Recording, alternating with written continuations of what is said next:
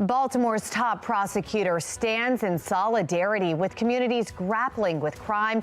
His message on combating juvenile violence. 4 Baltimore City Council members are facing backlash over their decision not to adopt a resolution condemning Jewish hate. The heated words from their constituents as the conflict between Israel and Hamas intensifies. Our temperatures are cold this morning. We'll talk about what we can expect later today and if that wind is still going to be an issue. Live from WBFF in Baltimore, this is Fox 45 Early Edition. Good morning, everyone. Thank you for waking up with us on this Wednesday, December 20th. I'm Megan Gillen. 5 days left till Christmas. Meteorologist Justin Chambers is joining us with a look at our forecast. Last minute shopping looking pretty good. Yeah, not too bad, Meg. We're talking about temperatures that are cold this morning, so those numbers have dropped into the 20s. A lot of us are below freezing as you wake up with us here this morning. Looking outside from our downtown Baltimore cam. Overall, not too bad as we look out there. Mainly clear skies, but temperatures statewide are in the teens in western Maryland and 20s for Westminster, Baltimore over to Bel Air. 32 your temperature right now in Annapolis and 31 in Chestertown. So a cold Wednesday morning, sunny today with less wind, and then those temperatures warming just a little bit. Overall, though, the next couple of hours are going to stay cold. So we'll have that morning drive. We'll make sure to have the heaters and defrosters on with temperatures staying in the 20s through about 8 a.m. Back with your full forecast in just a few minutes. Thank you, Justin. Continuing coverage now this morning, Baltimore City State's Attorney Ivan Bates is taking his tough on crime message to the streets. He walked and talked with residents in Southeast Baltimore about juvenile crime and how to reduce it. Residents in the community are living in terror here. I asked for the job. I want the job. I'm trying to do the job because I'm trying to benefit and be there for them because they're frustrated. They should have to live like this. Well, Bates's comments come just hours after a violent incident at Carver Vocational Technical High School. The school district says around 1 p.m. a fight broke out between students and a student pulled out what they're calling a sharp object, cutting a teacher and another student who were trying to intervene. Both victims suffered non-life-threatening injuries. Parents expressing frustration, saying the school did not properly notify them. You got kids coming to school with weapons, knives, guns. Why is that necessary? When I went here, it was shootings. We had school lockdowns almost every day. I don't know what they're going to do to fix it. I don't know if it's anything they can do to fix it. Well, we questioned the district about those concerns. An official told us the school was put on lockdown and notifications were sent to impacted students. And because it was close to dismissal, parents were already on their way. Stick with Fox 45 Morning News because in just about 30 minutes, Shannon Lilly will have more on Ivan Bates's firm message in Southeast Baltimore. Well, continuing our coverage now on the war in Israel. Israeli officials are calling for another humanitarian pause in the fighting as war continues to escalate in Gaza. Israeli troops are trying to force the remaining Gaza civilians south in an effort to identify more Hamas targets. The IDF launching a raid on one of the last functioning hospitals in Gaza, detaining most of the hospital staff. A group of Christians living in Gaza reportedly hiding from snipers in an old church. Their family members tell the national desk it has been a tense few weeks of waiting. We have to come up with new words for what's happening in Gaza, really, because none of the words in English that I know can describe how I feel. I wait for 24 hours and sometimes 72 hours to get a text message just literally saying we're alive. Israeli officials confirm a raid into another church in Gaza, but deny any reports on casualties. This comes as the Biden administration is pressing for the war to be scaled back to protect civilians. Now, here at home, 4 Baltimore City Council members are facing backlash over their decision not to adopt 2 resolutions, one condemning the initial October 7th attack and the other condemning anti-Semitism and Islamophobia. New emails are shining a light on how Baltimore residents feel about the council's back and forth battle on condemning anti-Semitism after the measure failed. Its sponsor, Councilman Isaac Yitzi Schleifer, also addressing his colleagues. This is the double standard that we have grown to live with our entire life.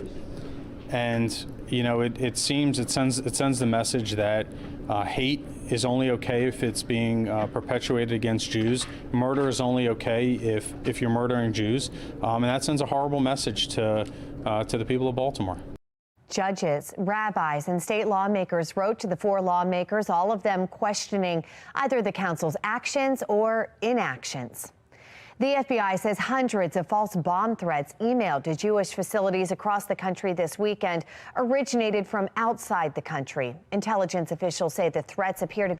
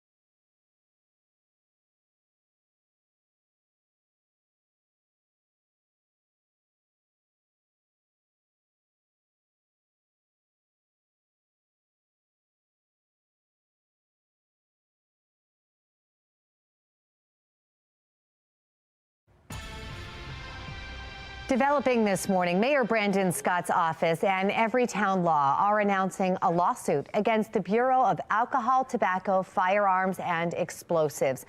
The city says the ATF has denied a request to provide data on where criminals are getting their guns. That data would have provided city leaders with the top 10 sources of crime guns between 2018 and 2022. The city claims ATF did not share the data because of protection from the NRA. Officials argue Baltimore cannot properly evaluate crime in the city without this data. Keeping the data a secret prevents Baltimore and other cities from educating the public about the sources of illegal guns in their communities, and it benefits no one but the gun industry. Well, Mayor Scott says transparency on gun data is a key element in making sure the city continues to see a reduction in homicides. It is important to note City Hall has often been slow to comply with public records requests from the media in the past. One example, Fox 45 News had to threaten legal action against the city before it handed over contracts detailing the agreements between the city and the community-based organizations running the Safe Streets program. Now, more recently, it took 8 months of requests for the city to turn over its checkbook, showing how it spends taxpayer dollars. You can find both of those reports on our website, foxbaltimore.com. A 76-year-old tradition continues to display holiday cheer. After the break, we're going to take you above the magical miracle on 34th Street in Hampden. It is saving lives through early detection, but it's also promoting awareness of lung cancer and the stigma that often comes with it. I'm Liz Bonus, but we all need to know just ahead. But first, here's what's ahead this morning on the National Desk.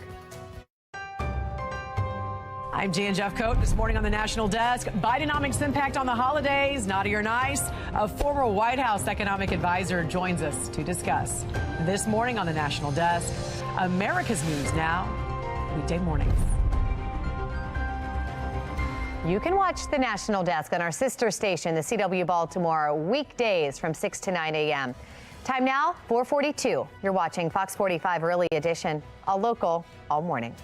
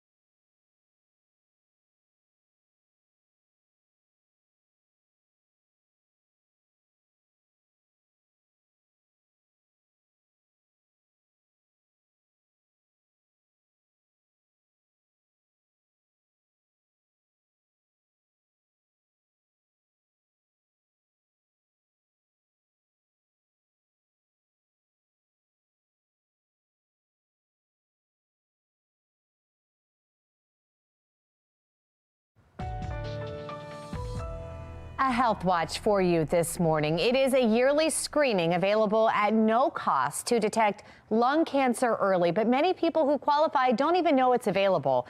Medical reporter Liz Bonus has more on the White Ribbon Project. Hey there, everybody. The White Ribbon Project promotes awareness about lung cancer by changing the public perception of this disease. Without that change, oh, well, thank you for saving my life. You're so welcome. Those such as Luann Beeson might never step up to get this life-saving lung cancer screening. It's part of a national program available at no cost anywhere in the country to those who meet certain criteria. As Dr. Michael Gieske of Kentucky's St. Elizabeth Cancer Center showed me, we've now done over 35,000 lung cancer screens. What you can't see on an X-ray, you can see on this low-dose CT screening test. On Luann's, they found a spot on my lung right around Thanksgiving. Because that spot was so small, early detection, surgery, I'm cancer-free. Through our screening program, we've now found about 540 lung cancers. What's remarkable, Dr. Gieske told me, is that since the start of this program, 60% of the lung cancers that we found are in stage 1.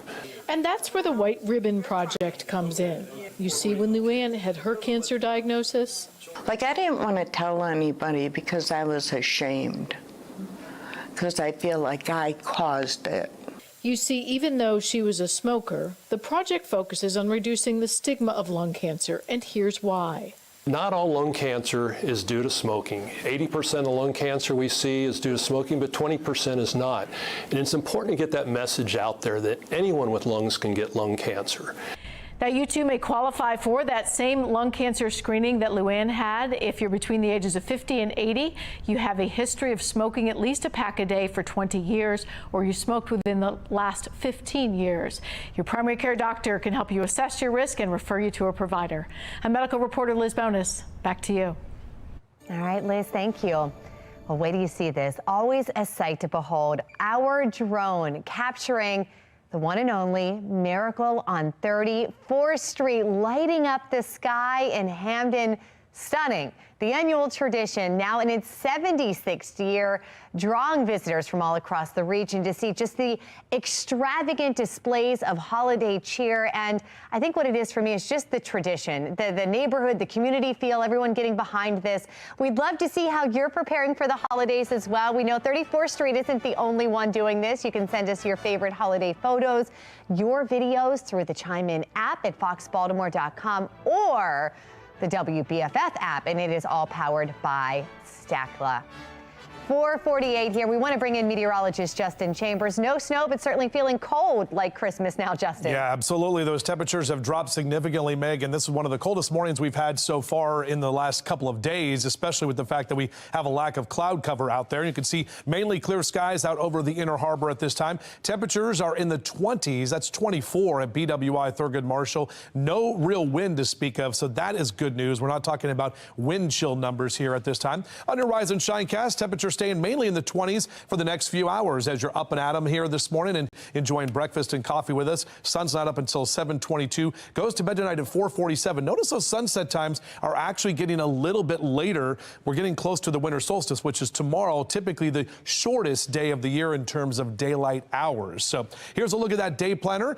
8 o'clock, we'll be in those upper 20s, and as we take you through noon, those numbers eventually sliding into the mid-40s, taking you to the later part of the afternoon, mid to upper 40s. Some of us will be close to that 50-degree mark for today, and again, a lot less wind that we'll have to deal with. We should see plenty of sunshine as well. Area-wide, mid to upper 40s for your high temperatures. 47 is typically where we are this time of year, so just slightly above average for some, and we're going to kind of be right in that above-average category for tomorrow before we take a little bit of a dip on Friday. And then Saturday and Sunday, those numbers come right back up. And look into the weekend and next week, we're going to keep the above average trend going through Christmas and into the last week of the year. If you do want to get the cars cleaned up and ready for the holidays, Wednesday, Thursday, and Friday, green lights across the board as we are not tracking any wet weather or any snowy weather either. Our future scan looks dry for your Wednesday afternoon. That's going to continue. And notice up and down the 95 corridor and throughout most of the East Coast, we've got dry conditions and pretty quiet week ahead. So that's good news for people who are traveling from, here to there or coming into town. On Saturday, we do get a little bit more cloud cover coming in. That ridge of high pressure slides to the north, and that brings some cloud cover to us. And I'll have a few showers to the north and west of us, but that's not going to be really impacting us here in Baltimore City or County. So here's a look at that 7-day forecast. Winter begins tomorrow night. The first full day of winter will be Friday. It'll be a little colder for that day, but notice we do stay dry. And as we head toward next week, our next chance for rain doesn't come until Tuesday after Christmas. All right, Justin, thank you. Let's take a look at our Len Stoller traffic network. We've got a live look around the Beltway and looking pretty great out there. Extremely light volume here at 4:50 in the morning. No major issues to report here at this time. Let's get a check now on mass transit. We have Mark Jones with the MTA joining us. Good morning, Mark. How's it going? Well, good morning, Megan. Good morning, everyone. Out there on the MARC train system, you'll find train 505 on the Penn line and Penn train 403 operating with about 5-minute delays for the start. The other trains of MARC look good for travel. Of course, light rail link service still suspended. Shuttle buses are in place there. If your ride is on Metro, you'll find on-time service in both directions between Owings Mills and Hopkins Station. For the MTA Transit team, I'm Mark Jones. Thank you, Mark. I'm Janae Bowens in Washington with a look at who's getting a pay bump in 2024. And our countdown to Christmas giveaway continues this morning. You have 4 chances to win. So keep watching for your cue to call in. It's 4:51 now on Fox 45 Early Edition. All local, all morning.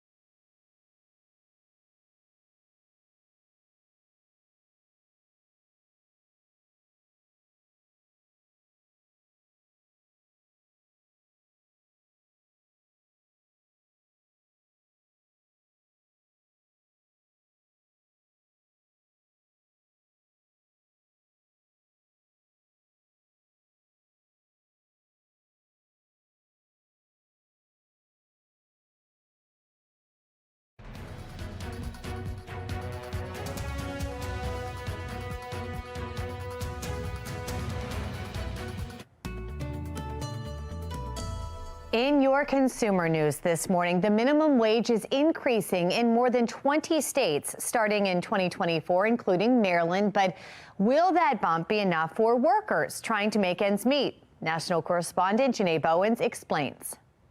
Wealth management advisor for First Financial Group, Randy Jones, says a bump in the minimum wage is a step in the right direction. I think it's a start. I don't know if it's really enough for everybody. The question of is it enough might depend on where you live. Michigan's minimum wage will go from $10.10 to $10.33. Now, I did some math. If a minimum wage worker works 40 hours per week the entire year, they'll take home around $19,800.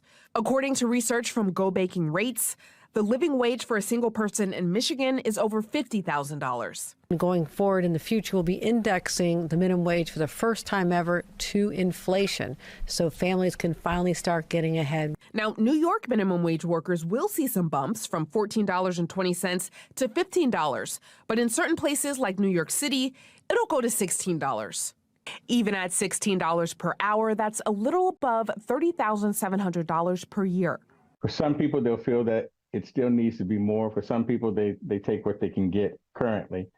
25 states and Washington, D.C. will raise their minimum wage in 2024. And get this, beginning in April next year, California's minimum wage for their state's fast food workers will increase to $20 per hour, but that's still below what financial experts say is a living wage. In Washington, I'm Janae Bowens.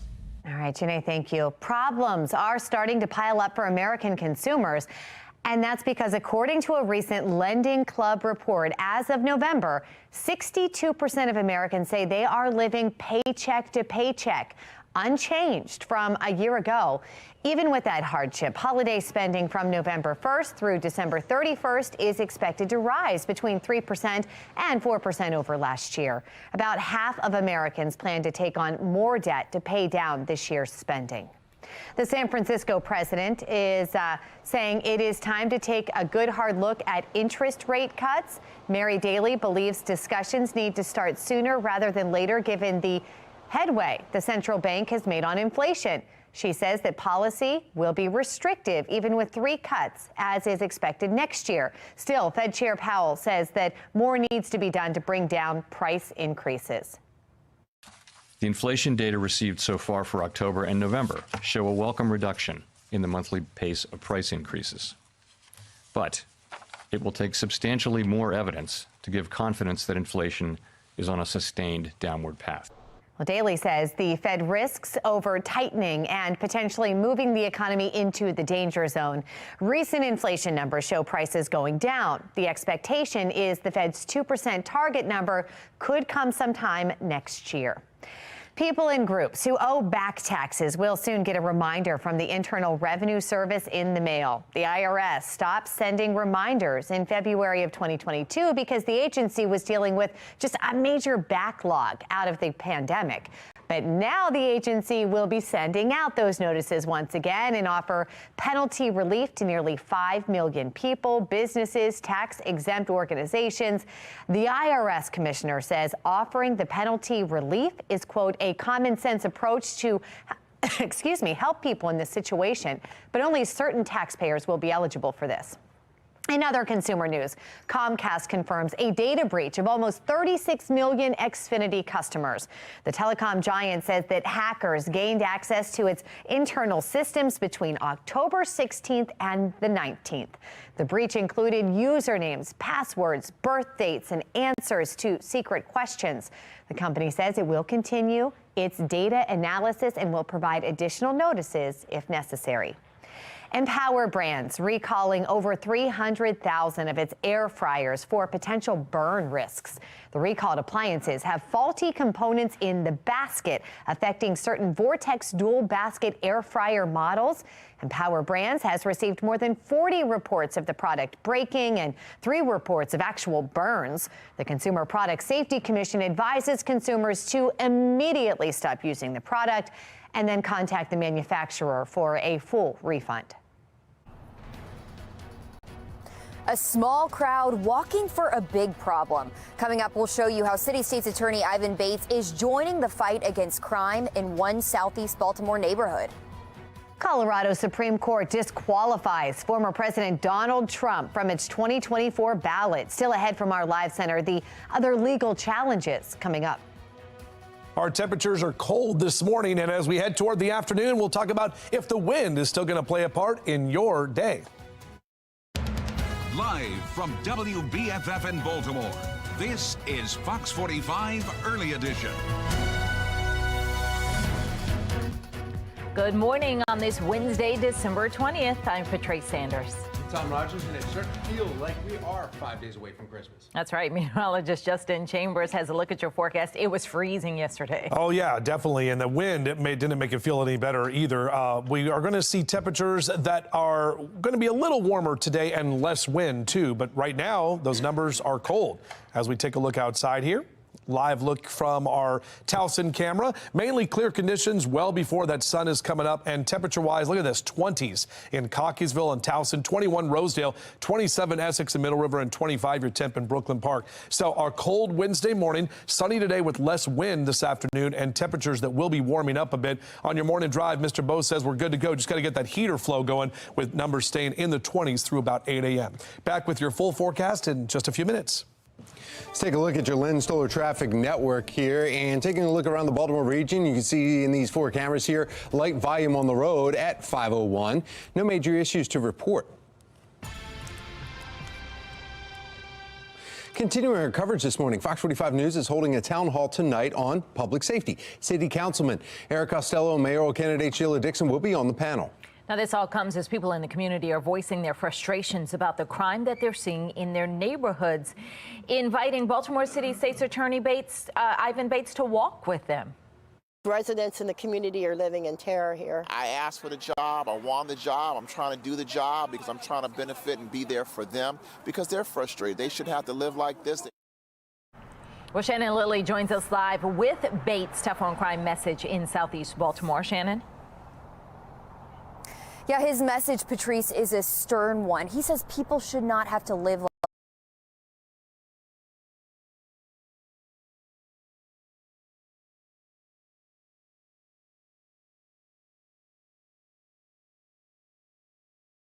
this. So he is walking with them to stand with them, saying he'll do what he can to help their neighborhoods. They should have to live like this. They pay taxes. They go to work. They're trying to make our city the best they can. I need to do what I can as well. Well, they are kids. They're our kids. We love our kids, but sometimes you have to have tough love. The other things we also realize when it comes to some of those activities like that, we're finding that they're part of an organization. We have older people, adults, preying upon the juveniles because they know that nothing will happen to the juveniles. So one of the issues Bates was just referring to there, juveniles allegedly involved in open-air drug dealing here in Graceland Park. It's a small community tucked away off Dundalk Avenue near O'Donnell Street in Southeast Baltimore.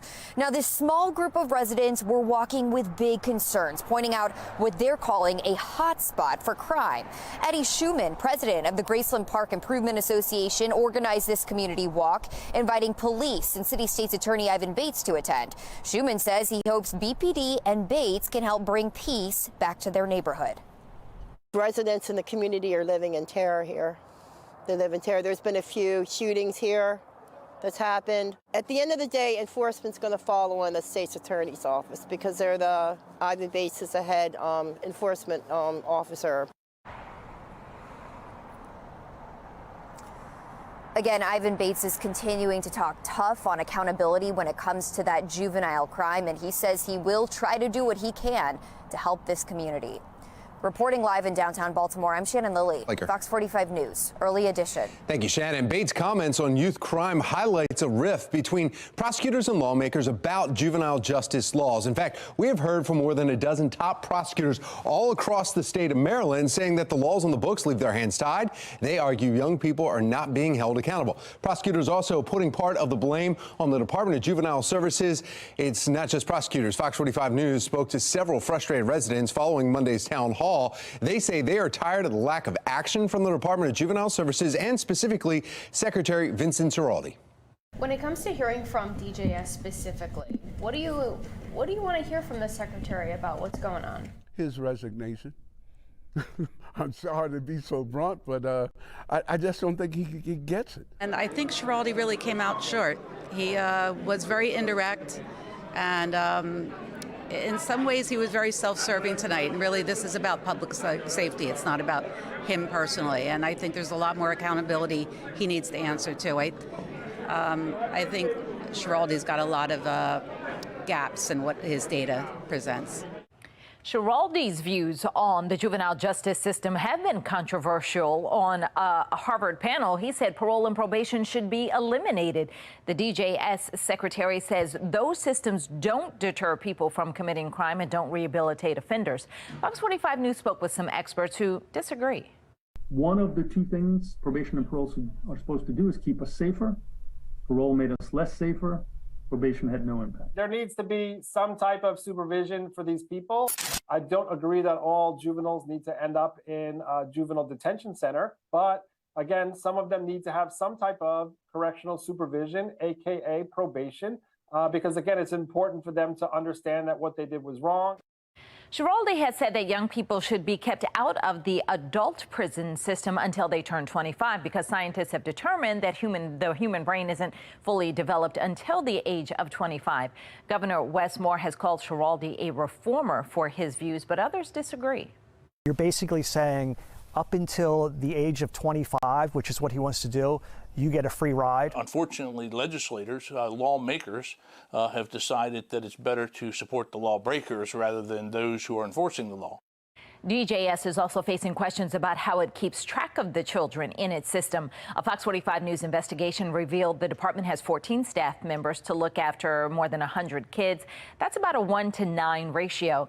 Now, those not at a detention facility are under home monitoring, but often they don't face serious consequences for violating those terms until the third or fourth offense. Prosecutors argued that is not a strong enough deterrent to crime.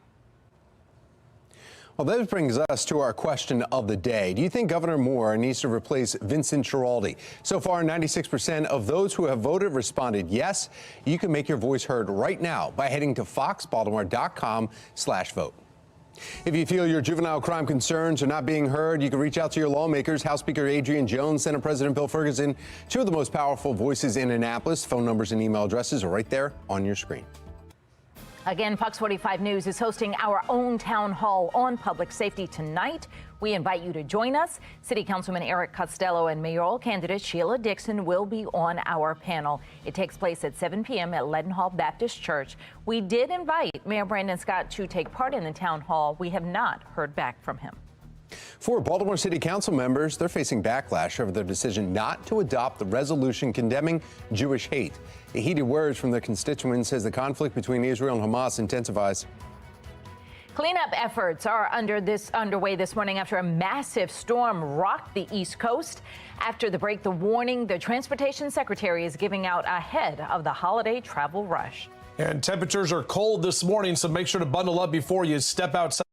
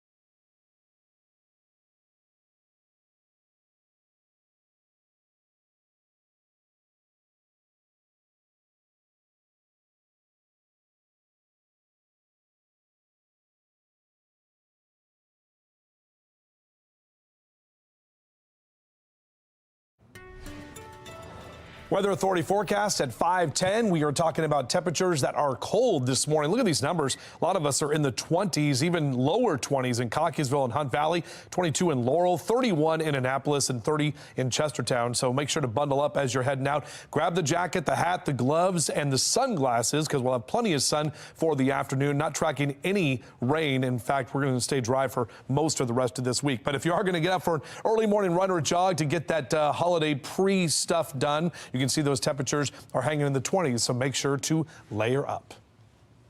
Well, former president and current poll leading candidate Donald Trump is no longer a 2024 presidential candidate in the state of Colorado. Let's get right over to Megan Gilman in our live center with this historic shakeup. Megan? Yeah, here's what we know right now, guys. Taking you live to Denver right now, where this comes after an unprecedented move from the Colorado Supreme Court deeming Trump ineligible in the state of Colorado due to the insurrection on the U.S. Capitol on January 6th. Our Constitution is clear that you become disqualified once you engage in the insurrection. There is no need for a specific finding by a court or a tribunal.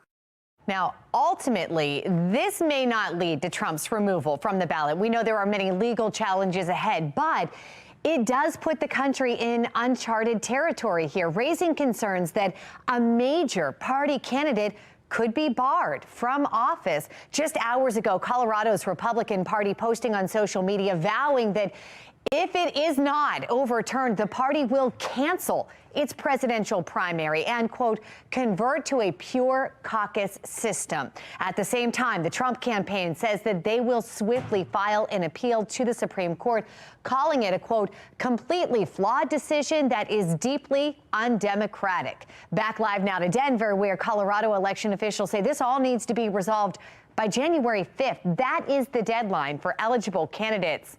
We're going to keep you posted right here from our live center as this continues to unfold here. Tom. Thank you, Megan. The city of Baltimore taking legal action against the Bureau of Alcohol, Tobacco, Firearms, and Explosives, or ATF. Why they say the ATF has been withholding crucial gun data.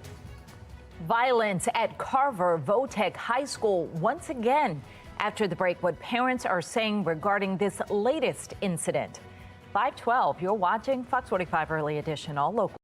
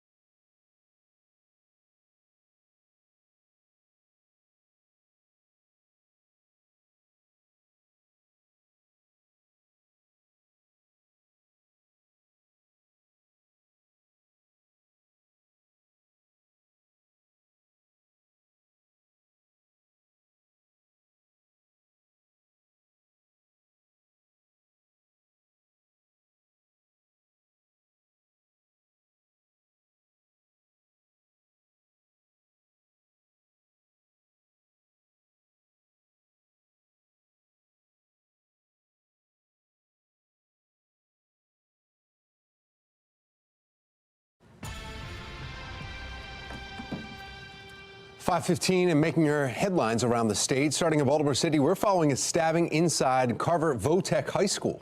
A student was arrested after police say he stabbed a student and a teacher during an altercation. Police say the teacher was trying to break up the fight. Both victims recovering after going to the hospital, and the school was placed on lockdown before dismissal. Parents telling Fox 45 News they were not properly notified, and they are frustrated with the continued violence at Carver. You got kids coming to school with weapons, knives, guns. Why is that necessary? When I went here, it was shootings. We had school lockdowns almost every day.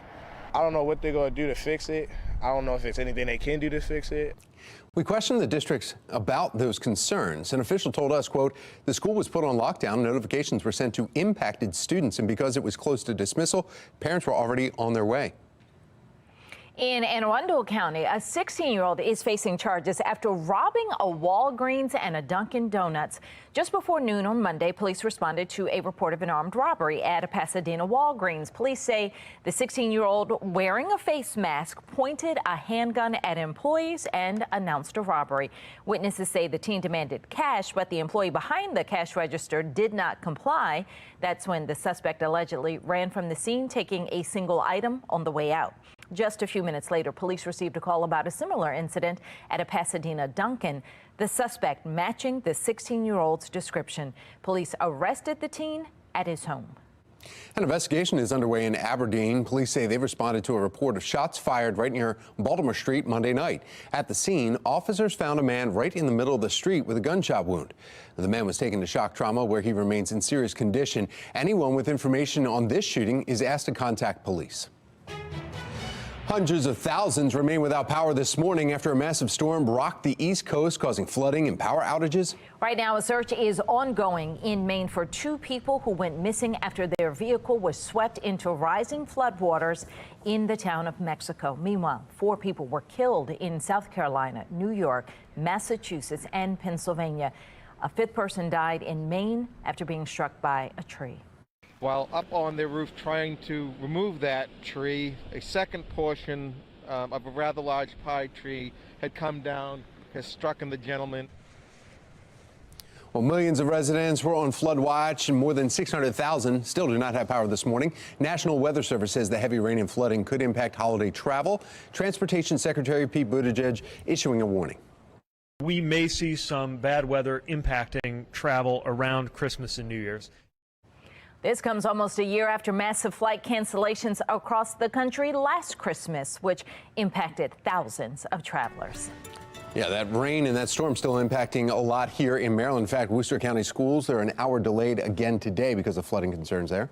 Meteorologist Justin Chambers is taking a look at what's happening today and the holiday travel forecast. Justin. Yeah, and everything so far is looking pretty good, which is good news, especially for this week coming up with the next couple of days up and down the East Coast. Where we could see some issues is going to be out in the southwest part of the United States, including Southern California and Arizona, where they're dealing with the potential of a big coastal low coming in and providing some flooding there for Friday and Saturday. But as for us here, we're going to stay mainly dry, and it's cold right now. Our Towson camera showing us mainly clear conditions, 25 your current temperature in Towson, and not much wind to speak of. So that's definitely good news, because that wind the last couple of days has been blowing around and making it feel even colder outside. As the kids get out to the bus stop this morning, beep, beep, getting close to wrapping up things for before we get to winter break. We're talking about 20s here through 7 a.m., so make sure they're bundled up. Mid-40s through noontime and recess, and we'll get to the mid to upper 40s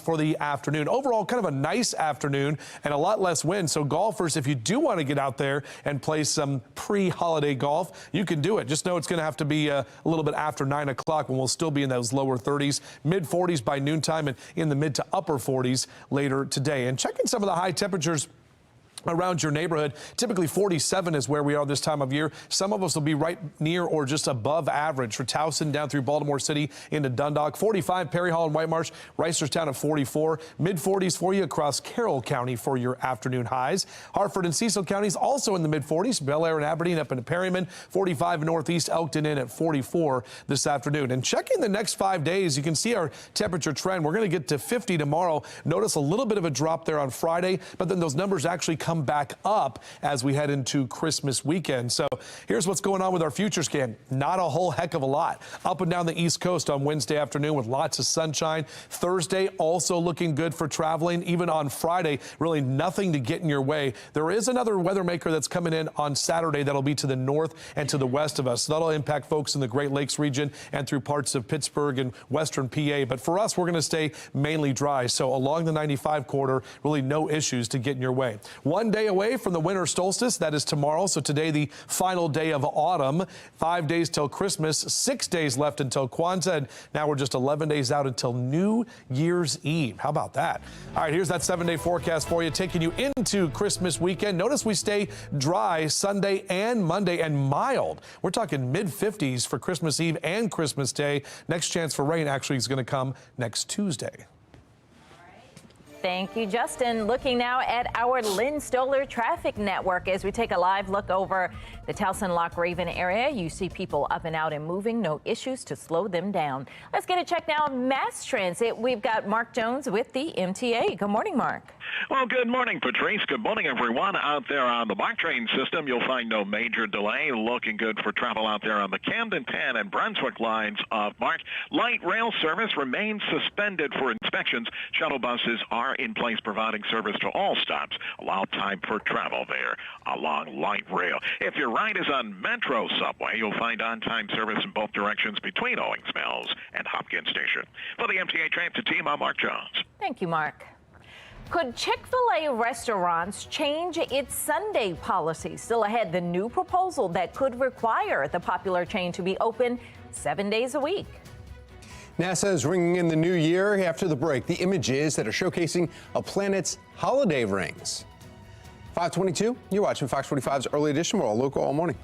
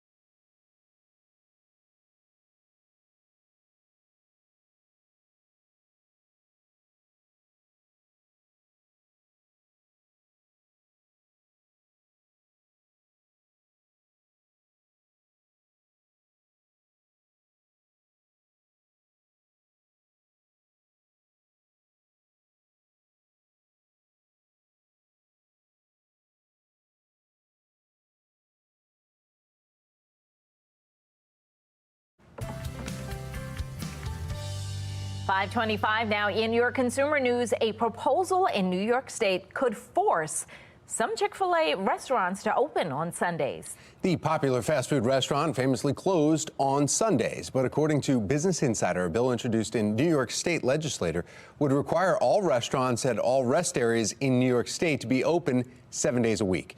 State Assemblyman Tony Simone introduced the bill. Representative for Simone says Sunday is one of the busiest travel days, and it doesn't make sense for one of the few eating options at rest areas to be closed. No response yet from Chick-fil-A. More than 4,500 Walmarts will be adding the option buy now, pay later at its self-checkout kiosk. Walmart says this will help even more consumers increase their purchasing power during the holiday shopping season and beyond. The service is also available at Walmart's website and through its app. 5:26, and NASA streamed its first cat video from deep space. Take a look at this. This is Taters the cat. Now, Taters is not actually in outer space, nor is he the first cat in space, but he is the star of the 15-second Ultra HD video, which traveled 19 million miles back to Earth. It's part of an experiment by NASA's Deep Space Optical Communications, all to test high bandwidth optical communication and enable future missions for humans beyond Earth's orbit. I'll tell you one thing, if Tater did that to one of our couches, my wife would kick Tater to outer space. Can't be scratching up the couch right there. Yeah. You can't be doing that. NASA is ringing in this new year with these images of Uranus. That's right. All kidding aside, they're from the James Webb Space Telescope. The images provide fresh views of Uranus rings, including the extremely faint one that's closest to the planet. They also reveal some moon storms, a seasonal North Pole cloud cap. We are waking up to temperatures below freezing. Meteorologist Justin Chambers is tracking our holiday forecast. 4 city council members who refused to vote on a resolution on anti-hate now seem to be the target of some hate themselves. Coming up, we'll take a look at some of the emails that council members are receiving from their constituents. You're watching Fox 45 News early.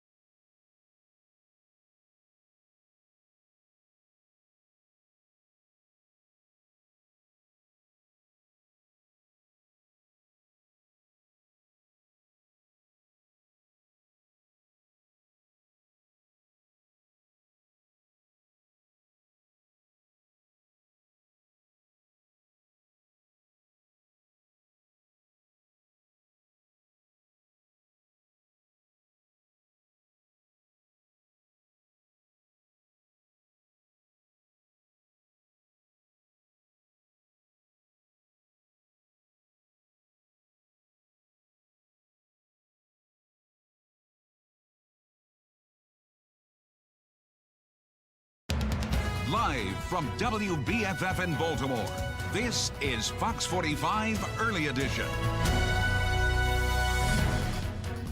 Welcome back on this Wednesday morning. 5:30 is the time. I'm Patrice Sanders. It's Tom Rogers. We need to find out exactly what the weather has for us today. I mean, it's been windy, rainy, cold. There was flurries yesterday when we were driving home. So who knows what today brings? Well, you know what?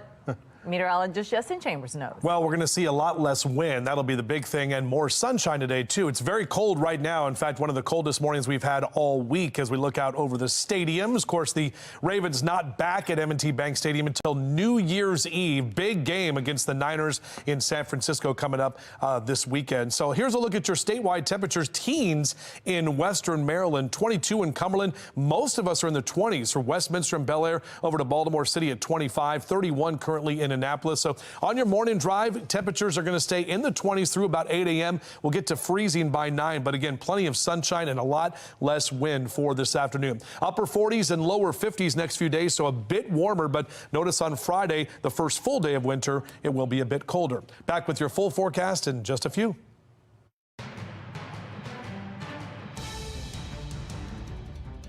We have to come up with new words for what's happening in Gaza, really. Because none of the words in English that I know can describe how I feel. I wait for 24 hours and sometimes 72 hours to get a text message just literally saying we're alive. Continuing our coverage on the war in Israel, tense moments as a group of Christians living in Gaza hid from snipers in an old church. This comes as the Biden administration is pressing for the war to be scaled back to protect civilians. Well, here at home, 4 Baltimore City Council members are facing some backlash over their decision not to adopt the resolution condemning Jewish hate. Instead, writing a second resolution condemning both Jewish and Islamic hate that also did not pass. This morning, we have live team coverage on the American response to the war. We begin with Shannon Lilly and the angry messages from constituents following the City Council's decision. Shannon. Yeah, among those writing to these 4 council members, Patrice and Tom, we're talking judges, rabbis, state lawmakers, all of them questioning either the council's action or inaction. In fact, let's take a look at those 4 council members who abstained from the vote. While now many constituents are writing in angry, some of them furious even. And we want to take a look at the content of some of the emails that they're sending in that we obtained from City Hall. To Councilman Christopher Burnett, one constituent wrote, "Shame on you. How can you support terrorism? Hamas committed atrocities and will continue to do so. Shame on you." To Councilwoman Odette Ramos, quote, "You should be ashamed of yourself. You are treating Jewish people differently than any other minority who is being attacked for their race, culture, religion. Somehow in the left's view, Jews don't count." To Councilman Ryan Dorsey, quote, "Why don't you ride your bike to Israel and then see how you feel about terrorism? Again, you never disappoint," end quote. Now, the council members who abstained from the vote insist the resolution should have condemned other forms of hate like Islamophobia. Councilwoman Felicia Porter replied to one critic, writing, quote, "As members of the council, it is our duty to condemn all those who perpetrate acts of terrorism against both the Jewish and Islamic communities." And that's a similar statement to the one that she made in that fiery city council meeting 2 weeks ago. Listen. "We will not be silent. There have been many people in the city of Baltimore that have experienced hate, Jewish and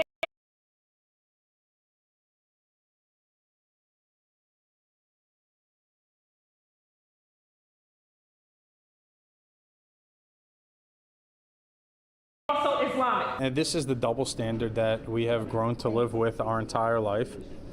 And, you know, it sends the message that hate is only okay if it's being perpetuated against Jews.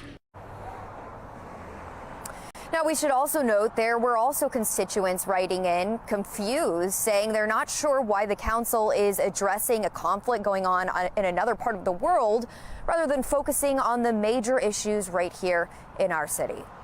Reporting live from City Hall, I'm Shannon Lilly, Fox 45 News. Right now, we are waiting on a UN Security Council vote expected sometime this morning on a resolution for a ceasefire in Gaza. We want to get right over to Megan Gillen in our live center with where things stand at this hour. Megan. Yeah, watching and waiting right now, guys. Taking you live to Gaza here, where this resolution, guys, is meant to spur more humanitarian aid. It has been delayed again and again. We know intense negotiations are underway as we speak. And we are now getting word that a vote is expected sometime here this morning. If this passes, there would be another ceasefire, and that again would allow for more aid to enter into Gaza.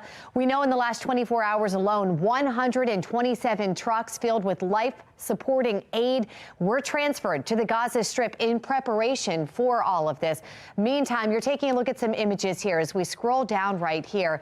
These images just released from a video showing more hostages held in captivity. Now, it's not clear where these were taken, but in the actual video, they ask Israeli officials to arrange their safe return to their families.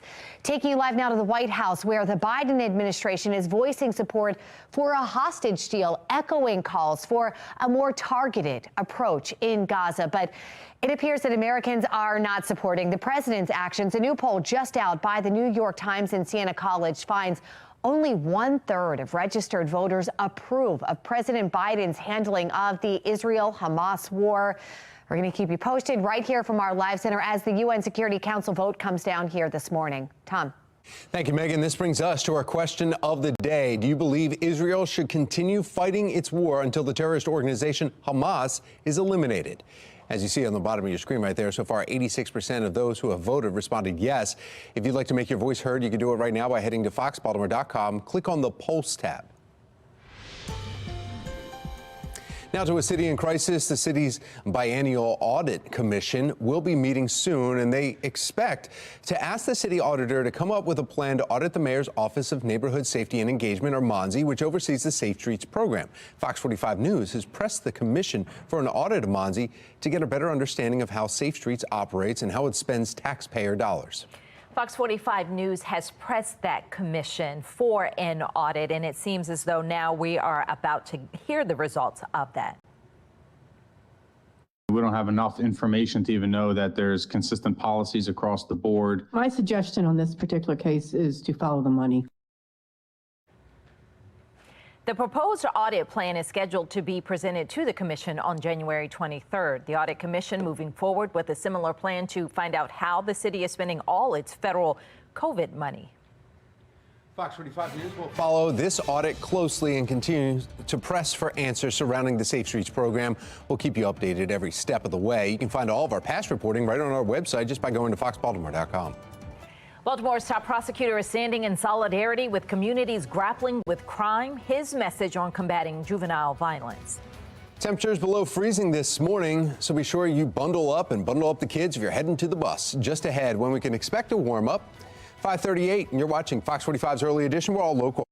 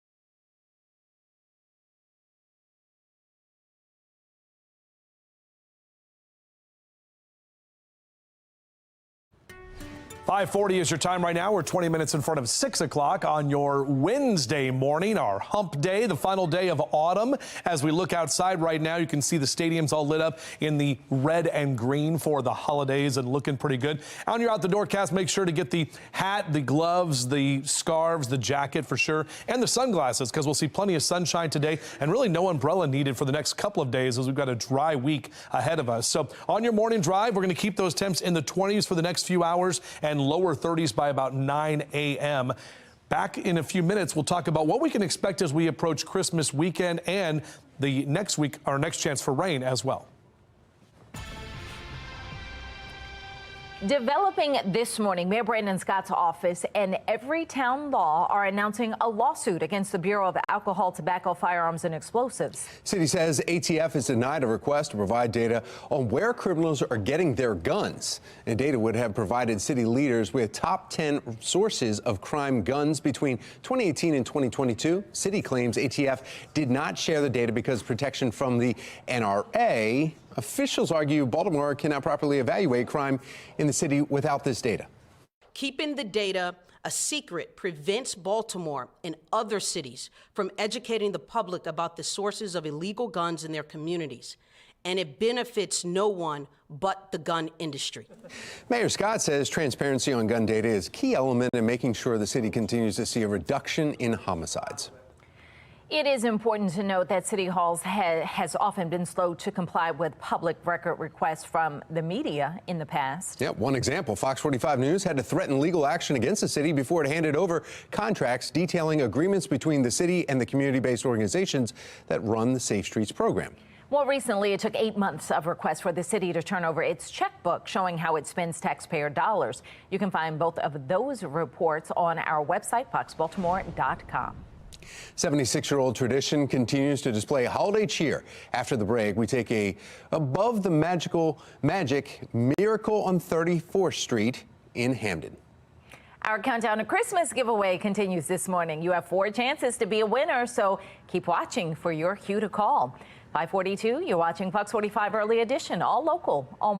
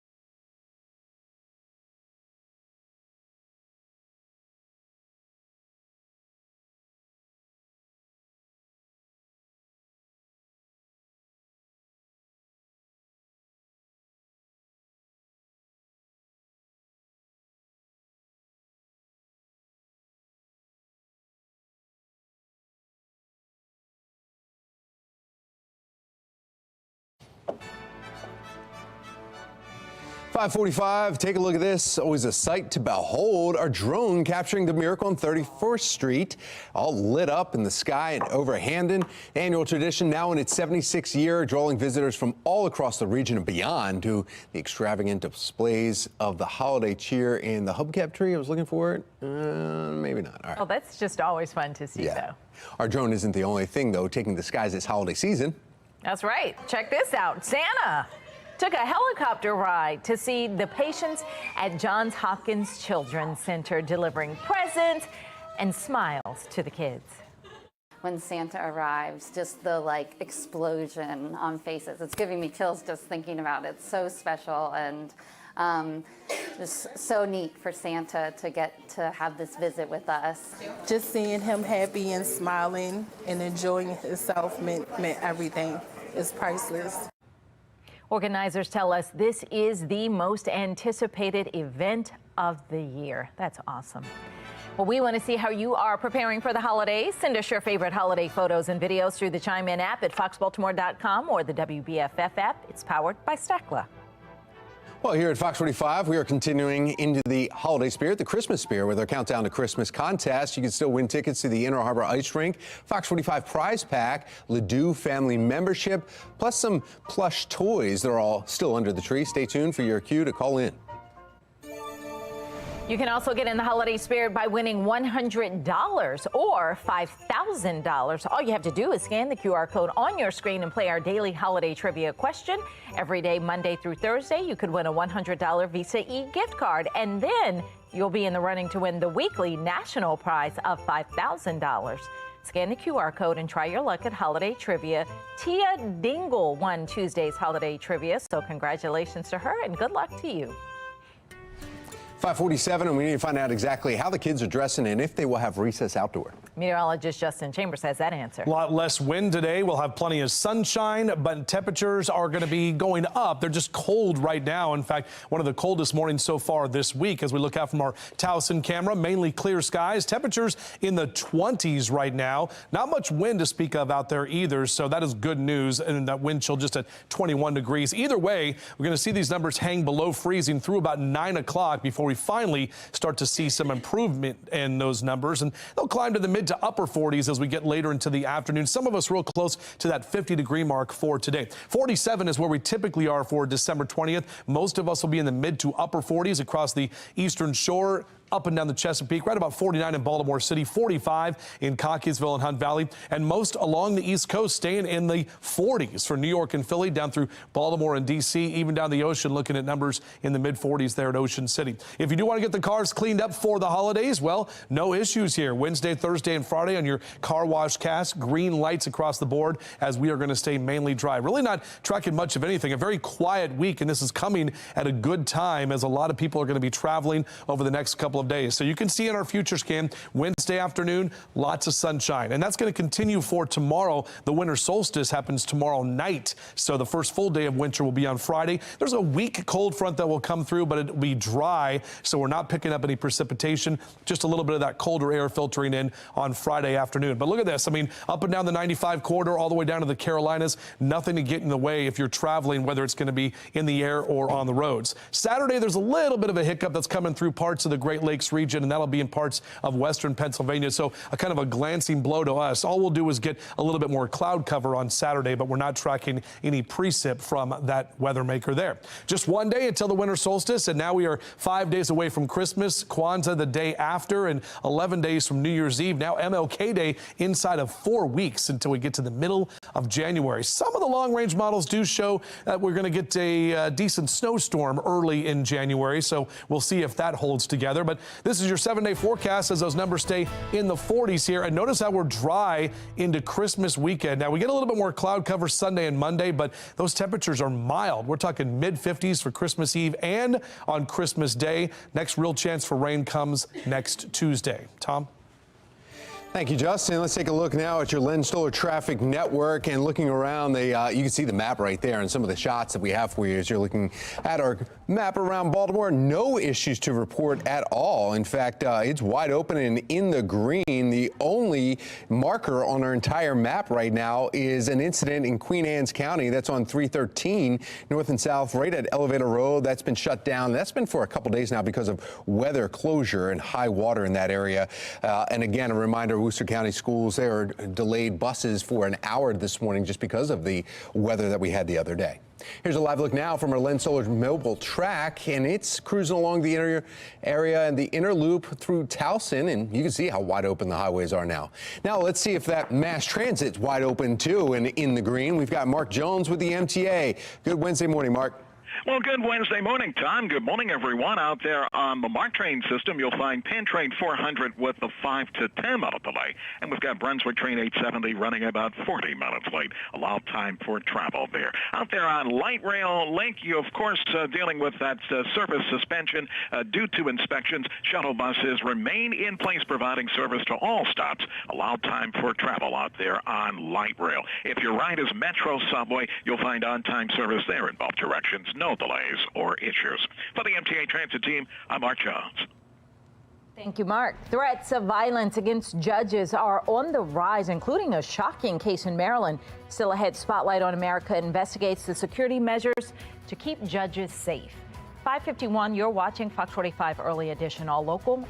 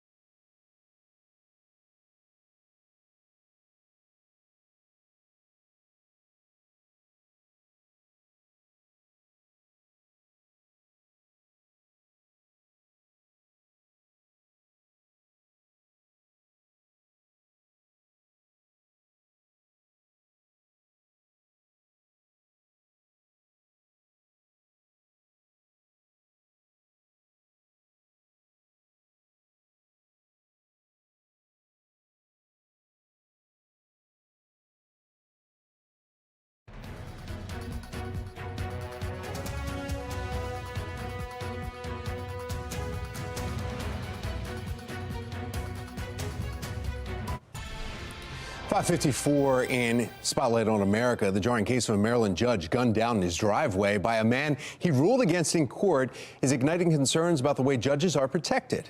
This morning, we are discovering there are virtually no safeguards in place for state or local judges. Spotlight on America's Lisa Fletcher investigates.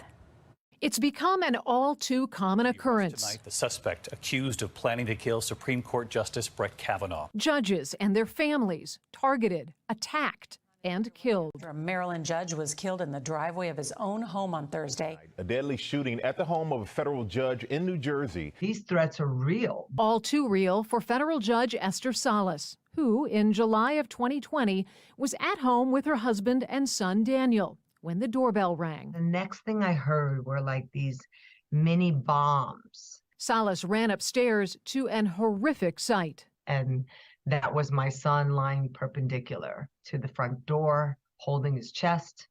And my husband, who was shot, it was at that time that, we said goodbye to our son. Who put himself in between the shooter and his parents. This was an assassination attempt that was meant for me. And sadly, one of the thousands of acts of violence aimed at judges across America. In 2019, the U.S. Marshals reported 373 threats against America's 2,700 federal judges. By 2022, that number more than tripled to 1,362.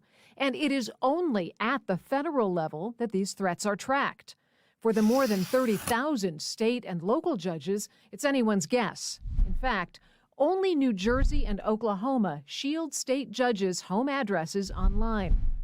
Last year in Maryland, the state Senate passed a version of a shielding law, but it didn't get out of committee in the House. Retired Maryland U.S. District Judge Paul Grimm is the director of the Bulch Judicial Institute at Duke Law School. He says in order for the system to function, members of the judiciary must be protected from threats and acts of violence. Our system depends on the rule of law. And right now, he says, we're dangerously close to undermining the very principles that bind our system. If the public no longer has respect and faith in the system and the impartiality of the judges, then it's a very short step to say those kind of people need to be removed from office, and I'm going to take steps in order to do it. We see with Judge Wilkinson and his death that these threats are real. We must be proactive in what we do as a nation to protect judges and to protect our democracy. Salas and her husband got 2 laws passed, one at the federal level to increase protections for federal judges and provide financial incentives for states to increase security measures for state and local judges. The other, Daniel's Law, in their home state of New Jersey, among other things, prohibits the disclosure of judges' addresses on government agency websites. Salas says she hopes other states follow suit. If we don't do something, how in an instant a family's life can be imploded. And we know this not only from my case now, but sadly with Judge Wilkinson's case. For Spotlight on America, I'm Lisa Fletcher. Not the first time there are hearing calls for heightened security when it comes to public officials. This summer, the Supreme Court marshal voiced concerns asking Maryland and Virginia governors to protect judges. Came after a large group of protesters were said to have picketed justices' homes in both states. A letter was sent to Maryland officials citing a June arrest, which happened right near Justice Brett Kavanaugh's home. The Justice Department later charged the man with attempting or threatening to kidnap or murder a U.S. judge. For Baltimore City, council members are facing backlash over their decision not to adopt a resolution condemning Jewish hate. Still to come, the angry messages from constituents following the council's decision. A small crowd walking for a big problem. Coming up, we'll show you how City State's Attorney Ivan Bates is joining the fight against crime in one Southeast Baltimore neighborhood. Temperatures are cold this morning, so make sure to bundle up before you head out. We'll talk about what we can expect later today. And if the wind is still going to be an issue, Fox 45 Morning News rolls on. Live from WBFF in Baltimore, this is Fox 45 Morning News.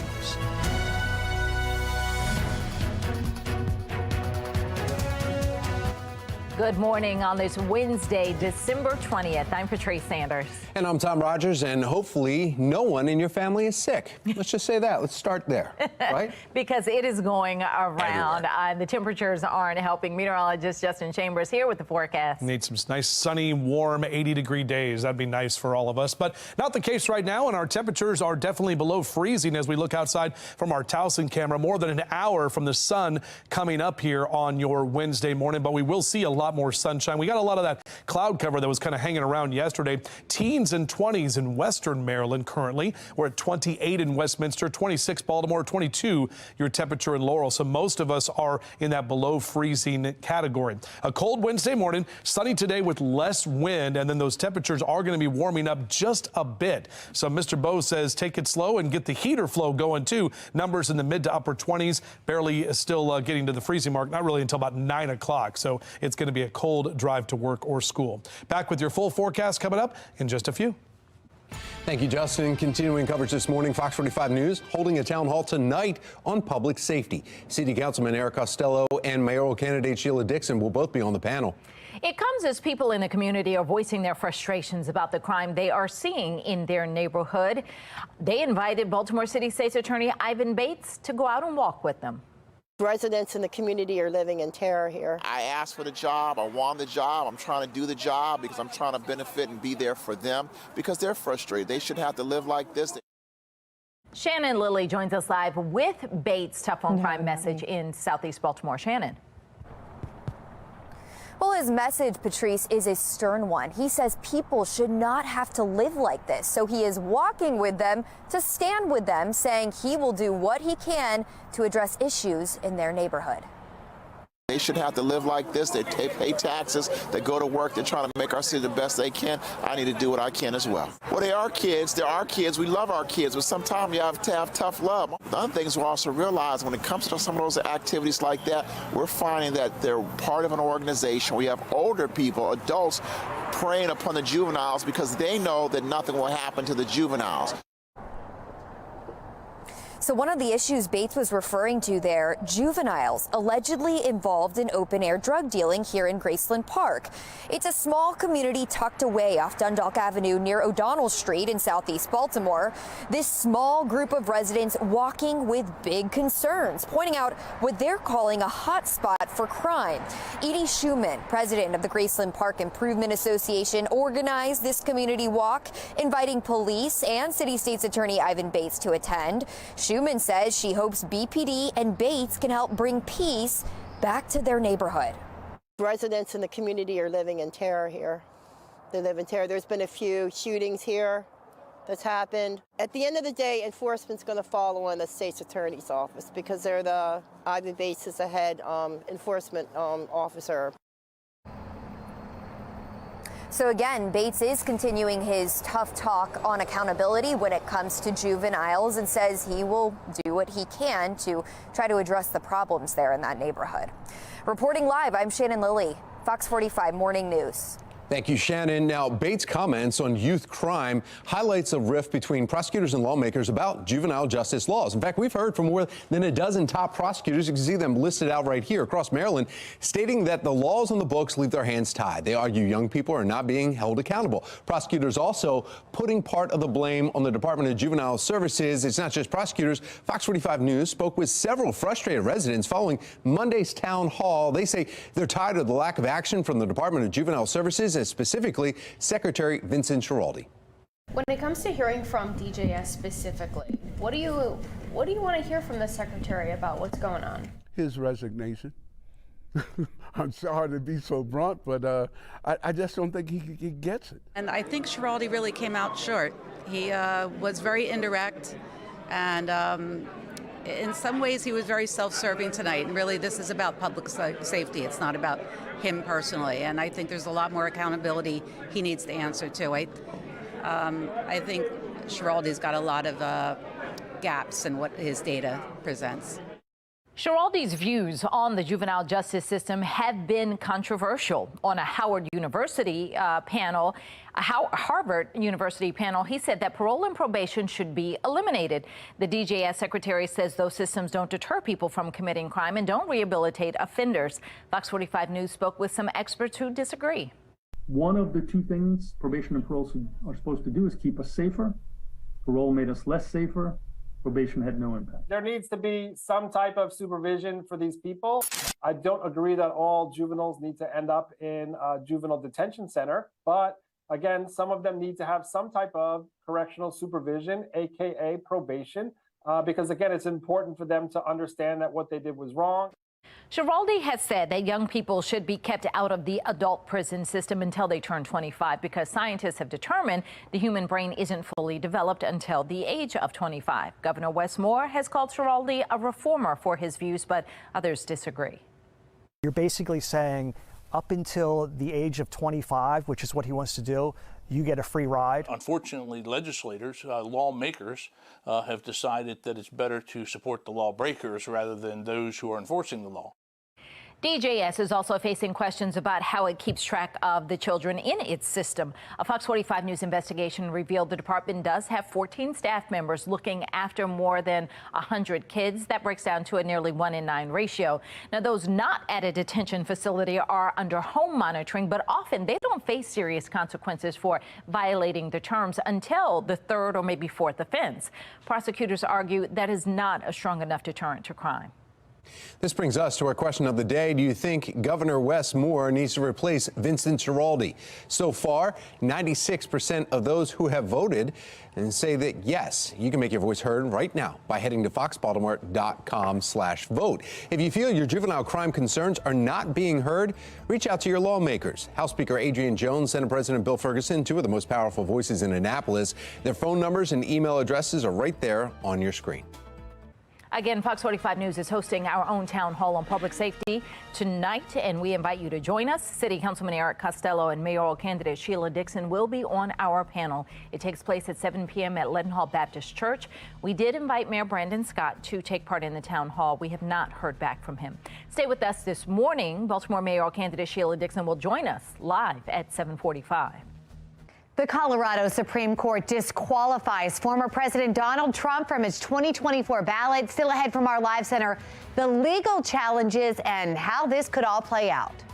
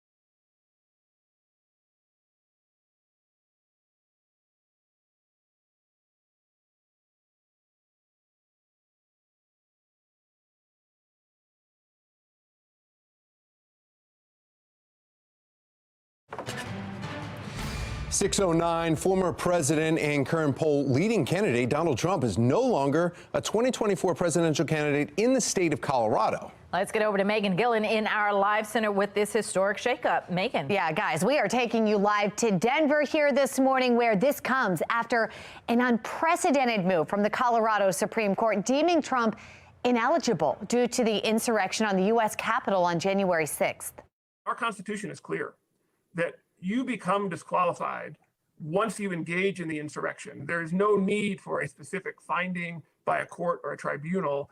So ultimately, guys, this may not lead to Trump's removal from the ballot, with many legal challenges ahead. But what it does do is put the country in uncharted territory, raising concerns that a major party candidate could be barred from office. Just hours ago, Colorado's Republican Party posting on social media, vowing that if it is not overturned, the party will cancel its presidential primary and, quote, convert to a pure caucus system. Now, at the same time, the Trump campaign says they will, quote, swiftly file an appeal to the Supreme Court, calling it a completely flawed decision that is deeply undemocratic.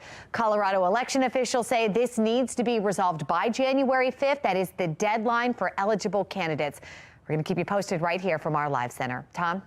Thank you, Megan. Iceland currently experiencing its fourth and largest eruption on its southwestern side since 2021. After the break, the nearby Maine airport will feel any of its impacts.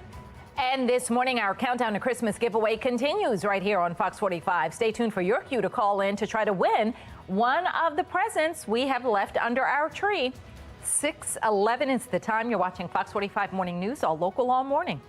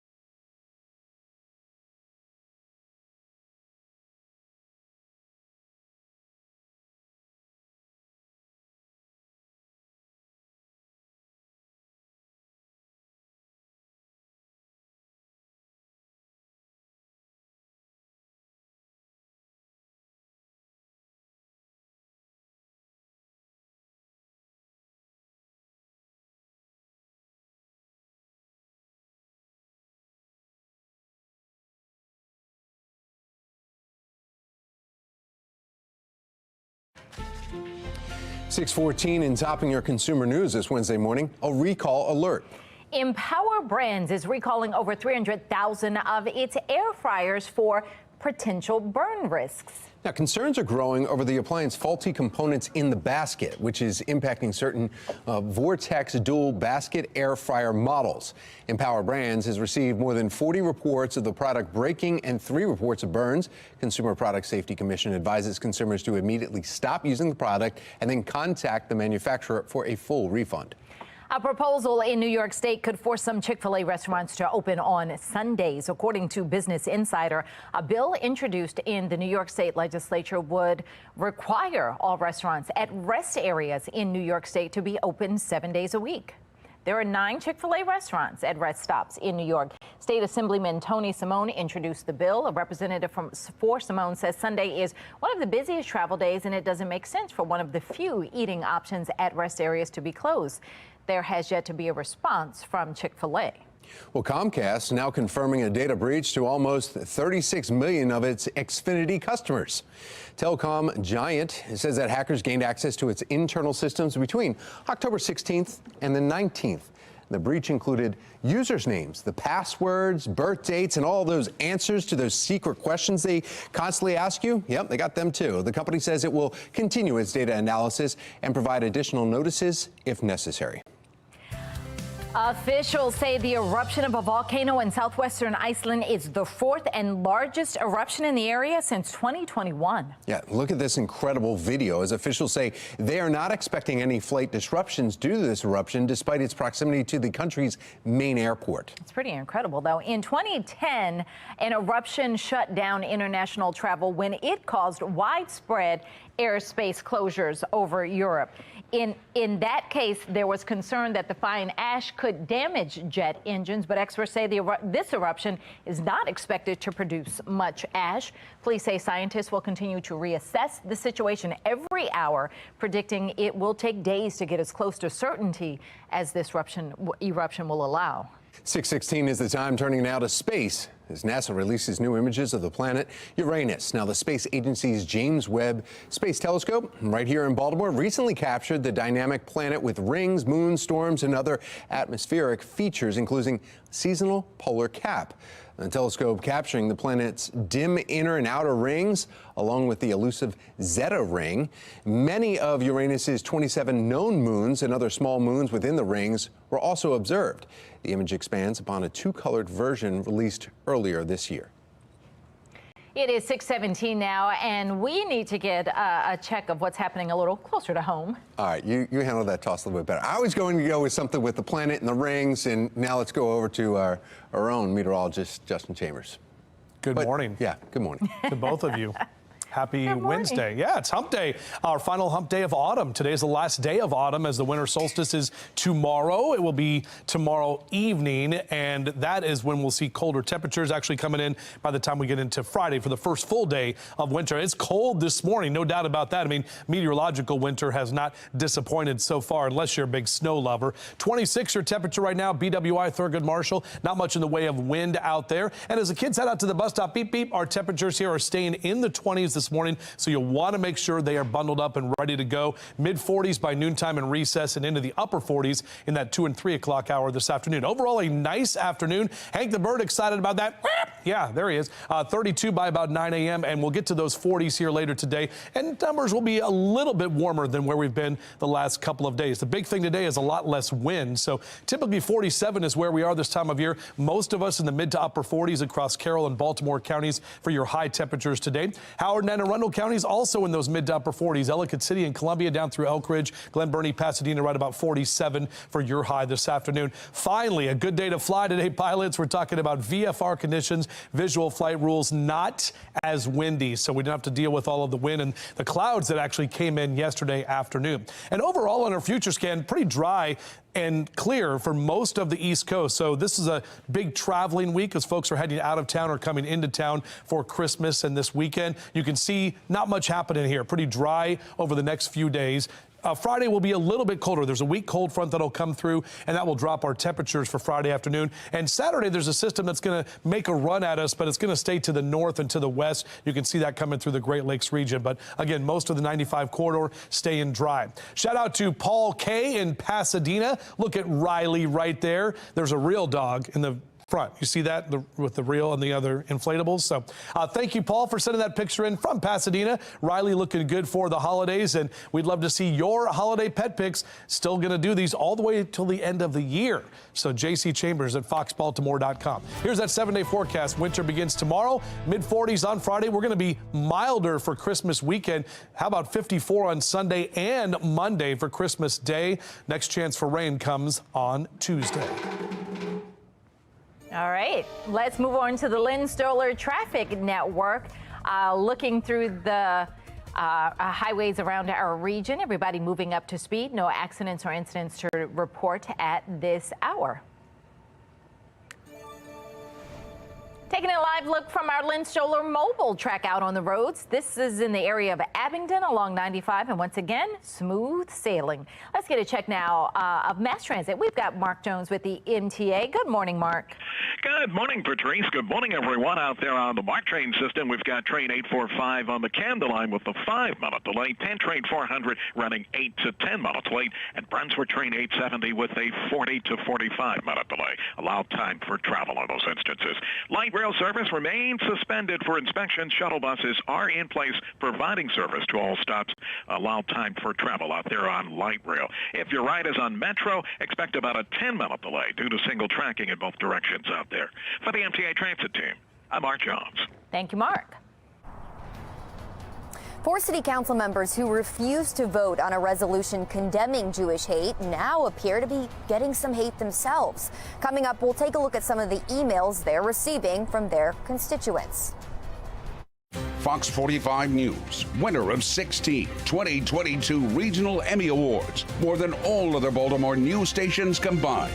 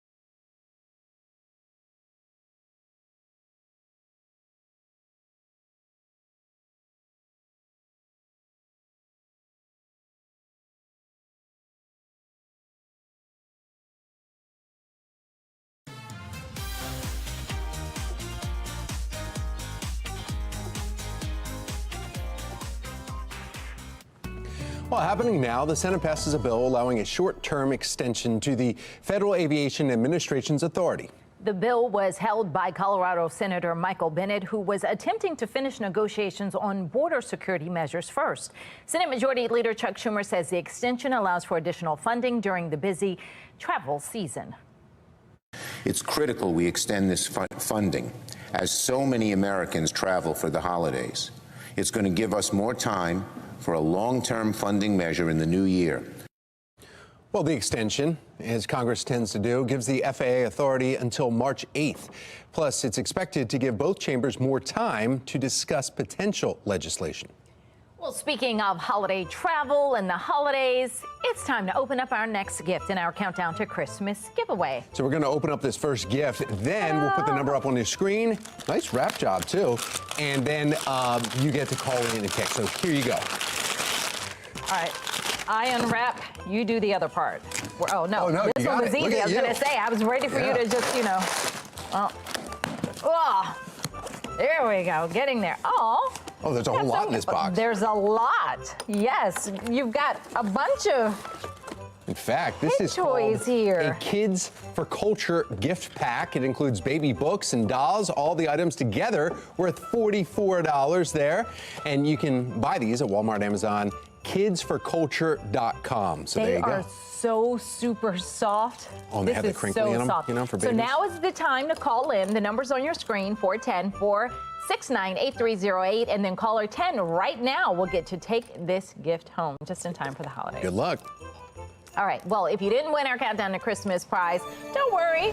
Have the phones ready because now you also can scan the QR code on your screen to try to win $100 or $5,000 by playing our daily holiday trivia question. Every day, Monday through Thursday, you could win a $100 Visa gift card and then be in the running to win the weekly national prize of $5,000. Scan the QR code and try your luck at holiday trivia. Tia Dingle won Tuesday's holiday trivia contest, so congrats to her and good luck to you. Now, this morning, we are going to be cold with temperatures below freezing. Coming up, meteorologist Justin Chambers is tracking how these temperatures hold up moving into the holiday weekend. Ravens, they're making some roster moves when it comes to their running backs. Maryland native and Terp alum, who is making some moves with Baltimore. 626, you're watching Fox 45 Morning News. We are all local, all morning.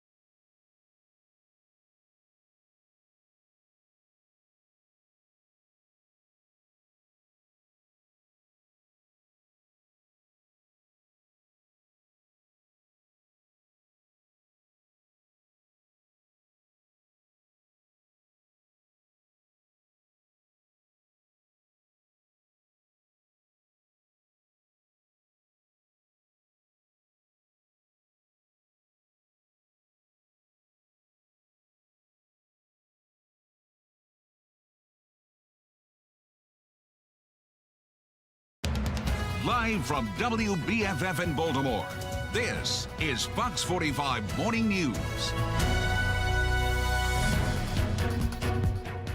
Welcome back on this Wednesday. It is 6:30, almost. I'm Patrice Sanders. I'm Tom Rogers. We want to head over to our meteorologist, Justin Chambers, talking about the last few days. In fact, a lot of kids are off school Friday. Yeah, exactly right. Getting closer to winter break. And boy, I tell you, it feels like winter for sure with our temperatures that are below freezing. One of the coldest mornings we've had so far this week. But look at how nice and clear it is as we look out toward the eastern shore, watching that sunrise together in just about an hour from right now. We've made it to the teens in Rosedale, 19 your temperature there, 27 in Brooklyn Park, mid-20s for Cockeysville down through Towson, and right about 26 in Baltimore City. And some of us about 9 to 12 degrees colder than where we were just 24 hours ago. So those numbers definitely are dropping. Out for a run or a jog next couple of hours, make sure you will layer up. We'll keep those temps below freezing through 8 a.m. We don't even get to that freezing mark till about 9. And we'll talk about it 49 today, lower 50s tomorrow, a bit colder again on Friday, but we're going to be staying dry with a lot less wind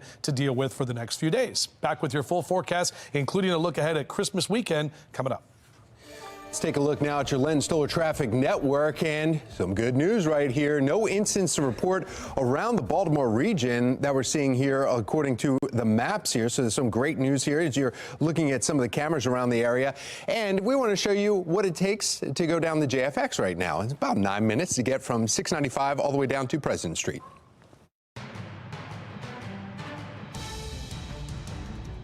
We have to come up with new words for what's happening in Gaza. Really, because none of the words in English that I know can describe how I feel. I wait for 24 hours and sometimes 72 hours to get a text message just literally saying we're alive. Continuing our coverage on the war in Israel, tense moments as a group of Christians living in Gaza hid from Israeli snipers in an old church. On Saturday, a mother and daughter were gunned down by IDF forces while they were going to the bathroom. This comes as the Biden administration is pressing for the war to be scaled back to protect civilians. Well, here at home, 4 Baltimore City Council members are facing backlash over their decision not to adopt the resolution condemning Jewish hate. Instead, writing a second resolution condemning both Jewish and Islamic hate that also did not pass. This morning, we have live team coverage on the American response to the war. We begin with Shannon Lilly and the angry messages from constituents following the council's decision. Shannon. Yeah, among those writing into these council members, Patrice and Tom, we are talking judges, rabbis, state lawmakers, all of them expressing questions about either the council's action or inaction. These are the 4 council members there that abstained from that vote, and now they are receiving emails from their constituents, some of them angry and frustrated. So we want to take a look at the content inside some of those emails that we obtained from City Hall. To Councilman Christopher Burnett, one constituent wrote, "Shame on you. How can you support terrorism? Hamas committed atrocities and will continue to do so. Shame on you." To Councilwoman Odette Ramos, quote, "You should be ashamed of yourself. You are treating Jewish people differently than any other minority who is being attacked for their race, culture, religion. Somehow in the left's view, Jews don't count." To Councilman Ryan Dorsey, quote, "Why don't you ride your bike to Israel and then see how you feel about terrorism? Again, you never disappoint," end quote. Now, the council members who abstained from the vote insist the resolution should have condemned other forms of hate, like Islamophobia. Councilwoman Felicia Porter replied to one critic, writing, quote, "As members of the council, it is our duty to condemn all those who perpetrate acts of terrorism against both the Jewish and Islamic communities." And that's a similar statement to the one that she made in that fiery city council meeting 2 weeks ago. We will not be silent. There have been many people in the city of Baltimore that have experienced hate, Jewish and also Islamic. And this is the double standard that we have grown to live with our entire life. And, you know, it sends the message that hate is only okay if it's being perpetuated against Jews. Now, we should also note there were also constituents who wrote in simply confused, wondering why the council is spending time addressing an issue going on in another part of the world rather than focusing on the major issues right here in our city. Reporting live from City Hall, I'm Shannon Lilly, Fox 45 Morning News. Right now, we are waiting on a UN Security Council vote expected sometime this morning on a resolution for a ceasefire in Gaza. Yeah, we want to get right over to Megan Gillen in our live center this morning with where things stand at this hour. Megan? Yeah, guys, we want to take you live to Gaza here this morning. Pretty calm in this shot here. There is a resolution that they're talking about that is meant to spur more humanitarian aid. Guys, it's been delayed again and again. We know intense negotiations are underway as we speak. And again, we are now getting word that vote is expected sometime here this morning. If this passes, there would be another ceasefire to allow for more aid to enter into Gaza. We know in the last 24 hours alone, 127 trucks, you see them right there, filled with life-supporting aid were transferred to the Gaza Strip in preparation for this. Meantime, take a look at this. We've got some new images just released. These are coming as we scroll down here from a video that was just released showing more hostages held in captivity. It's not clear where these were taken, but in the actual video, they ask Israeli officials to arrange their safe return to their families. We want to take you live now to the White House, where we know the Biden administration is voicing support for a hostage deal, echoing calls for a more targeted approach in Gaza. But it appears that Americans are not supporting the president's actions. Check this out. A new poll just out by the New York Times and Siena College finds only 1/3 of registered voters approve of President Biden's handling of the Israel-Hamas war. We're going to keep you posted right here from our live center as the UN Security Council vote comes down again, expected any minute now. Tom? Thank you, Megan. This brings us to our national question of the day. Do you believe Israel should continue fighting its war until the terrorist organization Hamas is eliminated? As you see on the bottom there, 85% of those who have responded voted yes. If you'd like to make your voice heard right now, head to foxbaltimore.com and just click on the Pulse tab. We could soon get more answers surrounding this Safe Streets program. Coming up, the potential of an audit and what we could learn from it. Today, we will be in the 40s. Tomorrow, a bit warmer before cooler temperatures hit us once again. Coming up, meteorologist Justin Chambers tracking how your Christmas forecast is holding up. 6:36, you're watching Fox 45 Morning News, all local all morning. Weather Window, presented by the National Weather Desk. State of civil emergency declared by Maine's governor after this week's intense storm led to flooded roads, homes, parks, and more. It turned some rivers into raging waterways and knocked out power to hundreds of thousands. This emergency affects 14 of Maine's 16 counties. Elsewhere, a sunny snow shower near the North Carolina-Tennessee border. For more content like this, like the National Weather Desk on Facebook.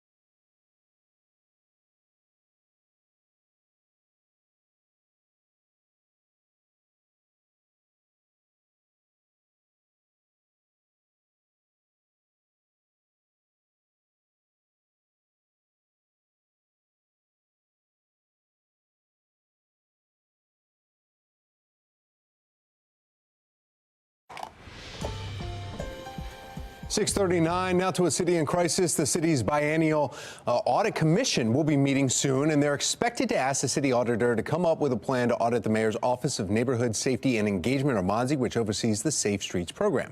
Fox 45 News has pressed the commission for an audit of MONSE to get a better understanding of how Safe Streets operates and how it spends your taxpayer dollars. Councilman Isaac Yichie-Slafer says that there needs to be a better understanding on how MONSE implements Safe Streets, especially after the Brooklyn Day mass shooting raised many questions about how protocols for Safe Streets workers actually goes through. There is also questions about the two community-based organizations managing Safe Streets.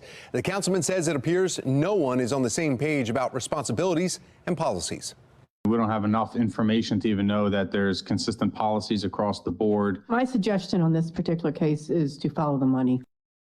The proposed audit plan is scheduled to be presented to the commission on January 23rd. The audit commission is moving forward with a similar plan to find out how the city is spending all its federal COVID money.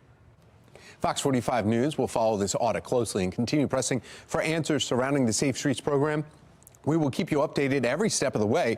You can find all of our past reporting right now on our website, foxbaltimore.com. Today, Fox 45 News is hosting a town hall on public safety. Still to come, how community members recently voiced their concerns to the city's top prosecutor. An investigation is underway after a double stabbing at Carver Votech High School. How this is not the first violent incident that we're seeing at the school in recent months. Time now, it's 6:41. You're watching Fox 45 Morning News, all local all morning.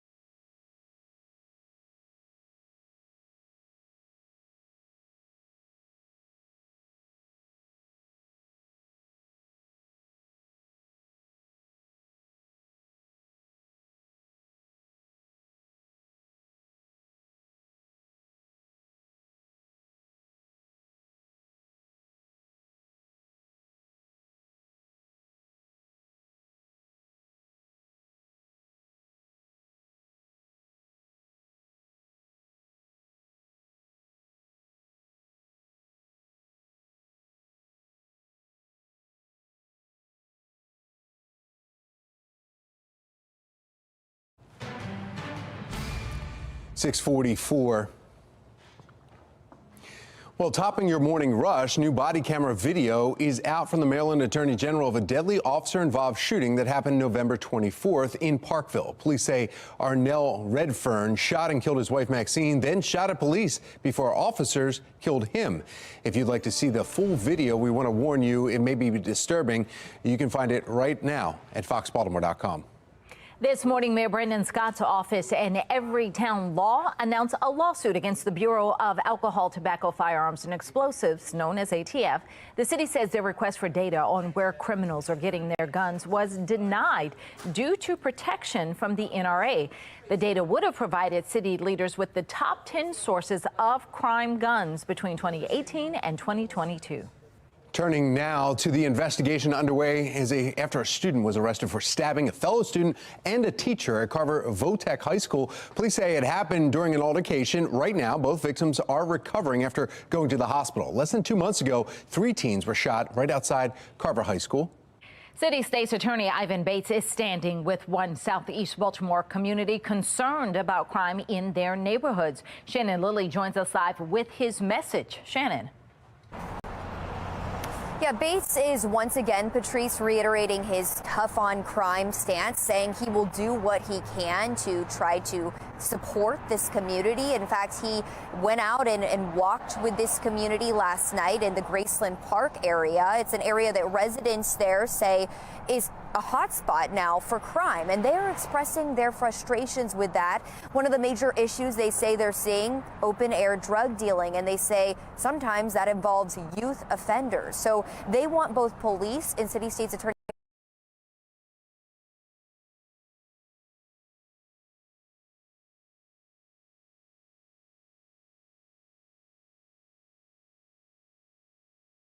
Ivan Bates to crack down on that issue. Coming up in 15 minutes, we're going to hear Bates's response, and we're going to hear directly from these community members and why they say they're living in terror. Now back to you. All right, it's 6:46, and we need to get a check of our forecast. Yeah, meteorologist Justin Chambers excited to be here on this Wednesday morning, hump day. That's right. It is hump day, guys. And taking a look outside right now, we've got that sun coming up in just a little while. As you can see, a really pretty skyline here as we look out toward the eastern shore. Weather headlines, well, we're in the 20s now. We're getting into the upper 40s as we head toward the afternoon. So after a cold Wednesday morning, it will be sunny today with a lot less wind. So that will be the big difference for today. And temperatures warming up just a bit, a couple of degrees here and there as we get into the next couple days. As you rise and shine with us here, enjoy some coffee and breakfast. We'll get to the freezing mark just after 8 o'clock. So by 9 a.m. we'll be into the lower 30s. Overall, temperatures steadily climbing. So for Reisterstown, we'll see right about 36 by 10 a.m. You'll see those numbers climb to the mid to upper 40s for you into that 2 and 3 o'clock hour for this afternoon with plenty of sunshine and a little on the chilly side. 4 or 5 p.m. right after that sun goes down at 45 degrees in the 5 o'clock hour. 47 is typically where we are this time of year. Those numbers are going to be a little bit closer to, or maybe even just a smidge above average for this time of year across central Maryland, eastern shore, across the Chesapeake, over to Cockeysville and Baltimore. Nationwide, temperatures definitely cold in the Midwest and the Great Lakes region with 40s in Detroit and Chicago, but 53 in Nashville, warm in Dallas today, 67, 61 in Denver, and then temps in the 60s and 70s for LA and Phoenix. But they've got a big storm system that is going to be impacting the southwestern U.S. on Friday and Saturday. It's going to bring a lot of wind and rain to that part of the country. That's where the travel impacts are going to be for the holidays. As for us here at home on your outdoors cast, Betty the Butterfly, yeah, looking pretty good. Nice days ahead. Green lights there for Wednesday, Thursday, and Friday. And you can really see that here on our future scan up and down the 95 corridor. Not much to get in our way. Very quiet weather pattern, which is exactly what we want, especially when millions of people are going to be traveling by car or by rail or by train or by plane, and then up and down the 95 into that Friday afternoon. We're still looking mainly dry. Now, Saturday, there's a little system coming in to parts of the Great Lakes region. That'll be into parts of western PA, but not really affecting us here at home. Shout out to Debbie Harris. Look at sweet Millie right there. Millie is all dressed up and ready for Santa Claus. So thank you for that, Debbie. I appreciate that. Love these pet pics and the holiday pet pics. Keep them coming. JC Chambers at FOX45.com. We'll try to get all of them on. I got so many to get through between now and the end of the year. Here's that 7-day forecast. Winter begins tomorrow officially. Friday will be the first full day of winter, and it'll be a little bit colder on cue, but notice those numbers going up. We'll be in the mid 50s for Sunday and Monday, and then our next chance for rain doesn't come until about Tuesday of next week. Tom?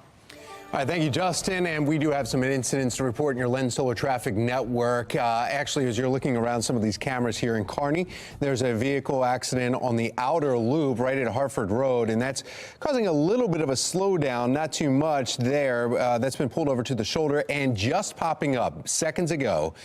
95 northbound, right north of 43 or White Marsh Boulevard. Another incident, not much information right there, but it is causing some delays. So 95 northbound, right in that construction zone. It seems like for the last, I don't know, 3 months, we've been talking about incidents that happened in there. And again, this morning, there's another one that's going on there. So if you're traveling through the White Marsh trying to get up to Aberdeen from Baltimore, you're going to have that slow down. There's also a couple incidents happening in Howard County, 70 westbound, right before 94. There's a vehicle involved there. That's causing a slowdown. Also 70 eastbound, right near Marion area in Frederick County. There's an incident eastbound that's causing some delays. So a lot going on now. And then last one for you, 295 south, right at the ramp in Arundel Mills Boulevard. And those two vehicles have been pulled over to the right shoulder there, and they are causing some delays. So 4 or 5 different incidents around the Baltimore region right now. Basketball star Angel Reese is taking on her hometown today with number 7 LSU. Tip-off is at Coppin State tonight at 6 p.m. That game has been sold out for weeks. Fans will be pouring in to see Reese, the national champions, and more.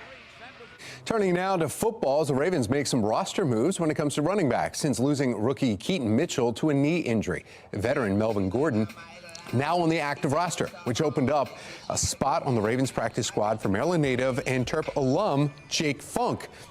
Damascus native's NFL career started in 2021 when he was drafted by the Rams, ultimately winning a Super Bowl in his rookie season. After that, he went to the Colts, then the Dolphins, where he was cut from their practice squad just last month. It's almost time to open up our next countdown to Christmas presents. Stay tuned for your cue to call in and win some sweet gifts.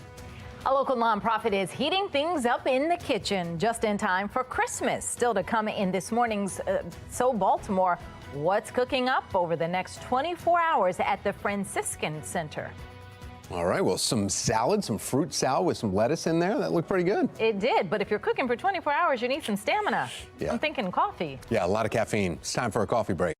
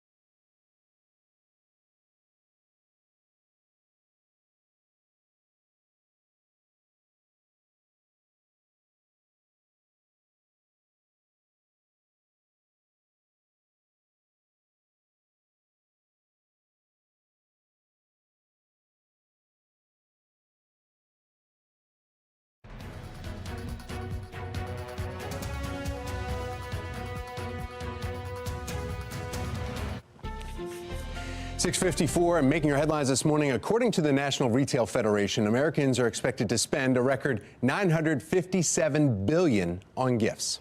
Imani Payne with our Sinclair sister station in New York spoke with experts who say all of that spending is bringing more than just presents to your front door. This video of a December smash and grab at luxury boutique Lola Saratoga in Saratoga Springs, resulting in a more than $100,000 loss for the owner. This business is absolutely my baby. I started this business 10 years ago, and I started from nothing. I really put everything I have into this business, and so for this to happen to me is really devastating. It's a harsh reality this time of year as crooks look to capitalize on the holiday season. Saratoga Springs police now stepping up patrols as they deal with thefts on the ground and by the phone. We've seen an increase in larcenies, which are basically thefts. Our year-to-year over time, larcenies have increased. We've also seen more of the online scams and the calling into people scams for bail, for release of information and things of that nature. Retail theft and holiday crime not just impacting those in the capital region, but people across the state and country too. According to the National Retail Federation, retailers suffered a $112 billion loss in 2022 due to theft. That's up from a $93 billion loss in 2021. The Retail Council of New York State says stores across the state have lost more than $4 billion to retail theft. Following Governor Hochul's veto of a proposed retail crime task force, the council says in part, "We spoke with Governor Hochul at length. The governor made it clear that retail theft prevention will be a priority for her administration, and we look forward to working with her to achieve results." But the retail crimes and scams aren't just happening in person or by the phone anymore. It's, the #1 scam impacting every age group. According to the Better Business Bureau, they're happening online too. 4 out of 5 scams reported to BBB actually involve online purchases, so that's something to keep in mind as you're doing your shopping. Scammers know what the shopping trends are, and they know what the hot ticket items are each year. If you see ads on social media where it looks like a great deal and it sounds too good to be true, it most likely is. The BBB also reporting gift card scams up 50% since this time last year. Law enforcement, as well as community and business leaders, warn everyone to stay vigilant this holiday shopping season to prevent scams and in hopes of preventing what happened here at Lola Saratoga from happening to anyone else. I am confident that these individuals will be found. Another top concern this holiday season, porch pirates. Just last year during the holiday season, thieves stole nearly $8 billion worth of packages. On Fox 45 Morning News, we spoke with the Falston Group's Rob Weinhold on the financial impacts that these Grinches can have on you beyond the holidays. Well, the statistics are unbelievable. They say 1.7 million packages daily are stolen or lost, right? And the average family gets about 27 packages annually. So if you look at the stats, it's about 1 in 5 families are victims of theft. So what does that mean? That means that companies are going to charge more because they've got to deal with some of the loss prevention. You have units who go out and investigate. You've got credit card companies who do the same. So the ripple effect is pretty massive, and so the economic impact is there. And consumers need to do everything they can to try to protect their belongings, from Ring cameras to putting packages in secure locations, demanding signatures so they can bring the packages inside of the homes. So there's lots you can do, but unfortunately, there's a lot of Grinches running around town these days. Another tip experts suggest for keeping your packages safe, using a smart locker. Companies like Amazon and Lowe's have these available. A small crowd walking for a big problem. Coming up, we'll show you how City State's Attorney Ivan Bates is joining the fight against crime in one Southeast Baltimore neighborhood. Secretary Schiraldi, I would really love to see your data. Absolutely. Because... A tense debate as Maryland leaders address the state's juvenile crime problem, why data discrepancies have some concern on how DJS is handling the issue. Our temperatures are cold this morning, but we've got less wind today and lots of sunshine as well. We'll talk about your full forecast, including a look ahead at Christmas on Fox 45 Morning News. Let's go. Live from WBFF in Baltimore, this is Fox 45 Morning News. Good morning on this Wednesday, December 20th. I'm Patrice Sanders. I'm Tom Rogers. I was looking for regular candy canes the other day. Couldn't find any. Found like Starburst kinds, found Nerds, some other ones. Just wanted the traditional candy cane. Now, not allowed anymore, I guess. They're all at my house. Meteorologist Justin Chambers has a look at the forecast. Yeah, temperatures are cold this morning. There's no doubt about that. So feeling maybe like candy cane weather. Our Towson camera right now, we've got the nice morning glow with that sun coming up in just a little bit from right now. Still about 20 minutes away officially from that sunrise. But look at these temperatures. 19 in Rosedale, 28 in Dundalk, 26 your temp in Brooklyn Park. All of us are below freezing at this time. And we're going to stay in the 20s for the next couple of hours. We'll get to freezing by about 9 a.m. As Mr. Bose says, we will be good to go. And on your 3 TCAS, 49 today, 33 tonight, right about 50 for tomorrow. So a couple of nice days ahead before we get to the holiday. We'll talk about the travel forecast, the impacts any of this weather could have on you coming up in a few. Tom? All right, thank you, Justin. Let's take a look now at your Lynn Solar Traffic Network, and we have 3 major incidents to report. This one is just showing your drive times going down the JFX. The first one is in the construction zone northbound 95, right near White Marsh Boulevard, and that's causing some delays, and that's that usual area that you've seen, but there's a little fender bender there, and that is blocking 2 lanes northbound 95, so that's an issue. Also, Kearney right here, disabled in the roadway right near Hartford Road. It's been pulled over to the right, but it still has caused some backups for you. The last incident we need to report is in Mount Airy, and that's eastbound on 70. There's a vehicle in Frederick County that is 2 vehicles, we believe. It just says collision there, and that's causing some delays if you're eastbound 70 heading our way. Otherwise, you can see right here from this one camera that we're showing you that there's no issue on the JFX. Continuing coverage this morning, Fox 45 News is holding a town hall tonight on public safety. City Councilman Eric Costello and mayoral candidate Sheila Dixon will be on our panel. And this comes as people in the community are voicing their frustrations about the crime that they are seeing in their neighborhood, inviting Baltimore City State's Attorney Ivan Bates to just go out and join a walk with them. Residents in the community are living in terror here. I asked for the job. I want the job. I'm trying to do the job because I'm trying to benefit and be there for them because they're frustrated. They shouldn't have to live like this. Shannon Lilly is joining us live with Bates' tough on crime message in Southeast Baltimore. Shannon.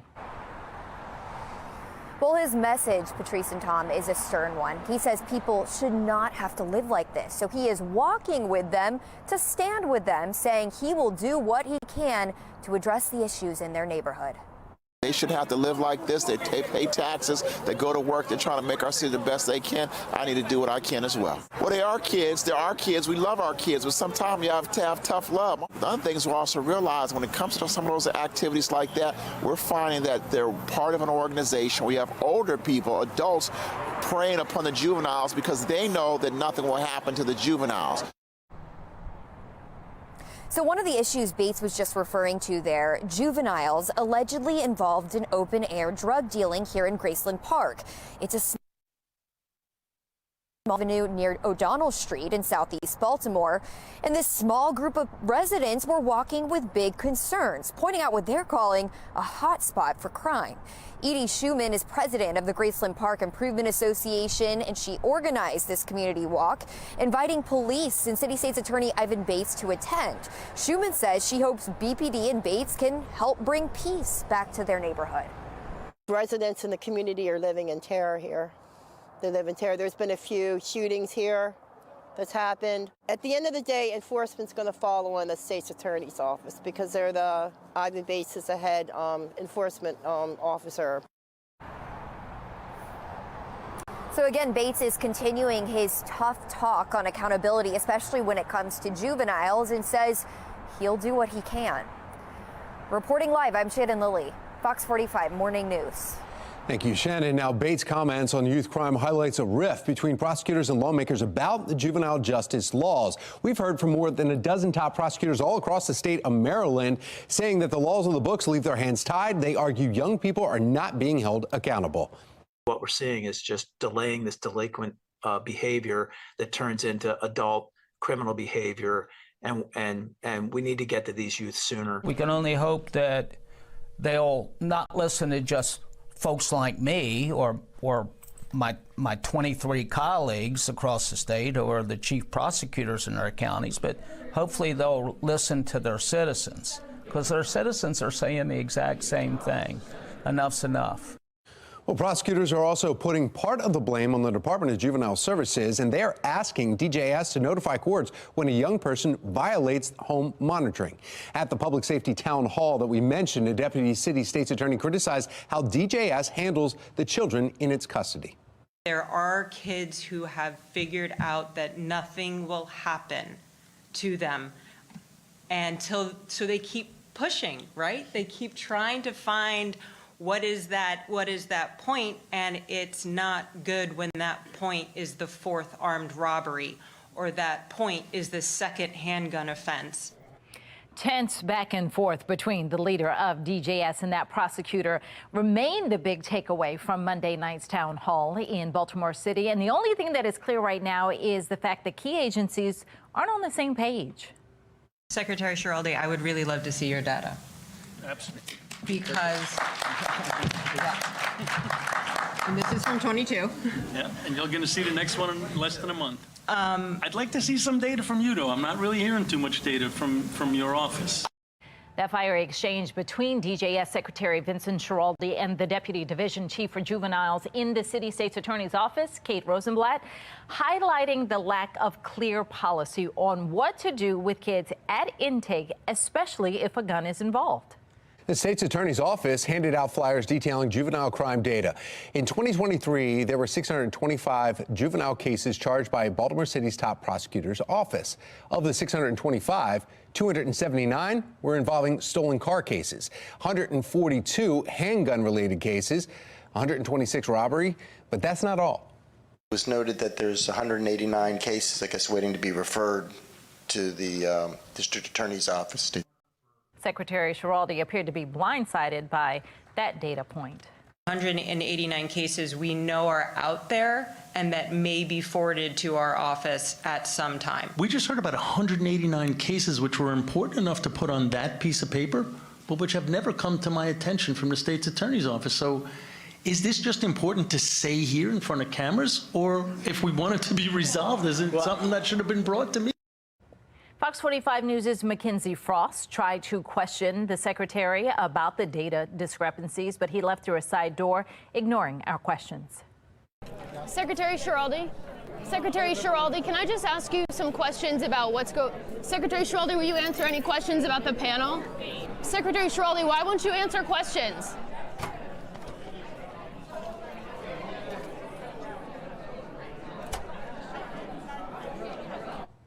Schiraldi's views on juvenile justice system have been controversial. On a Harvard University panel, he said parole and probation should be eliminated. DJS Secretary also says those systems do not deter people from committing crime and do not rehabilitate offenders. Fox 45 News spoke with some experts who disagree. One of the two things probation and parole are supposed to do is keep us safer. Parole made us less safer. Probation had no impact. There needs to be some type of supervision for these people. I don't agree that all juveniles need to end up in a juvenile detention center, but again, some of them need to have some type of correctional supervision, aka probation, because again, it's important for them to understand that what they did was wrong. Schiraldi has said young people should be kept out of the adult prison system until they turn 25 because scientists have determined the human brain isn't fully developed until the age of 25. Governor Wes Moore has called Schiraldi a reformer for his views, but others disagree. You're basically saying up until the age of 25, which is what he wants to do, you get a free ride. Unfortunately, legislators, lawmakers, have decided that it's better to support the lawbreakers rather than those who are enforcing the law. Well, DJS is also facing questions about how it keeps track of children in its system. Fox 45 News investigation revealing the department has 14 staff members to look after more than 100 children. That's nearly a 1-to-9 ratio. And is pretty on par, in fact, lower than other states. Those not at the detention facility, though, or under home monitoring, often do not face serious consequences for violating those terms until the third or fourth offense. Prosecutors argue that's not a strong enough deterrent to crime.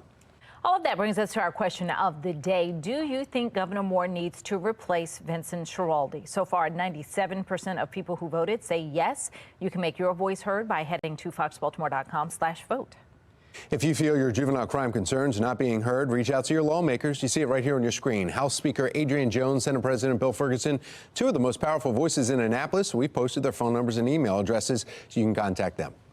And again, Fox 45 News is hosting our own town hall on public safety tonight, and we invite you to join us. City Councilman Eric Costello and mayoral candidate Sheila Dixon will be on that panel. We'll be talking live with Sheila Dixon later this hour. It all takes place at 7 p.m. tonight, that town hall at Leadenhall Baptist Church. Now, we did invite Mayor Brendan Scott to take part in the town hall, but we've not heard back from him. All right, time now 7:10, which means we need to get another check of your forecast. Here's meteorologist Justin Chambers. Cold start to the morning. Temperatures the coldest we've seen so far this week, with numbers below freezing continuing here right before the sun rises as we look out over the Inner Harbor. Taxi, there it is. Yeah, a little cold in that water taxi here this morning, more than likely. As you can see, our temperatures in the teens in western Maryland, where they got hit with that snowstorm yesterday. 19 in Oakland, 21 in Cumberland, mid to upper 20s for Bel Air and Westminster right now, down through Baltimore City and Eastern Shore. Right about 31 for you there in Chestertown. So as you head out the door, make sure to get the hat, the gloves, the scarves, and the sunglasses, because the sun is back with us today. No need for the umbrella as we are staying dry. You'll see the temperatures that will climb eventually into the 40s here by 11 a.m. and upper 40s, close to 50 for some of us by this afternoon. Back with your full forecast, which includes a look ahead at Christmas weekend. That's coming up in a few. Thank you, Justin. Former president, current poll leading candidate, Donald Trump is no longer a 2024 presidential candidate in the state of Colorado. Let's get right over to Megan Gillen in our live center with this historic shakeup. Megan. Here's what we know, guys. Taking you live to Denver right now, where this comes after an unprecedented move from the Colorado Supreme Court, deeming Trump ineligible due to the insurrection on the U.S. Capitol on January 6th. Our Constitution is clear that you become disqualified once you engage in the insurrection. There is no need for a specific finding by a court or a tribunal. So ultimately, this may not lead to Trump's removal from the ballot, with many legal challenges ahead.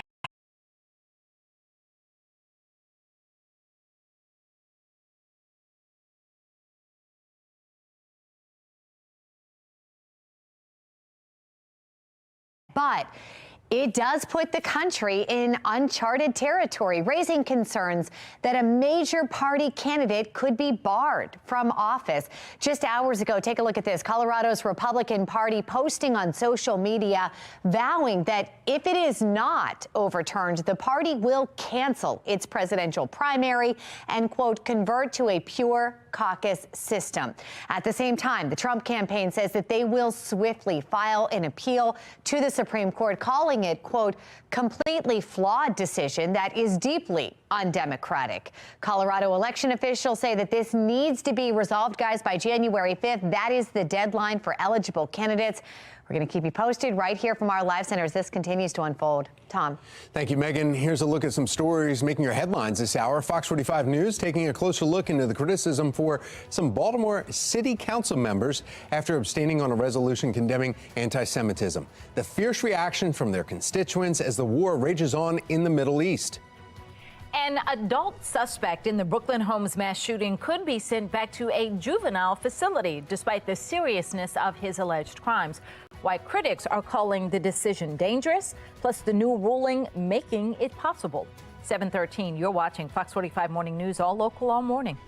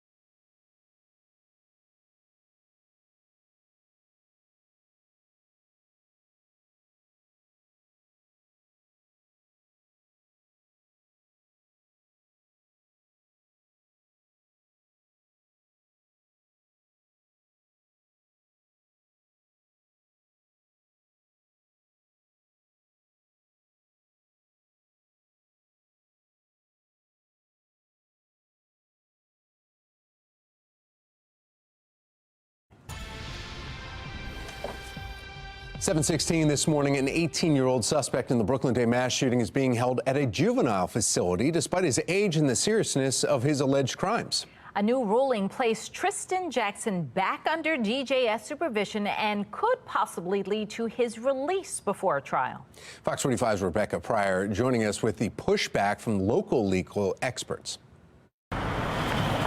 As word spreads of Judge Charles Bloomquist's decision to house an adult offender in a juvenile facility. Why in the world would he put him into a juvenile detention facility? Debate over the decision, the talk of Baltimore's talk radio. He's basically made adult decisions. He should be treated like an adult. And amongst local attorneys sharing their shock. It is unheard of. It is highly unusual for something like this to occur. It would be extremely rare, no doubt.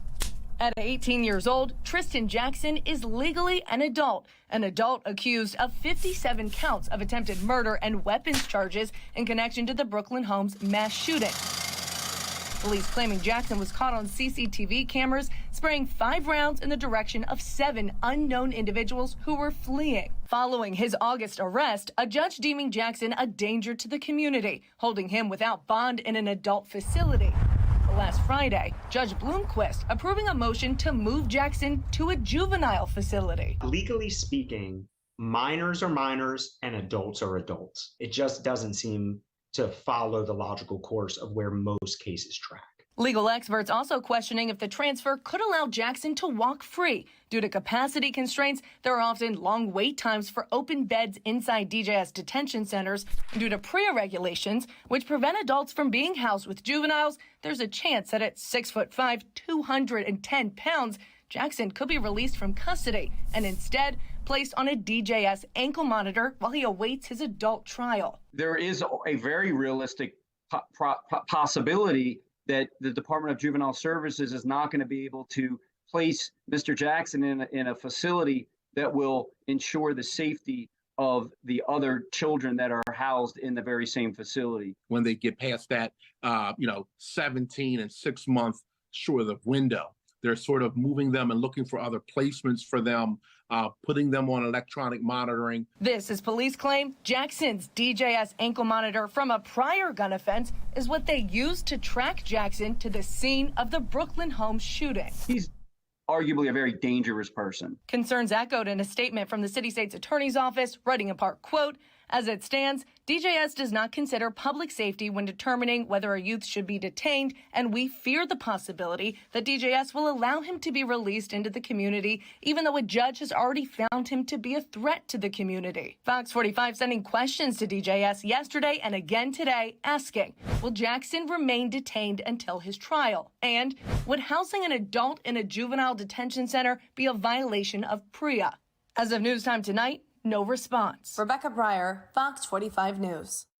7:19 is the time we need to get another check with your forecast, especially as we're getting closer and closer to Christmas. That's right. We've got meteorologist Justin Chambers telling us about our holiday forecast. Yeah, and so far it's pretty nice considering that we had all of the kind of rough weather the last couple of days. We've got quiet conditions here today and looking ahead into this upcoming weekend. Today is National Sangria Day, so maybe you want to get in on some of that for your beverage choice. Looking outside, you can see that sun that is now popping up over the eastern shore as we look live from our Toyota Inner Harbor Sky Cam. Mainly clear skies out there, temperatures that still are cold. We're at 26 at BWI. Notice the numbers on the right side of your screen. We always have those posted for you, even during commercial breaks. You know exactly what the temp is before you step outside. And looking at the kids for today on the bus stop forecast, beep, beep, getting closer to winter break. And we'll see those 20s this hour with mid-40s by noontime and recess and into the upper 40s in that 3 and 4 o'clock hour for the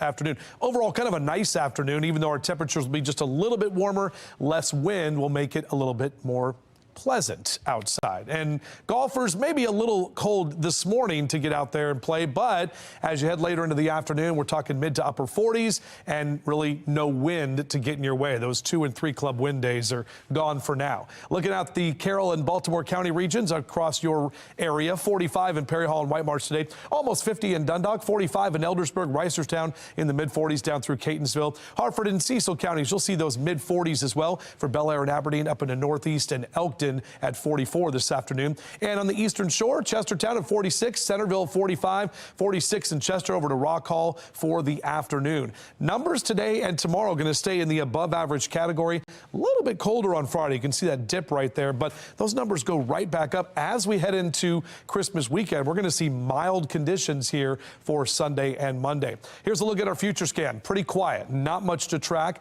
less wind, a little bit more sunshine. You'll see a few clouds around on Thursday. There's a weak cold front that'll come through Thursday night into Friday, but it's not going to do much. It'll just drop our temperatures on Friday afternoon, and then another system passes to the north and west of us on Saturday, and that will just give us some more cloud cover, but not tracking any precipitation from that. So traveling this weekend, not going to be an issue, at least on the East Coast, with temperatures that'll be in the mid-50s both Sunday and Monday. Next chance for rain comes on Tuesday. All right, thank you, Justin. Now let's take a look at your Lynn Solar Traffic Network. I'm getting reports right now of an incident in the city. You can see the flashing lights right here. This is 95 South, right at exit 52 near the inner and outer loop here, just south of the city. 3 vehicles are involved. One you can see is blocking one of the left lanes there. Emergency crews are on the scene, but it's causing some slowdown. The other incident is causing some delays. Yeah, this is 95 North, right in that construction zone north of 43. And you can see the left side is that lane where you're coming in from the paid express lanes, and that's where the merge is. Right around that curve is where there's 2 vehicles. They're blocking 2 lanes, so you're getting down 2 lanes, and that's it to get by there, and that's why it's such a crawl. And this is a backup for miles here as you're taking a live look right now from 95 right at Joppa Road. From the tops of our heads down to our mistletoes, it sure does feel like Christmas this morning in our studio. Stay right here with Fox 45 Morning News for your next chance to call in and win one of our countdown to Christmas gifts. That's just ahead. 7:23 is the time. You're watching Fox 45 Morning News. We are all local, all morning.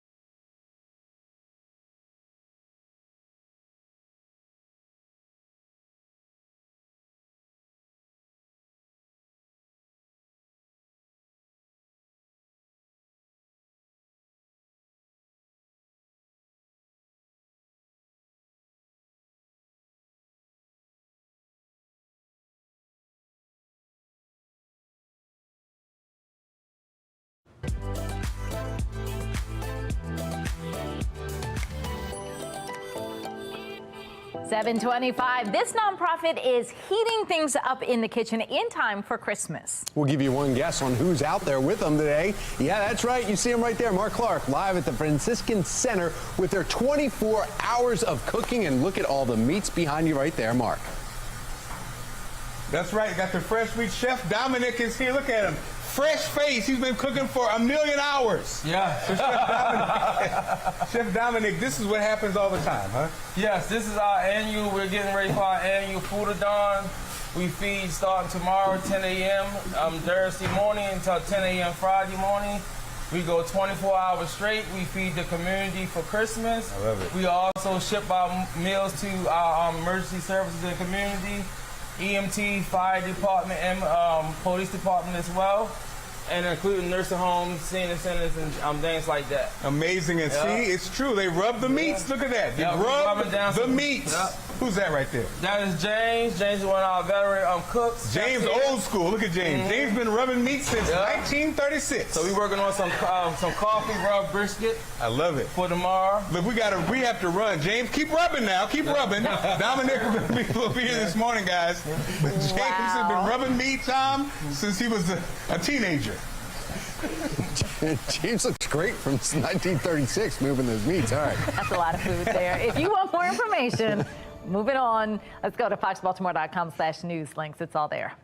After we deal with some below freezing temperatures that you're dealing this morning, take a moment, look at your screen right there. Yeah, we are looking ahead to the highs, reaching the 40s this afternoon. Meteorologist Justin Chambers has your Christmas morning forecast. That's coming up.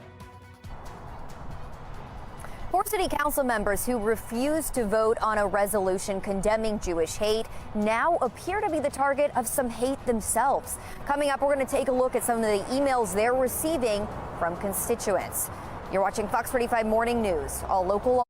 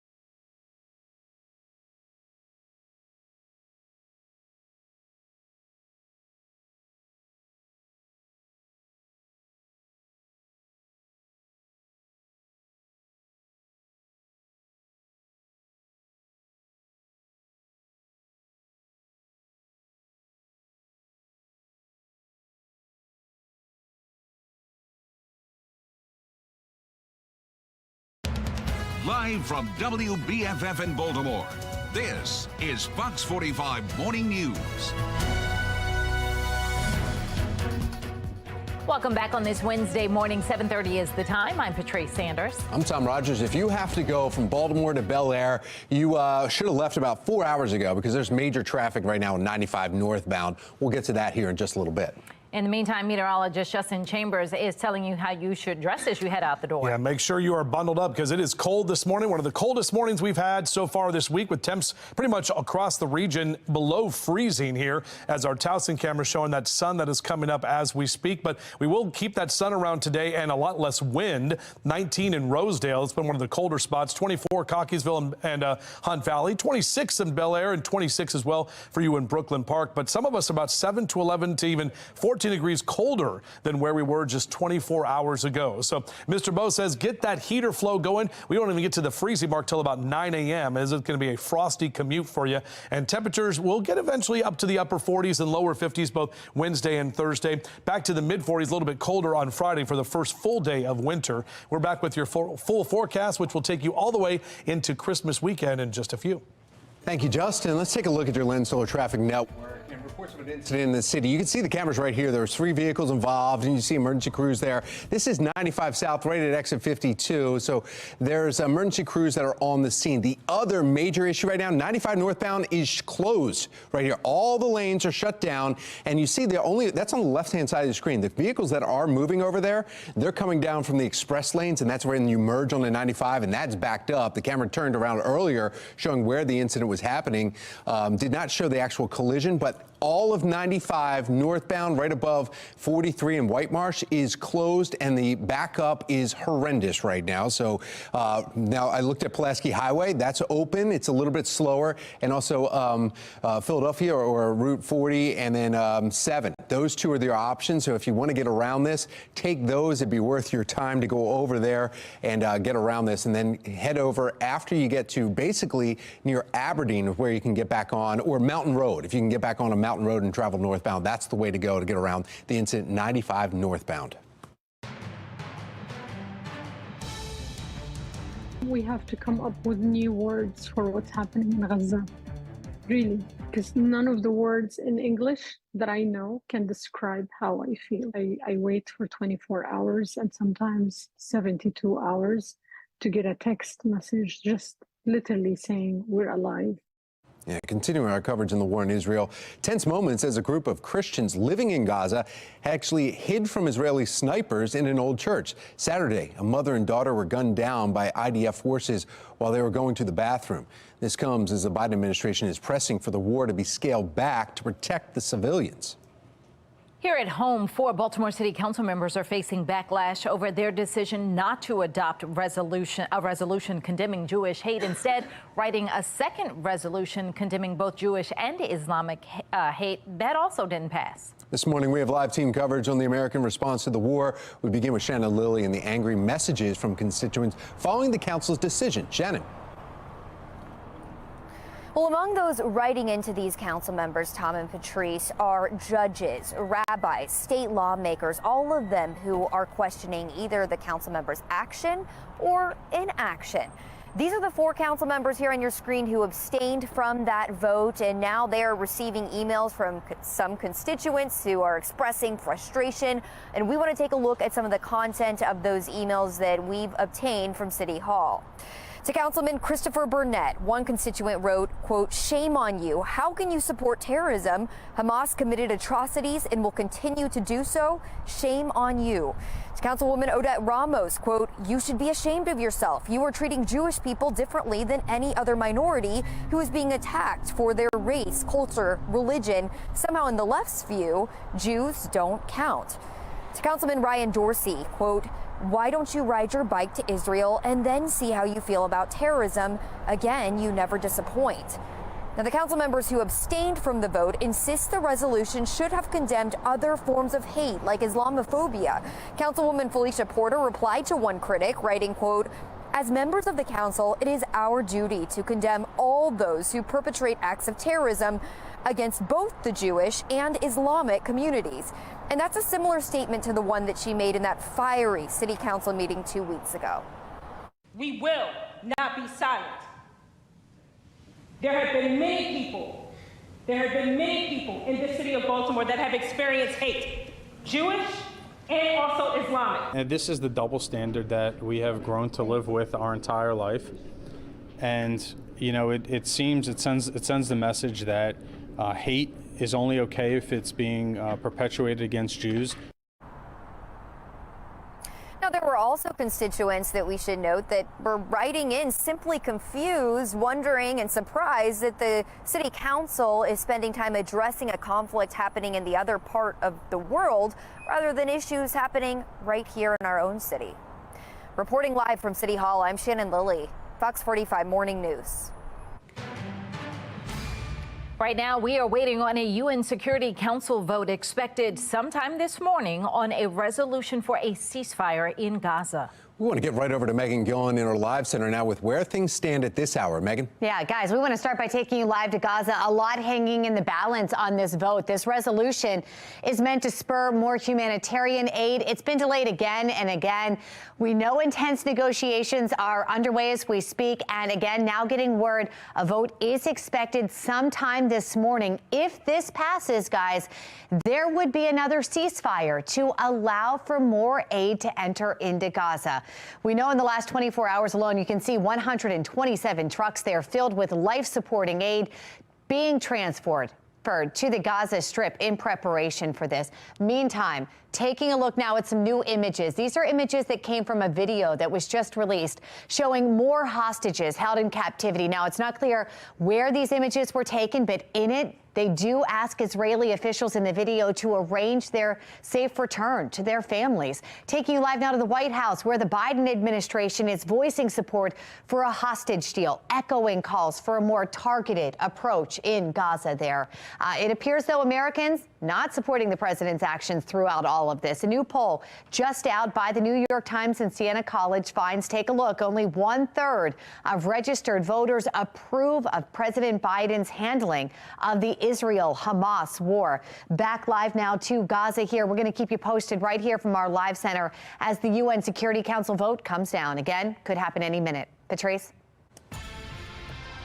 Making headlines around this state, starting in Baltimore City. We are following a stabbing inside Carver Votech High School. A student was arrested after police say he stabbed a student and a teacher during an altercation inside the school. Police say that teacher was trying to break up the fight. Both victims are now recovering after going to the hospital. The school was placed on lockdown before dismissal. Parents tell Fox 45 News they were not properly notified, and they're frustrated with the continued violence at Carver. You got kids coming to school with weapons, knives, guns. Why is that necessary? When I went here, it was shootings. We had school lockdowns almost every day. I don't know what they're going to do to fix it. I don't know if it's anything they can do to fix it. We questioned the district about those concerns. An official telling us, quote, the school was put on lockdown. Notifications were sent to impacted students, and because it was close to dismissal, parents were already on their way. Baltimore City State's Attorney Ivan Bates is making strides toward improving public safety, the important message he has for community members in Southeast Baltimore. Oh, and after a cold morning with temperatures below freezing, we are looking forward to a calm afternoon, highs into the 40s. Meteorologist Justin Chambers tracking a slight warm up ahead in his full forecast. 7:39 as you are getting warmer as we zoom in on that sunrise over the Inner Harbor. Come on, you're watching Fox 45 Morning News. We're all local.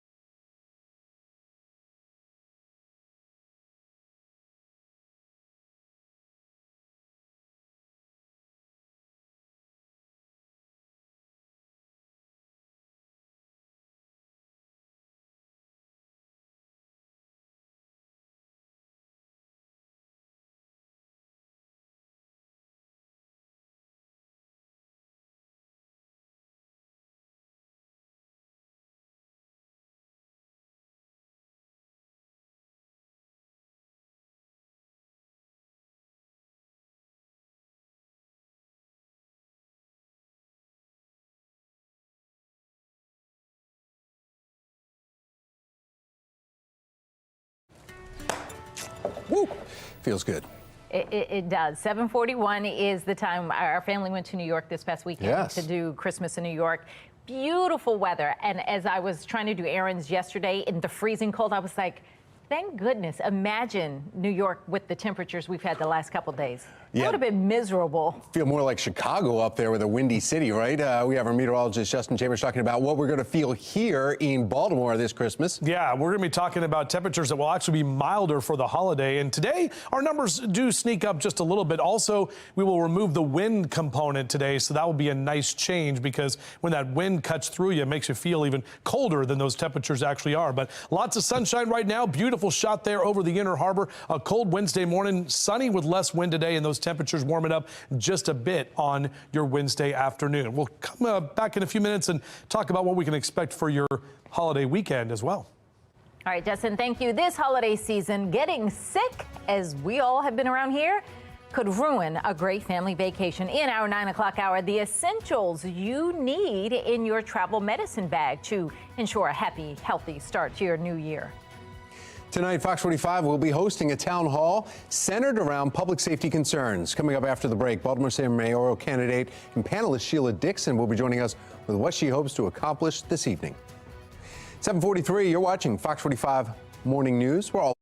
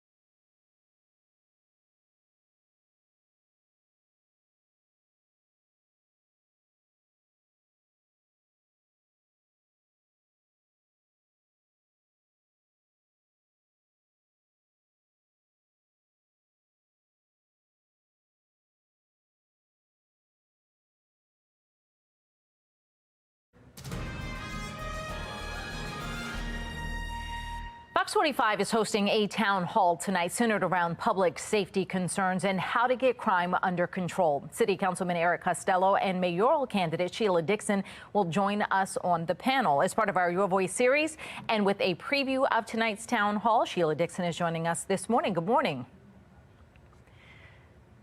Good morning. All right. So what is it that you have been hearing from residents? I know you've been making the rounds around this city, but in terms of their biggest concerns and complaints as it relates to crime, and then what is your message tonight and to them about how we solve it? So there are three things. One, people don't feel safe. People are afraid. Carjackings, thefts, stealing cars, quality of life. And people want to see the presence of officers in their community, engage with them, walking the beat, talking to them, getting to know the residents, and that's not happening. Give you an example. Yesterday,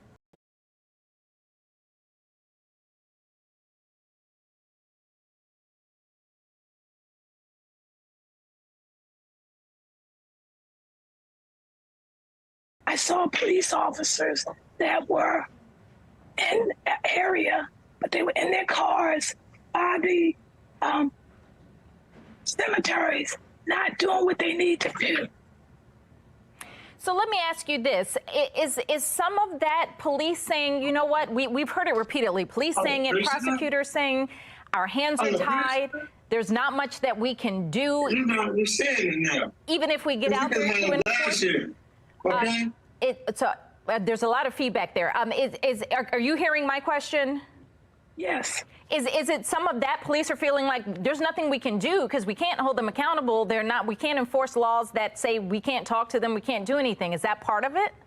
But we can hold them accountable. We can do something, and we need to. And our police officers have a responsibility to do things in order to assist. And we've got to do that. We have to step up. We have to try to work with different communities in our neighborhood so that we can get involved and engage. So tonight we're going to be hearing from residents. We're going to be talking to them. All right, and we hear that you're fighting through this sickness going around. We're going to let you conserve your voice, and we'll see you tonight. Thank you so much. Thank you. Feel better. Thank you. We invite you to join our town hall on public safety tonight. It takes place at 7 p.m. at Leadenhall Baptist Church. City Councilman Eric Costello and mayoral candidate Sheila Dixon are going to be on the panel. All right, 7:48 right now, and yeah, it seems like everybody is sick and a lot of kids from school too, and it's not the week to do it. Hopefully the weather will hold out and help us improve. It doesn't feel like it because it's cold. Meteorologist Justin Chambers. So this is not the week when the kids say, but can I wear my shorts? Can I? Yeah. I mean, but it's actually going to be mild for this Christmas weekend. So temperatures are looking better as we head into Saturday, Sunday, and especially Monday of next week. Looking outside right now, you can see that nice sunshine that is over the Inner Harbor. Our Toyota Inner Harbor Skycam is looking good, and our temperatures are not too bad. They've been cold. They've been in the 20s for most of the morning, our coldest morning so far this week. But the good news is we haven't seen a lot of wind, and we don't expect to see a lot of wind as we head into the afternoon today. So upper 20s next hour in the Brewers Hill area, and if you're hanging out right around noontime, we'll see those temps in the mid 40s, mid to upper 40s as we take you later into the day today. By about 3 o'clock, we'll see those temperatures in those mid to upper 40s. 45 Cockeysville, Eastern Shore, a lot of you in the mid 40s for Chestertown and Stevensville, down through Easton, right about 46 in Annapolis and Columbia today, close to 50 in Baltimore, down to D.C. at 47 and 45 if you're heading up to Philly and New York this afternoon. Pilots, finally a good day to fly with less cloud cover and also less wind. Don't have to deal with that strong crosswind component for the afternoon. So we're looking at a VFR day visual flight rules. Temperature trend looks like this. Tomorrow, close to 50. We'll take a little bit of a dip on Friday.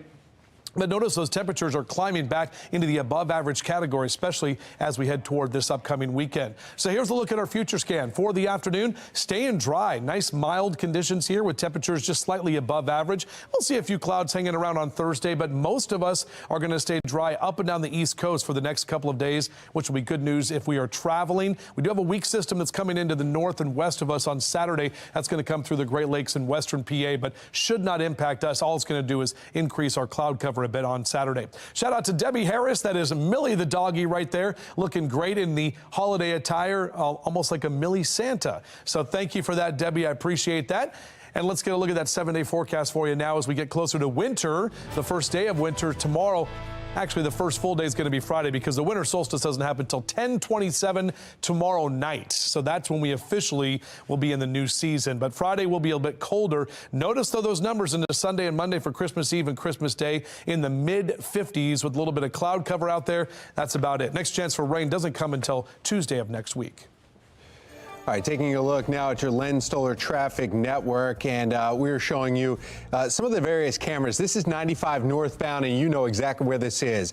White Marsh Boulevard, north of that. There was an incident earlier. They closed down all of 95 north, and that caused some backups. It's actually causing backups, delays both directions, north and south. However, right now they opened up. They're saying that they're opening up 2 of the lanes, and you can see some emergency crews going southbound there, heading back down. So hopefully this will clear up soon. It's right where the express lane comes in and merges past this camera that you see off in the distance, and it has created a headache for you. So if you can, go around either Pulaski Highway or Philadelphia Road to get up and around this, and then get back on at Mountain Road if you need to head up towards Bel Air in that direction. Don't go baking my heart. In our 9 o'clock hour, learn how to get into the Christmas spirit by decorating a delicious sweet treat. And speaking of treats, there are still plenty up for grabs in our Countdown to Christmas gift giveaway. After the break, you'll have another chance to call in and win big. All right, but in the meantime, if we do all the wrapping and everything, just relax, sit back, and enjoy a nice hot cup.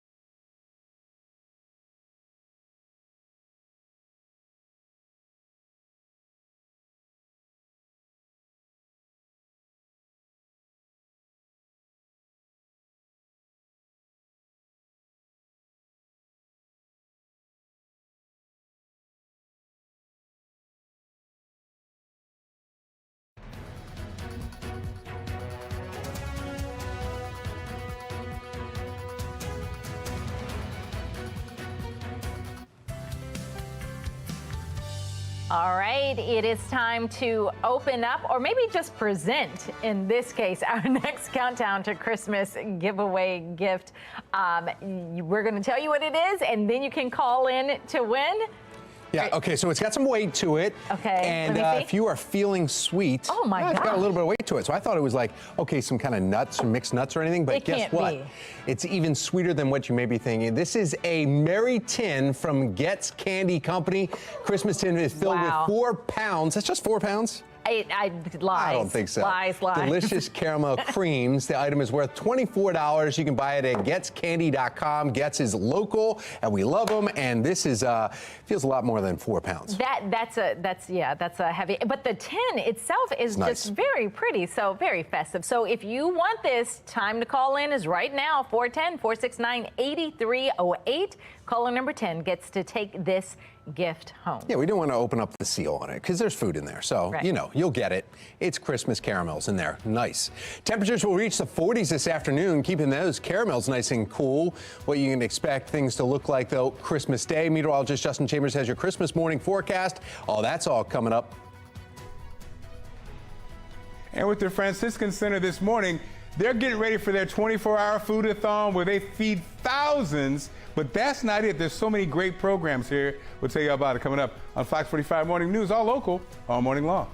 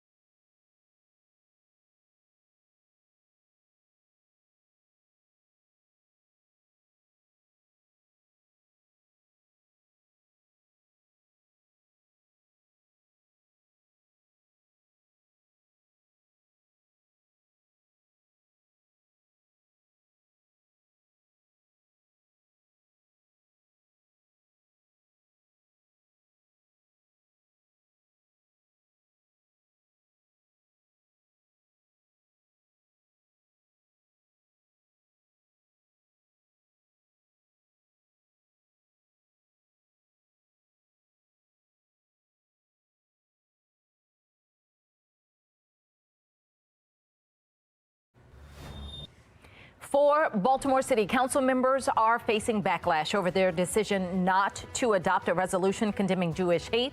Still to come, the angry messages from constituents following the council's decision.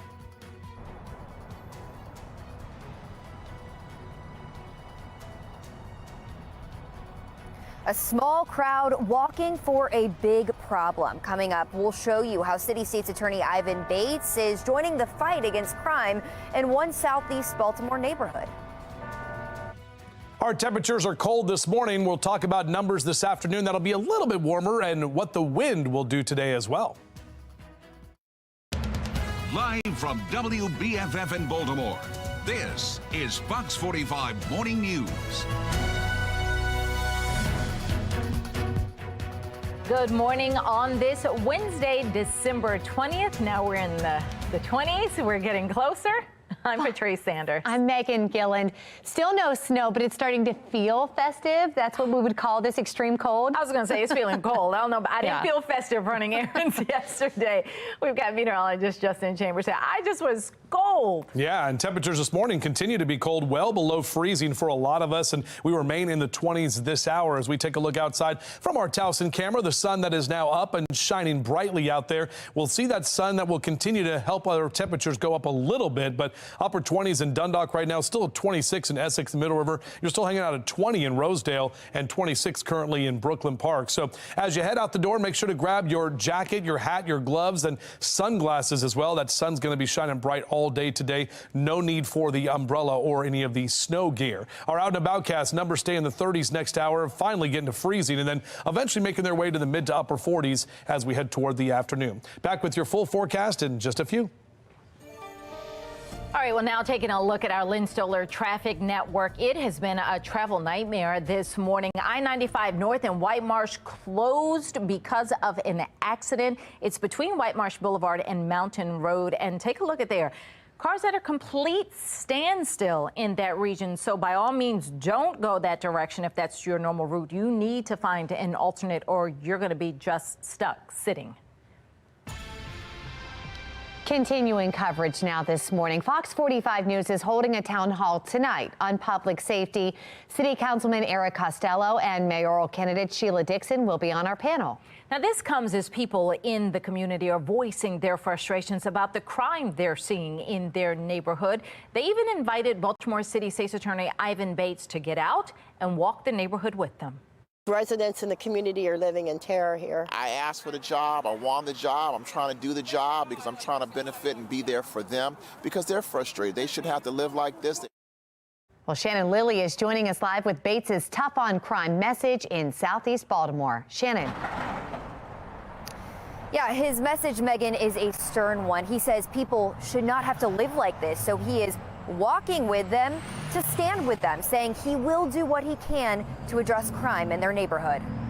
They should have to live like this. They pay taxes. They go to work. They're trying to make our city the best they can. I need to do what I can as well. Well, they are kids. There are kids. We love our kids, but sometimes you have to have tough love. The other things we also realize when it comes to some of those activities like that, we're finding that they're part of an organization. We have older people, adults, preying upon the juveniles because they know that nothing will happen to the juveniles.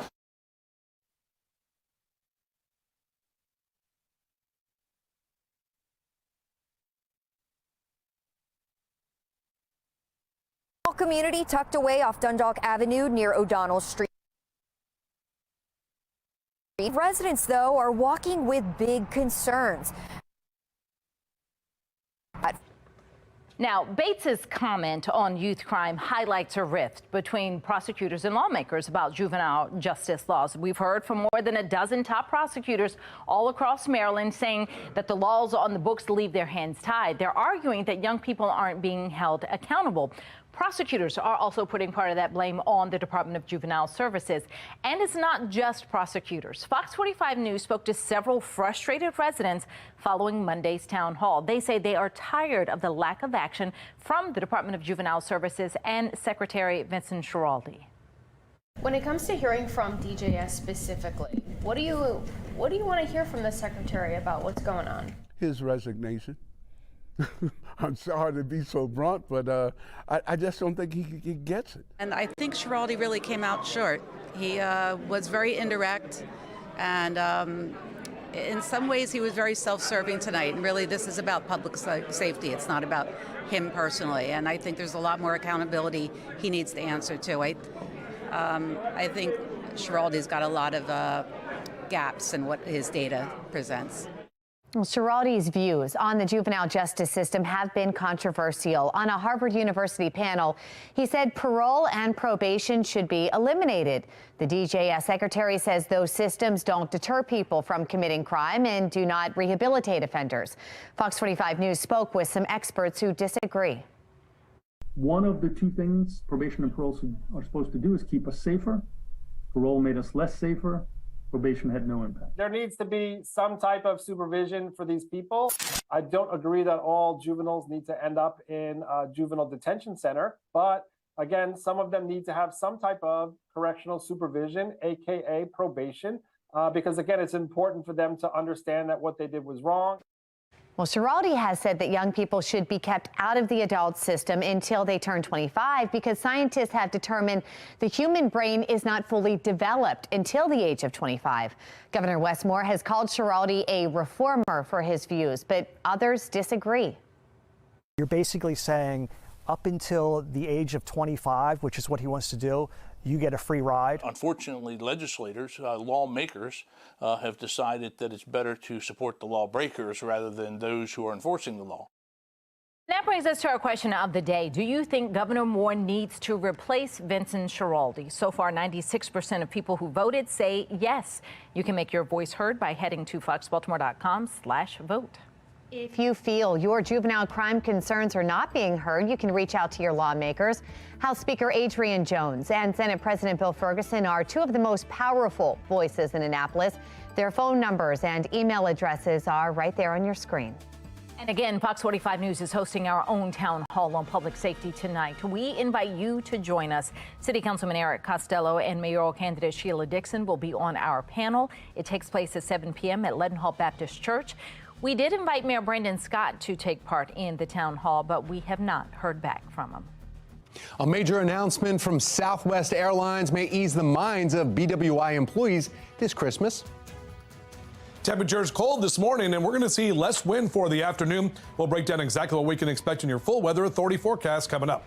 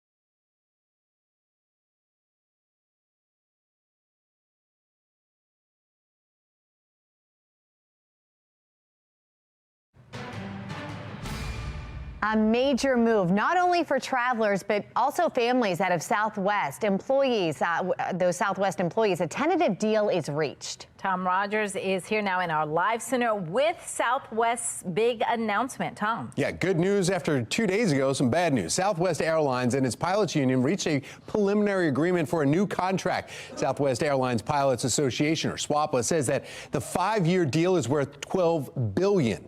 Now, the agreement comes after 3 years of negotiating between the union and the airline. The union has been asking for better pay and work rules since the contract with the airline ended in 2020. That deal will have to pass the approval of the union's board Wednesday. That's today, for it to be a tentative agreement, and that will then allow for a vote by the nearly 11,000 union members, and that's good news. But it still needs to pass. It's looking good, they say, just days before Christmas. As you can see, this is also happening just 2 days after Southwest was hit with a fine, a $140 million fine. They settled on that for the chaos that unfolded last year following a system glitch. They're saying it's because of weather-related issues. Still that debate anyway. That's done. Now the vote, and hopefully those families can rest at ease around here in the Baltimore area. A lot of Southwest employees around here. That's the latest from our live center. Megan Patrice, back to you.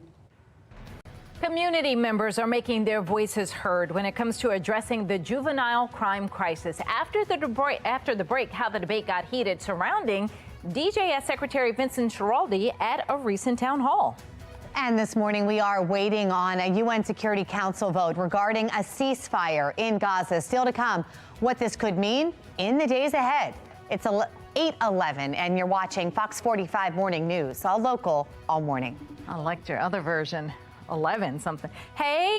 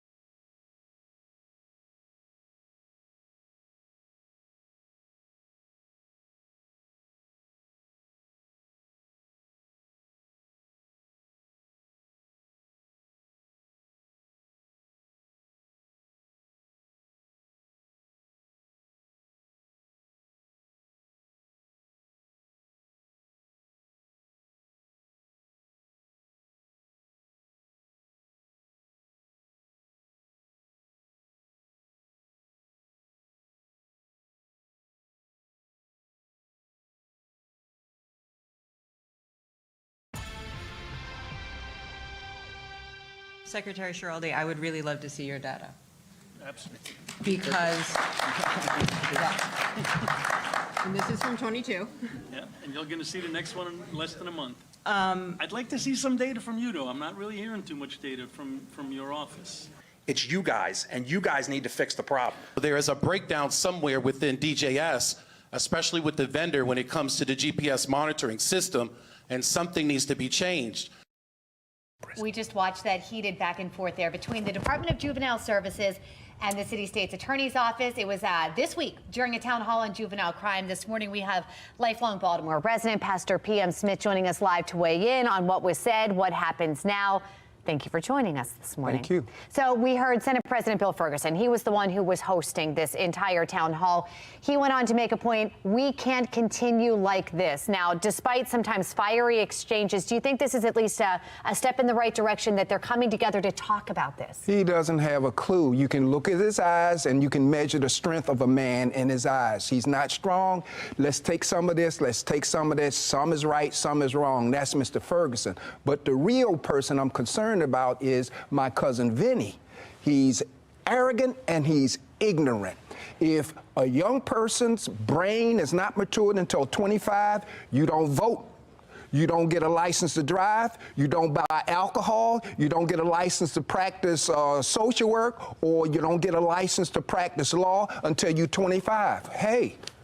Take it to the logical conclusion. And I notice in his bio, he's described as a founder of something, a director of something, a commissioner of something, but he's not described as a parent. If he's not a parent, how can he tell a parent what to do? He doesn't know how to raise a child. What's your reaction to the governor calling him a reformer? A reformer is someone who deals with policies and institutions, not people and individuals. He doesn't have a clue. If he had a clue, he would know what the old folks know: a burnt child dreads fire. These kids need consequences. I hear the passion in your voice, and we heard it from residents at that town hall as well. What are you hearing? What do the residents of Baltimore City want at this point from DJS? Tired of giving these kids a pass. The teenagers, the juveniles are running this city. The police can't do anything. The prosecutors can't do anything. And Mr. Schiraldi, who runs the juvenile system, he doesn't have a clue. He's not a parent. Has he raised children? No. And let's take it to the logical conclusion. Mr. Schiraldi, what were you doing between 18 and 25? What were you doing until you were 25? And again, if you are not developed in mind until 25, you don't get married, you don't borrow money, you don't buy marijuana, you don't get alcohol, you don't buy alcohol, you don't get a driver's license. Let me ask you this. We started the interview by saying, do you think this is a step in the right direction? You answered that question, but what do you think happens from here? Is this going to pave the way to possible reform down the line? I support Mr. Barron, Mr. Bates, and Ms. Braveboy, but our policymakers, those folk who meet in January the 10th, they ain't listening. They're going to do what they want to do. And they can, because the Democrats, one party, has a super majority, and our governor is running for president. And you've said time and time again, don't vote a party, vote based on values. Right. What matters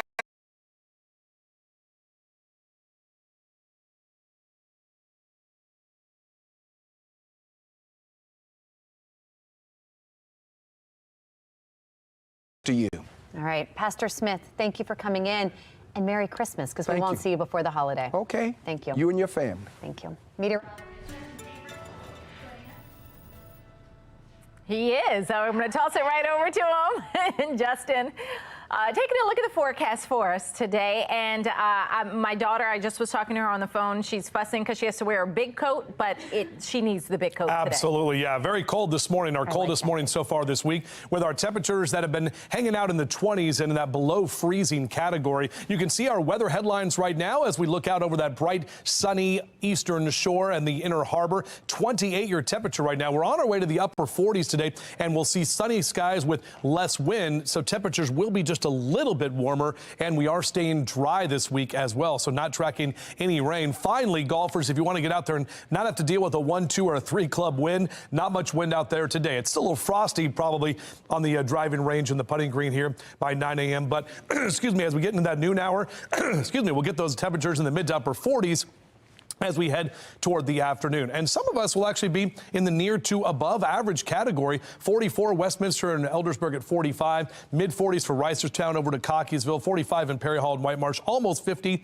in Dundalk and downtown Baltimore. And up and down the 95 corridor, heading to D.C. today at 47. Same number down in Richmond, mid 40s for New York and Philly, and mid 40s as well in Ocean City. Here's our temperature tracker, staying above average just a little bit today and tomorrow. And notice we dip down right below average average on Friday, but those numbers quickly rebound as we head into our holiday weekend. We're talking about mild conditions for Christmas time. So at the car wash, maybe you want to clean the car up for mom or dad for Christmas. Wednesday, Thursday, and Friday, we've got green lights here across the board, so dry week ahead. And pretty quiet week, too. Traveling is not going to be an issue up and down the East Coast. We're going to see temperatures that will be overall a little bit warmer each afternoon and staying dry. There's no real major storms to get in the way all up and down the 95 corridor, all the way down to the Carolinas. Notice there is a little weather maker coming into the Great Lakes region and the Central Plains into early Saturday, and that's going to track to the north. That will track to the north and the west of us. We'll just get a little bit more cloud cover from that on Saturday, but not tracking anything here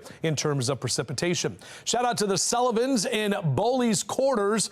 If you look closely, Argyle and Kiki are enjoying Christmas time. Thank you so much, Sullivans. We appreciate you, hun, from Bowley's, and always love those pet pics. Are looking great on your holiday season. All right, tomorrow, winter begins, but not till 10:27 tomorrow night. So really the last full day of fall is going to be today, and then fall extends through most of tomorrow. Friday will be the first full day of winter, and it'll be a little bit colder. And then notice that those temperatures as we get into Christmas Eve and Christmas Day will be in the mid-50s. Next chance for rain doesn't come till Tuesday. All right, let's take a look at what's happening on the roads now in our Lynn Stoller traffic network. 95 North in White Marsh is closed because of an accident. You're taking a look there. This is between White Marsh Boulevard and Mountain Road. And as you see, those cars are now at a crawl. So maybe there's a lane or getting open, because before they were at a standstill. Now it looks as if they are inching. Still an area you want to avoid. So make sure you find an alternate if you usually head that way for your commute this morning. Here's a live look now from our Lynn Stoller mobile track. We are on 95 heading northbound in Perry Hall, and we're not going anywhere. Either we're frozen or we're at a, nope, not frozen. I see the steam from the cars. We're just at a standstill as well in that area. So a messy morning out there. Get up and get moving if you haven't already. Not pretty. Well, it is almost time, something that is pretty, to open up our next countdown to Christmas presents. Stay tuned for your cue to call in and win some pretty sweet gifts. And we're upstairs at the Franciscan Center now. Downstairs in the kitchen, they're preparing for the 24-hour food-a-thon. They're going to serve thousands. Up here, different programs for families, including a library and different things. We're going to tell you all about it coming up on Fox 45 Morning News. All local, all morning long.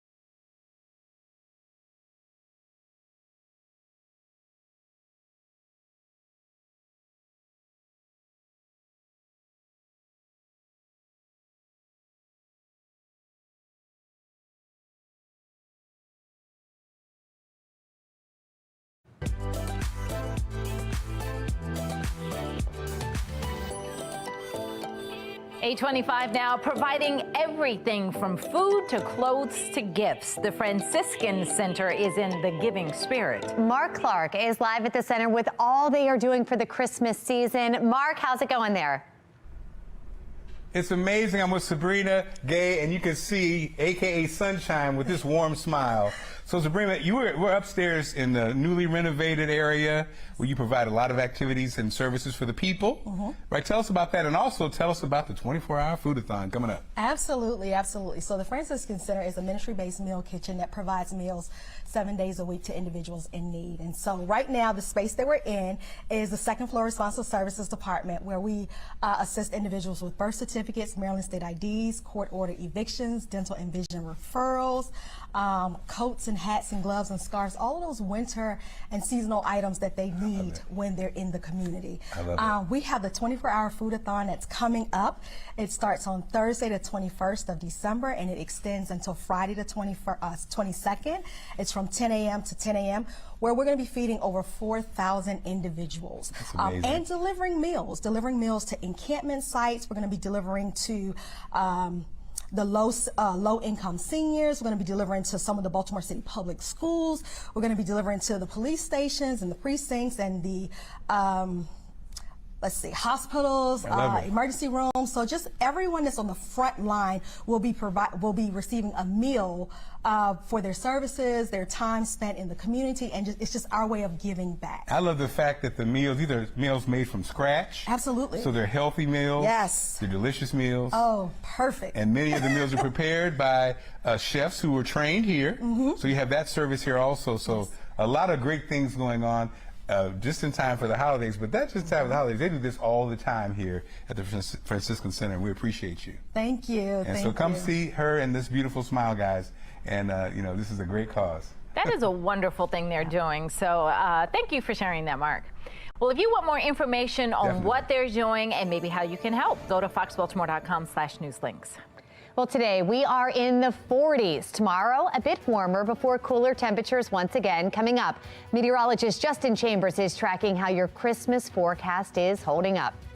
The Ravens are making some roster moves when it comes to running backs. The Maryland native and Terp alumni who is making some moves with Baltimore. 8:28, you're watching Fox 45 Morning News, all local, all morning.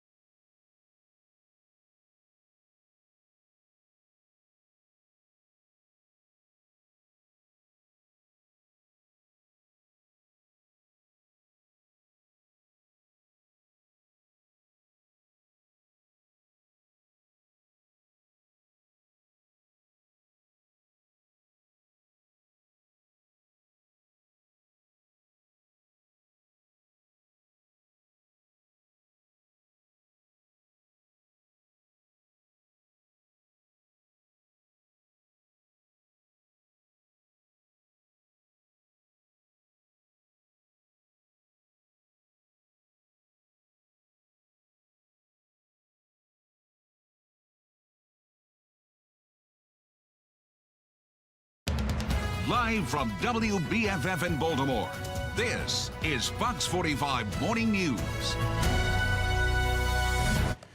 8:30, and we have some breaking news for you this morning. Baltimore County firefighters responding to a 3-alarm fire in Windsor Mill. It's right near the Rolling Road and Security Boulevard. The public information officer is heading to the scene now. We're told we'll also have a crew from Fox 45 heading that way. Welcome back to Fox 45 Morning News on this Wednesday, December 20th. I'm Megan Gilland. I'm Tom Rogers. We need to find out exactly how cold it is going to feel and maybe how warm it's going to get today. Meteorologist Justin Chambers has a look at our forecast. Yeah, and that's the whole thing, guys. I mean, glass half full, because we're talking about numbers that will be a little bit warmer for the afternoon and less wind, so not going to be feeling as cold. Right now, it is cold, but we are seeing a little bit of that wind, not nearly as strong as it was the last couple of days, as we're zoomed into those flags right there on the top of the buildings in downtown Baltimore. Excuse me, our temperatures here in the teens and 20s in western Maryland, upper 20s here for Westminster and Baltimore, 27 in Bel Air, 30 in Chestertown. Excuse me, out for a run or a jog next couple of hours. Numbers going to be in the low to mid 30s, so make sure to layer up. Those temperatures will top out close to 50 today and tomorrow, but a little bit colder on Friday for the first full day of winter. More on that and what we can expect for your Christmas forecast coming up.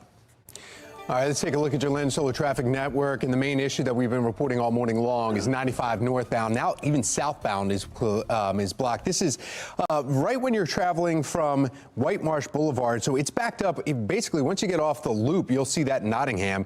Traveling northbound there, you may want to get off in Route 7 and 40, Pulaski Highway. They're both seeing some of the effects once you get up into Joppatown, but you can get past there right in Clayton and get back on 95 north. There's also delays southbound. There was a standstill, but you are, believe it or not, if you look at the left-hand side of your screen right there with the video, those vehicles are moving. Before, they were just sitting there. So some good news. They are starting to move. Still not exactly sure exactly how many vehicles were involved, but there's just 2 lanes getting by, and it says 2 vehicles involved. That's the only thing, but we have no cameras in that area. We have to come up with new words for what's happening in Gaza. Really, because none of the words in English that I know can describe how I feel. I wait for 24 hours and sometimes 72 hours to get a text message just literally saying we're alive. Continuing our coverage on the war in Israel, tense moments as a group of Christians living in Gaza hid from Israeli snipers inside of an old church. On Saturday, a mother and daughter were gunned down by IDF forces while they were going to the bathroom. This comes as the Biden administration is pressing for the war to be scaled back to protect civilians.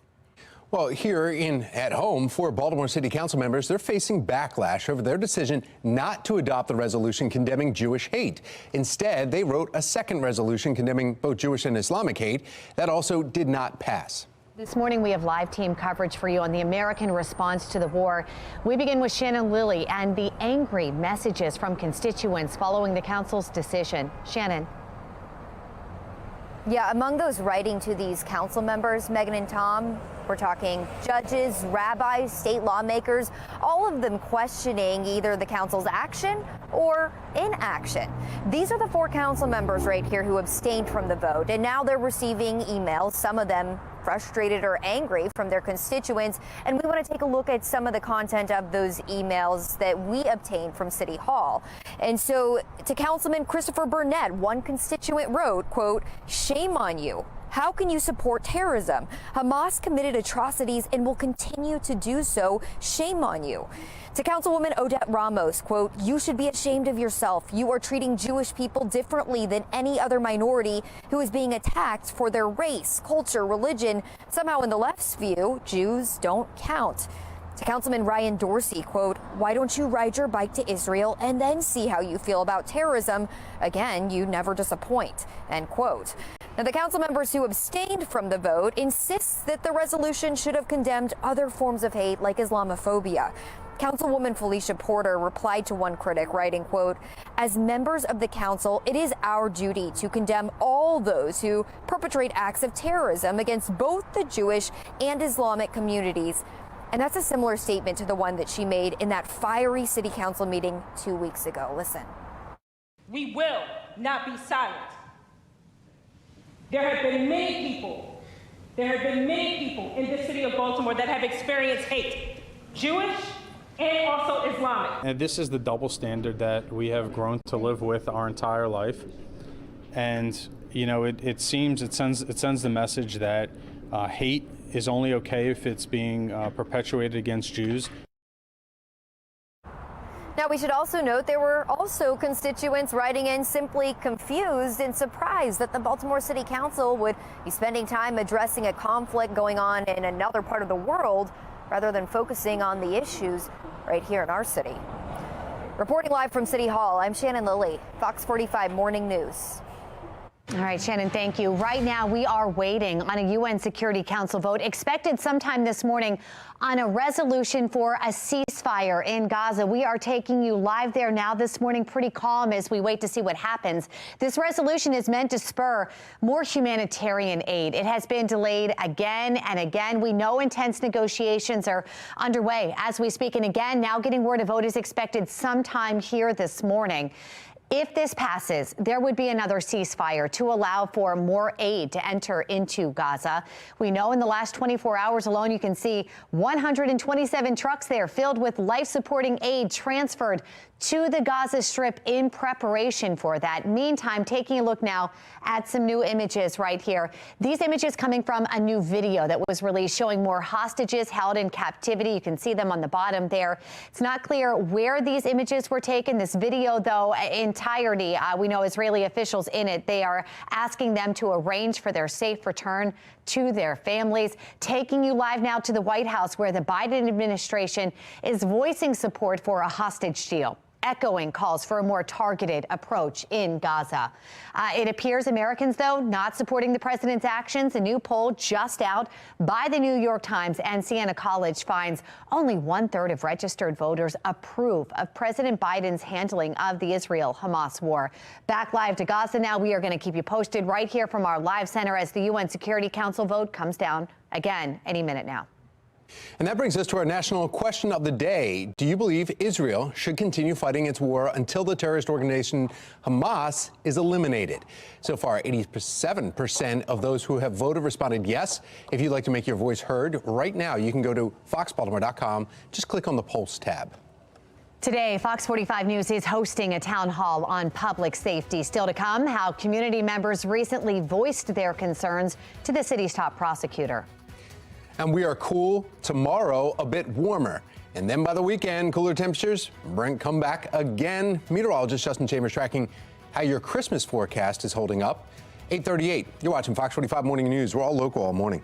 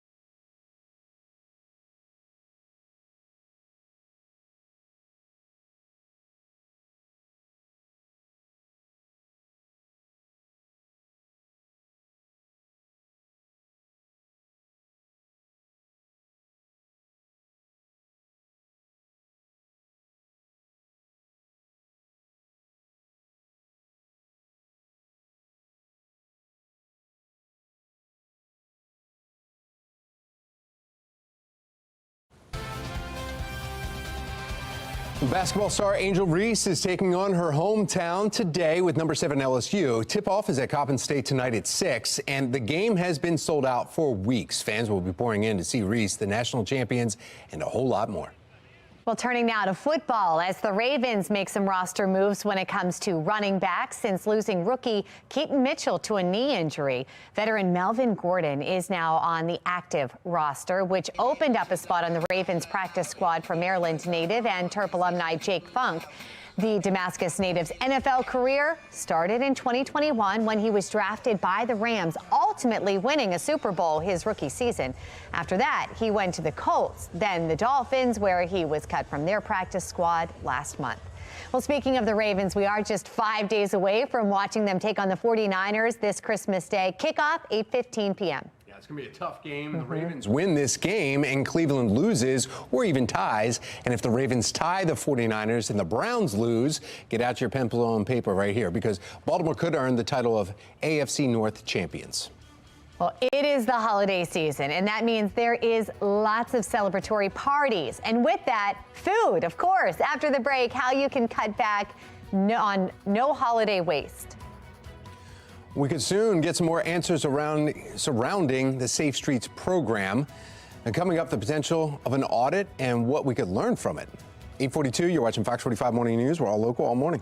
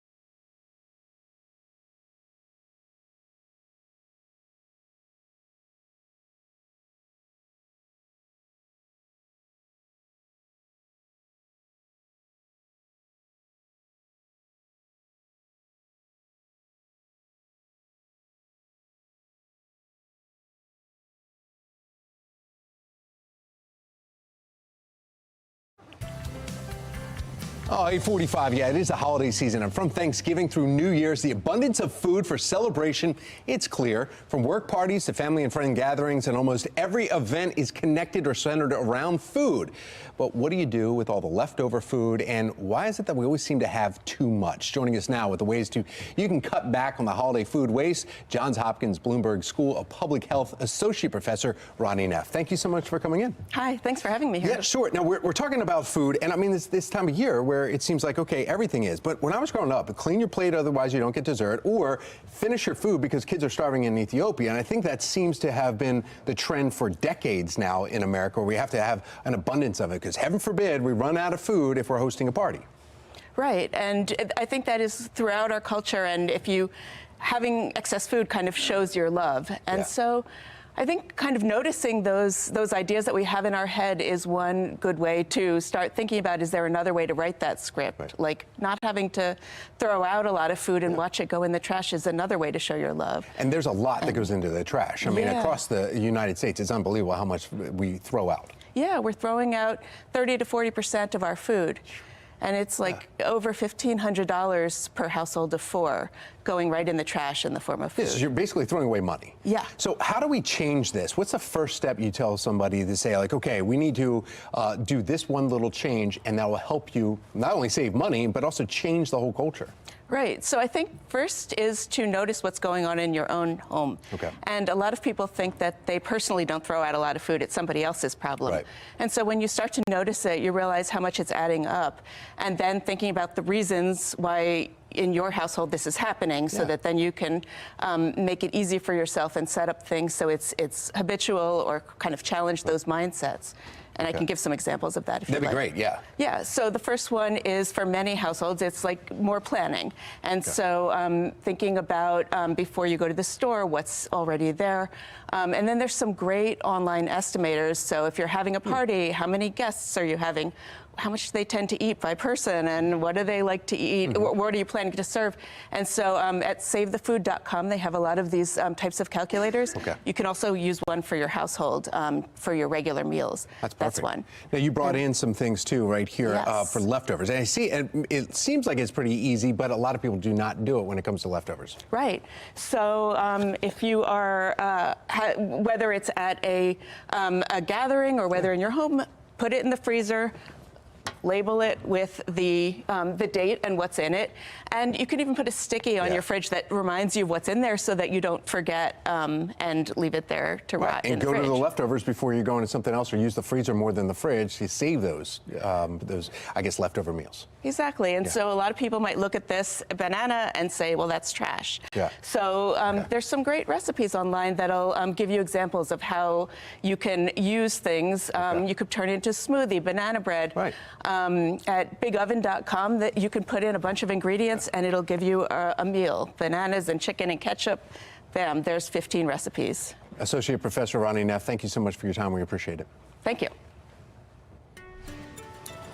8:48 is your time right now as we look outside from our Towson camera. Mile 1 Auto Group cam, lots of sunshine that is out there and not as much wind. That's going to be the big story today, the fact that we won't have as much wind. It'll still be a bit breezy at times, but overall our temperatures have remained below freezing. We're at 28 right now in Towson. Numbers will climb. Next couple of hours, we'll get to the low and mid 40s and then upper 40s in that 2 and 3 o'clock hours. Some of us close to that 50-degree mark, so it will feel a little bit warmer, especially with that lack of wind for today. 45 in Cockeysville this afternoon, mid-40s for Westminster and Bel Air over to Chestertown at 46. Same number at Stevensville across the Bay Bridge to Annapolis. Not a bad day to fly. Pilots finally dealing with less wind and all of that crosswind we've had to deal with for the last couple of days. So looking at a VFR day, visual flight rules. And your outdoors cast, Betty the Butterfly says it's a good day to be outdoors Wednesday, Thursday, and Friday with some nice days ahead. A little bit chillier on Friday for the first full day of winter. But our future scan looking good, especially for traveling up and down the East Coast. Really nothing to get in our way, and almost want to knock on wood because we don't want anything to happen as we get into the next few days. But taking you through Friday afternoon, which will be a big travel day up and down the East Coast, and everything is okay. Again, the Great Lakes region will see another system that'll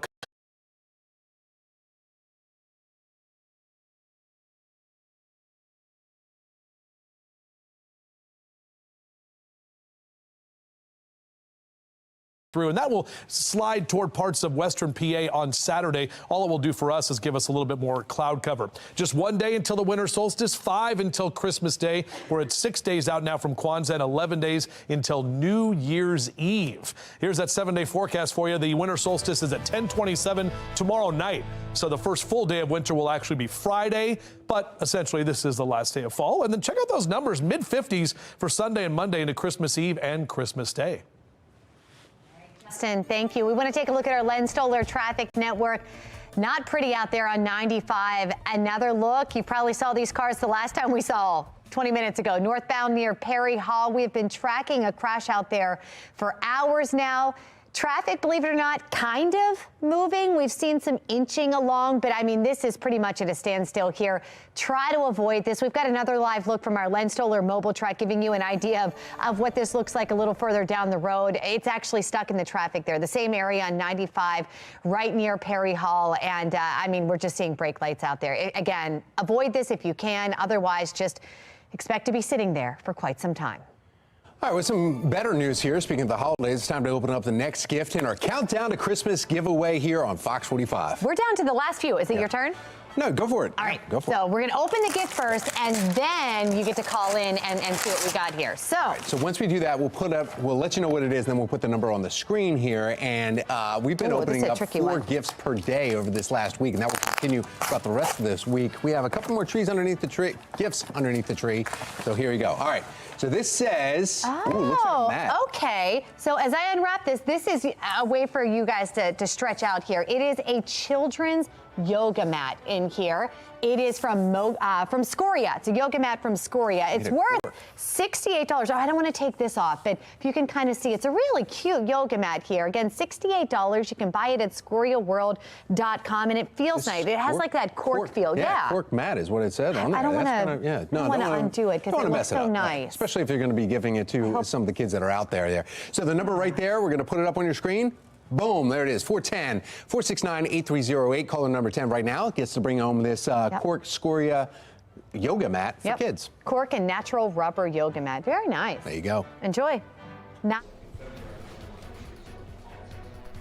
And with the Franciscan Center this morning, these bags are getting ready to go out to the people who are in encampments. They're getting ready for their 24-hour food-a-thon. We're going to talk about that coming up next on Fox 45 Morning News, all local, all morning long. Oh, yeah, and tick-tock, Christmas is right around the corner, and this year, a handful of people are choosing to shop secondhand. The benefits of doing so and how fashion brands are keeping up with that trend. You know, the trendiest thing to do in the morning. To grab a cup. That's right. Whether it has mushrooms in it or not, grab some coffee. Let's take a coffee break right now.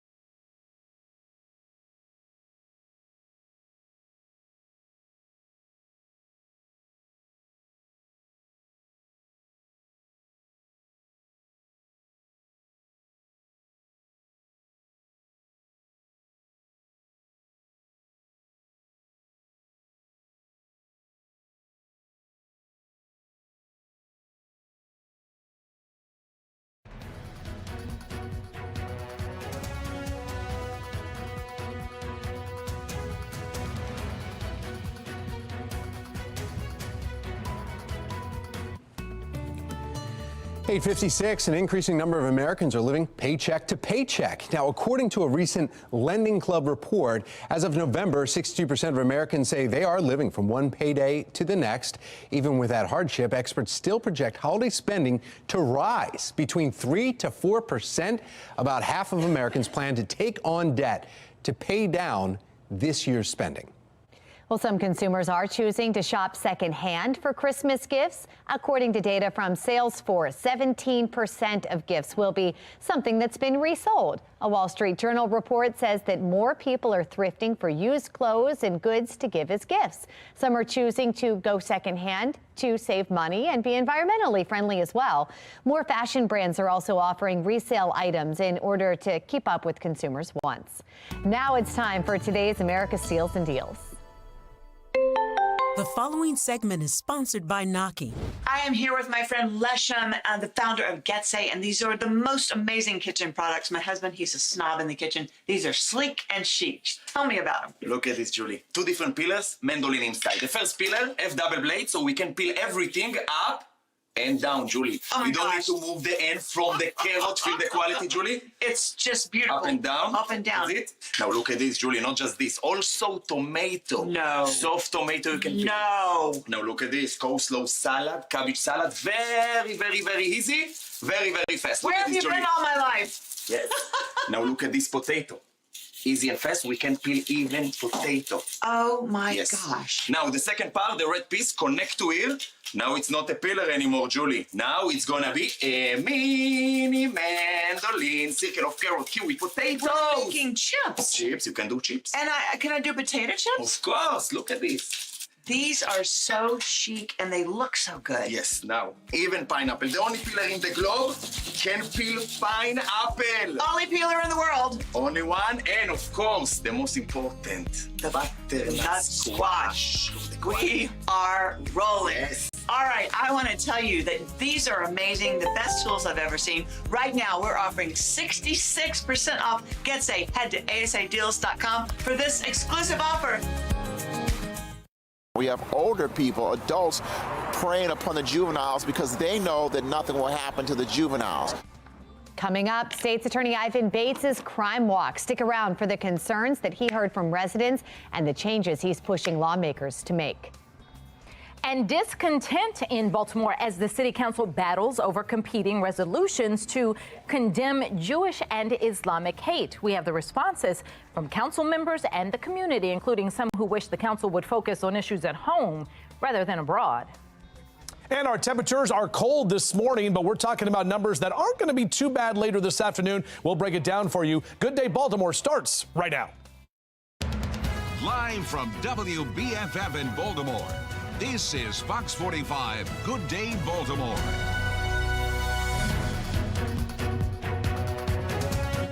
Good morning on this Wednesday, December 20th. I'm Patrice Sanders. I'm Megan Gilland. Meteorologist Justin Chambers here with us with our forecast. Maybe. I'm here. Right, there we go.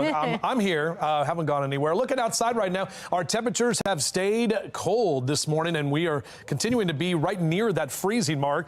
As we're zoomed into the Bromo Seltzer Tower, you can see downtown looking good with lots of sunshine. That's going to be the difference today. A lot more sun and a lot less wind. So we're right at the freezing mark in Baltimore City and Dundalk, 31 in Essex and Middle River, 28 Brooklyn Park, and mid-20s for Glen Burnie and Pasadena. Some of us about 7 to 13 degrees colder than where we were just 24 hours ago. So weather story looks like this: sunny with less wind, temperatures just a bit warmer today, and we do stay dry this week. We'll top out at 49 today. Not as cold for us tonight and into tomorrow morning, and right about 50 on your Thursday. Back with your full forecast coming up in just a few. All right, Justin, thank you. Looking at our Len Stoller traffic network, we are following, my goodness, just a major traffic incident, of course, on 95. This is northbound right near Perry Hall. This has been pretty much a standstill. A little bit of movement, guys, but barely. If you take this route, you might want to find a detour. And we've got to look at our Len Stoller traffic network again. Another look here from our mobile tracker, and you can see this is what that backup looks like if you are in it. Not pretty. Well, breaking news this morning, the Baltimore County Fire Department is on the scene of a 3-alarm apartment fire in Windsor Mill. This is at 8 East Bend Court. The fire department says they did rescue one resident. Our Fox 45 news crew is on the scene right now. We'll bring you updates as we continue to get them throughout the morning. Residents in the community are living in terror here. I asked for the job. I want the job. I'm trying to do the job because I'm trying to benefit and be there for them because they're frustrated. They should have to live like this. Continuing coverage this morning, Fox 45 News is holding a town hall tonight on public safety. City Councilman Eric Costello and mayoral candidate Sheila Dixon will be on the panel. This all comes as people in that community are voicing their frustrations about the crime they're seeing in their neighborhood. They even invited Baltimore City State's Attorney Ivan Bates to get out and walk with them through the community. Shannon Lilly has more on Bates's tough on crime message in Southeast Baltimore. Shannon.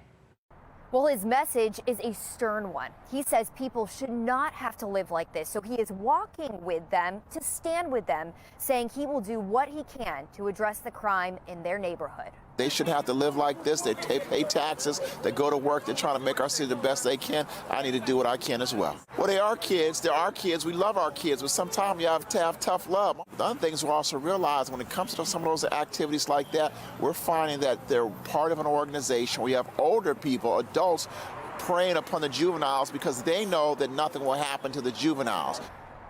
One of the issues Bates was just referring to there, juveniles allegedly involved in open-air drug dealing here in Graceland Park. It's a small community tucked away off Dundalk Avenue near O'Donnell Street in Southeast Baltimore.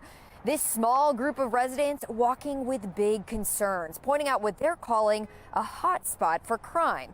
Edie Schumann, president of the Graceland Park Improvement Association, organized this community walk and invited police and City State's Attorney Ivan Bates to attend. Schumann says she hopes BPD and Bates can help bring peace back to their neighborhood. Residents in the community are living in terror here. They live in terror. There's been a few shootings here that's happened. At the end of the day, enforcement's going to follow on the state's attorney's office because they're Ivan Bates is the head enforcement officer.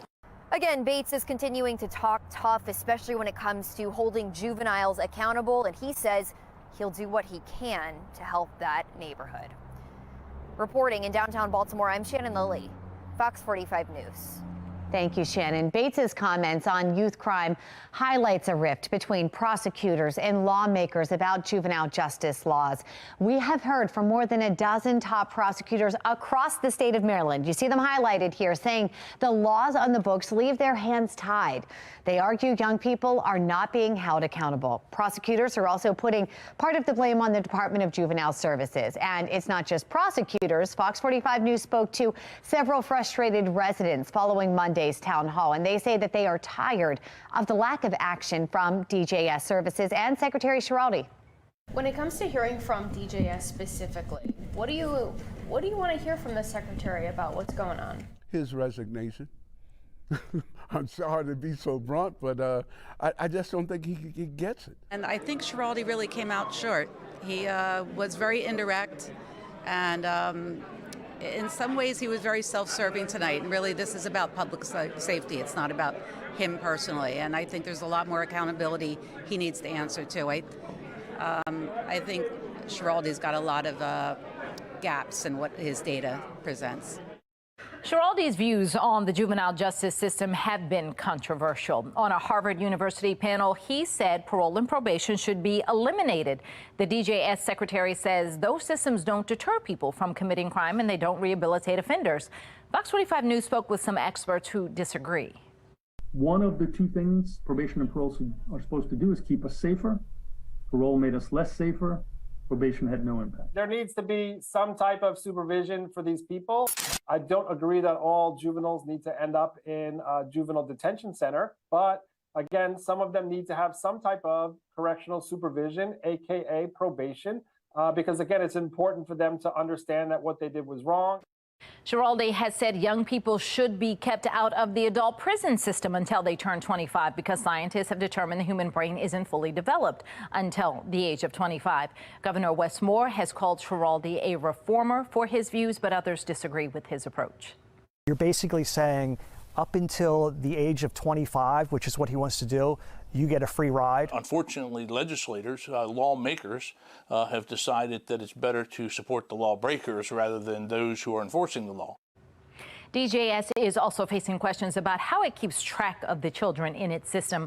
A Fox 45 News investigation revealed the department has 14 staff members looking after more than 100 kids. That breaks down to about a 1 in 9 ratio. Now, those not at a detention facility are under home monitoring, but often don't face serious consequences for violating the terms until the 3rd or 4th offense. And prosecutors are saying that is not a strong enough deterrent to crime. Well, that brings us to our question of the day. Do you think Governor Moore needs to replace Vincent Schiraldi? So far, looking at the responses coming in, looks like we've got 97% of those who have voted say no. You can make your, say 97% say yes. We'll get that right. You can make your voice heard by going to foxbaltimore.com/vote. If you feel your juvenile crime concerns are not being heard, reach out to your lawmakers. House Speaker Adrian Jones and Senate President Bill Ferguson are two of the most powerful voices in Annapolis. Their phone numbers and email addresses are on your screen. Well, this morning, mayoral candidate Sheila Dixon joined us to talk about crime in the city and what concerns that she is hearing from residents. So there are 3 things. 1, people don't feel safe. People are afraid. Carjackings, thefts, stealing cars, quality of life. And people want to see the presence of officers in their community, engage with them, walking the beat, talking to them, getting to know the residents. For more on Dixon's thoughts regarding crime in Baltimore, Fox 45 News is hosting our own town hall on public safety tonight. We invite you to join us. City Councilman Eric Costello and, as you saw, mayoral candidate Sheila Dixon will be on the panel. It takes place at 7 p.m. at Leadenhall Baptist Church. We did invite Mayor Brandon Scott to take part in the town hall, but we have not heard back from him. A historic decision by the Colorado Supreme Court sending shockwaves throughout the country this morning. In a 4-3 ruling, justices there deciding Donald Trump could not be on the primary ballot due to his role in the insurrection on the U.S. Capitol on January 6th. Let's go live now to national correspondent Christine Frizzell with details about this. I mean, just unprecedented, Christine. Absolutely, Patrice and Megan. Essentially, the Colorado Supreme Court saying that Donald Trump is actually ineligible for office because of the Constitution's 14th Amendment insurrectionist ban, and therefore he cannot be on the primary ballot there. And with similar questions before various courts around the country, a lot of people now asking the U.S. Supreme Court to weigh in.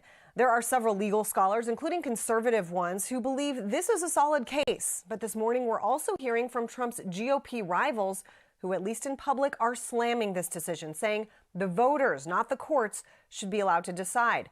Vivek Ramaswamy has even pledged to remove himself from the Colorado ballot and is urging others to do the same. The Trump campaign has vowed to appeal this decision. Now, we haven't heard from the White House on this yet, but we've heard from a lot of people on both sides who are very concerned that this decision will spark anger from voters around the country and could even benefit Donald Trump, who, by the way, is already fundraising on this, calling himself a victim of election interference. Patrice, Megan?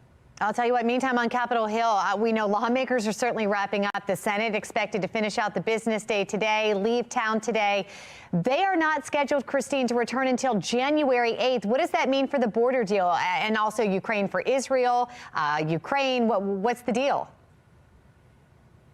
Well, right now, there is no deal yet. And, you know, the White House is really talking about and warning of dire consequences, especially for Ukraine, because funding for the aid for them actually runs out before the end of this year.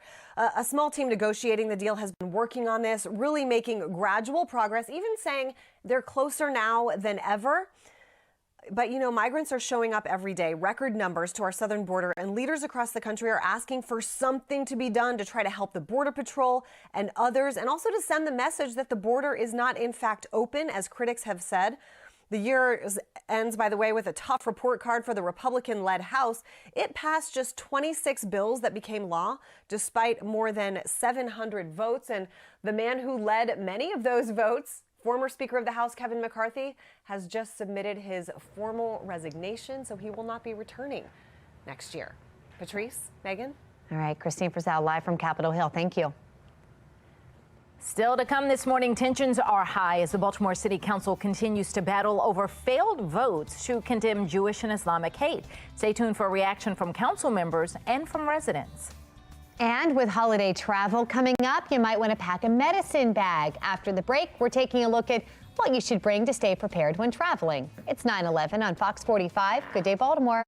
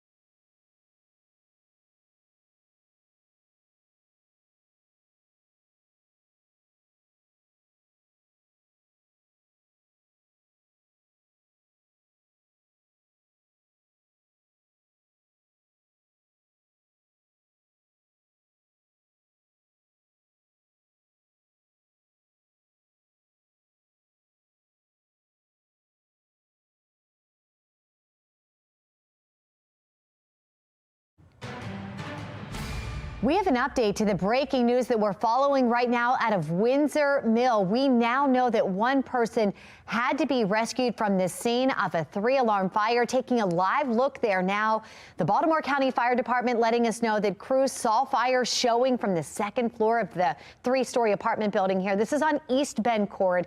Crews arrived just after 6. They've been out there about 3 hours now. Authorities say drivers need to avoid the area of Rolling Road and Security Boulevard while they continue to assess this situation.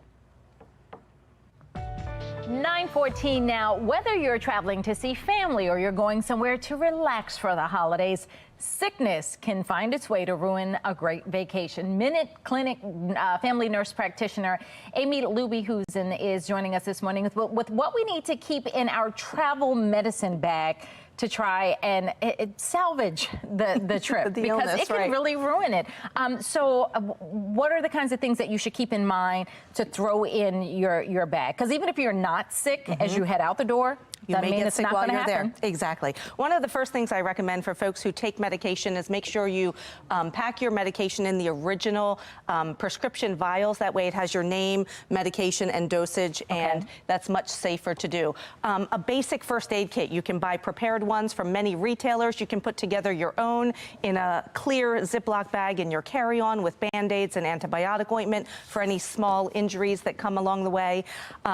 take a pain reliever, fever reducer with you. Tylenol or ibuprofen is helpful. It's good to pack a thermometer this time of year. People are getting sick. You want to know if you have a fever. For those who might suffer from motion sickness with car rides or cruising, you can have a motion sickness medication. Anti-diarrheal medication can be helpful. Some places that we travel, we have to be careful with food and waterborne illness, so that's good to have. And also some oral rehydration solution. If you do get sick with stomach symptoms, to have those packets that you can put into a water bottle. You might not have an opportunity to run to a pharmacy in the middle of the night to find Pedialyte or Gatorade while you're traveling. I still recommend packing a COVID test kit. It's still one of the best ways that we have as a first line assessment of our own health, if you can have that as well. Now, all of those are great things, because with what's going around right now, there's not one thing, there's not two things. I mean, there's a lot of things. So you don't know which version you're going to get hit with and what you're going to need. But that seems like a lot. And your bags are usually already packed full. Do you need all of this, or do you do it based on where you're going to go, or what do you think? I think, you know, some of these are basics. You can buy small containers. You can put them in your carry-on. I guess it's better to be prepared than not prepared if you're in a place, layover, traffic, where you don't have access to things. So these are just some basics to consider. And if you are away and you find yourself sick, who do you reach out to at that point? Because you're in a different city. You don't know. Your doctor can talk to you on the phone, but you know. So what's the next best step? So most places that you go, you will have access to urgent cares, retail health clinics. Minute clinics have over 1,000 locations across the country. So you know, if you do get sick, you're out of state or out of your normal routine, you can always make an appointment online or come in to see us. And maybe this depends on the severity of what it is you have. But if you get sick and you're out of town, is it best to stay where you are if you and get through it, or do you, because you want to pack up, you want to get home, you want to be in your comfortable surroundings, but is that worse? Yeah, you know, it really depends on, you know, what you have. Certainly with some illnesses like flu and COVID, we want to isolate and not get other people sick. You know, if we have mild illnesses that you don't have a fever and you can control with some basic medications, we don't want to get others sick. It's not always possible to change our plane flights, so we really do the best we can. We do. Yeah, we really do. We pack our medicine bag and take it with us. Exactly. All right, these are all great things, because I've needed most of these things in the past week or so. Thank you so much, and happy holidays. You're welcome. Thank you. All right, well, let's get over now to meteorologist Justin Chambers. He probably needs some lozenges or something to still help with his throat. I've been I should get stock in emergency, because I've just been down on that stuff every day, and, you know, trying to do the hot tea and the lemon and maybe a hot toddy thrown in there as well, just to try to get things going. But there's a lot of stuff going around. We know that. And looking outside right now in our Towson camera doesn't help when the temperatures are below freezing when you wake up in the morning time. But don't worry, we're actually going to be warming up a little bit as we head toward the afternoon, a bit warmer than yesterday. The big difference today, it's not that wind that's going to cut through you. When the wind chill numbers were in the 30s yesterday, and it just did not feel good to be outside. Today will be a little bit better. Yes, right at the freezing mark in Towson. West wind about 7 to 10 miles an hour, so a little bit of a light breeze. And Hank the Bird agrees. He's ready to go. Yeah, all right. Even he's a little hoarse, too. So 45 by noon, in the mid to upper 40s as we take you into the later part of the day today. Notice that average is 47 for this time of year. So a lot of us are near or just even slightly above average for Towson down through Baltimore City in the upper 40s. Mid 40s for you, Perry Hall and White Marsh over to Reisterstown and Catonsville. 45 in Eldersburg this afternoon. Hartford and Cecil counties, a lot of mid 40s for you in Bel Air and Aberdeen up in the northeast, and Elkton there at 44 later today. And overall, our numbers are going to actually sneak up just a bit tomorrow. Notice we take a dip on Friday. That'll be the first full day of winter before those numbers actually climb and we get back into the above average category for your holiday weekend. If you do want to get the cars cleaned up Wednesday, Thursday, and Friday, no issues. Maybe parents are coming in town. You want to get it all clean for them so they don't, you know, yell at you, because that's what I have to do. So here's a look at our future scan. We're dry up and down the East Coast, not only today, but most of the next couple of days, even into our weekend. And this is good news for millions of people who are going to be traveling up and down that 95 corridor. Little bit of a hiccup there in parts of the Great Lakes in the Midwest early Saturday morning. That's going to track into western southeastern PA by Saturday afternoon, but really is not going to impact us here in terms of any wet or snowy weather. Shout out to Jen L. And yeah, Josie is not on a vacation far away in this picture. You can see that shot right there of sweet Josie looking good at the Christmas tree. Man, I love that shot, Jen. Thank you so much for sending that holiday pet pic in. All right, here you go. 7-day forecast looks like this. Numbers are going to be in the 40s and lower 50s for today and tomorrow. Back to the mid 40s on Friday, but notice we're dry for the weekend. We get a little bit more cloud cover on Sunday and Monday for Christmas Eve and Christmas Day, but Tuesday is the next actual chance for rain, and even then it will only be rain because our temps are hanging in the low to mid 50s. All right, Justin, thank you. We've got your Lens Solar Traffic Network now, and we've been following this major traffic incident. It's 95 northbound. This is right near Perry Hall. On the map, you can see we've got a lot of red delays because of this. This is a live look there. We're not moving. It's inching through that area. Our photographer on scene actually is able to show us that there was a crash in that area, so the cars smashed up on the side of the road there, and as a result, again, traffic not moving through that area. A news pilot and traffic reporter are feared to be dead in New Jersey this morning. Let's get over to Tom Rogers in our live center. He's got the latest on this still unfolding situation, Tom. Yeah, you're looking at scene right here. This is footage just shot a few hours ago showing the wreckage that was found. It's coming out of Philadelphia. Their Action News ABC affiliate, both the pilot and traffic reporter, are now confirmed dead this morning. Station not releasing their names until family is notified. So taking a look, the video was captured by another news chopper in the area hours after Chopper 6 went missing. The news station saying that their crew was working on a story in New Jersey along the shore, and then they were heading back to Philadelphia when they lost contact about 8 last night. But it took more than 4 hours to actually find the wreckage, and that was because of the area. It's a scene that is densely wooded area. It has no paved roads, so it's muddy, and with all that rain, it was in New Jersey's Washington County. FAA, of course, is investigating this. The only identifying information that the news station is releasing now is that they say the crew members have a long history with our station and have been working as part of Action News team for years. Now, per the FAA, over the past 5 years, there have been about 0.76 fatal accidents per 100th flight hours for helicopters, meaning these accidents are still extremely rare, but a little bit more common among news helicopters due to typically multiple choppers covering the same stories, putting them close proximity to one another. But there is no reports any other aircrafts were in this area at the time that went down. Again, we're still waiting to find out the information, the identity of them, but yeah, you can just imagine News Channel 6 just dealing with this and the aftermath. That's what the chopper looked like. It was leased out of a company out of North Carolina, but still, the latest information there, both on board are dead. That's the latest from our live center. Megan Patrice, back to you. All right, Tom, thank you. Still to come, controversy growing as Baltimore's city council fails to pass any resolution regarding the Israel-Hamas war, how residents are responding, and the continued frustrations of council members. And with the Franciscan Center this morning, you just see the kitchen is so busy. They're preparing meals, getting ready for their 24-hour food-a-thon. We'll tell you more about it coming up. It looks delicious, and remember, made from scratch. And what we saw earlier, there it is right there coming up. Fox 45 Morning News, all local, all morning long.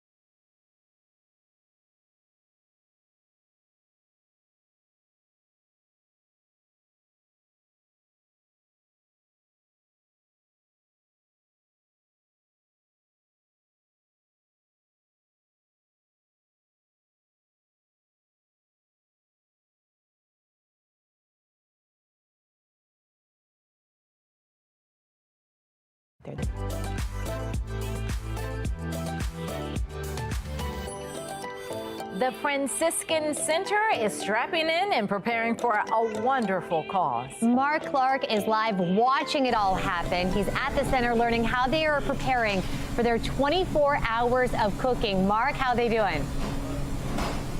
They're doing a great job, guys, because it's made from scratch. Jeff is the executive director. Jeff, a lot of activity getting ready for the 24-hour food-a-thon. Yes. And I mean, look, we got those delicious turkeys over there seasoned up. Kenny, look at that. Woo! Ready to go. So, Jeff, tell us about the whole thing. This is amazing. Well, for the 24 hours, I mean, so we started, this is our 4th year doing it. And it's December 21st, which is the longest night of the year. And so we wanted to do something around this time frame to really just not only spread Christmas spirit, but just spread hope and goodness. And so that's why we started it.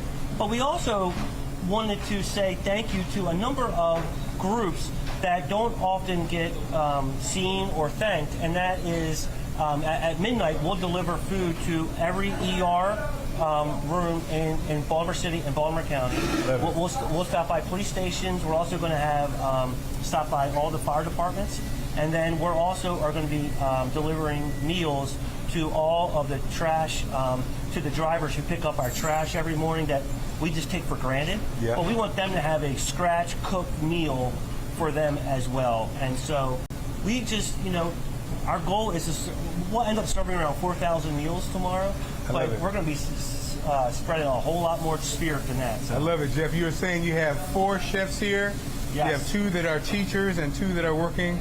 And everybody's working. Everybody's working.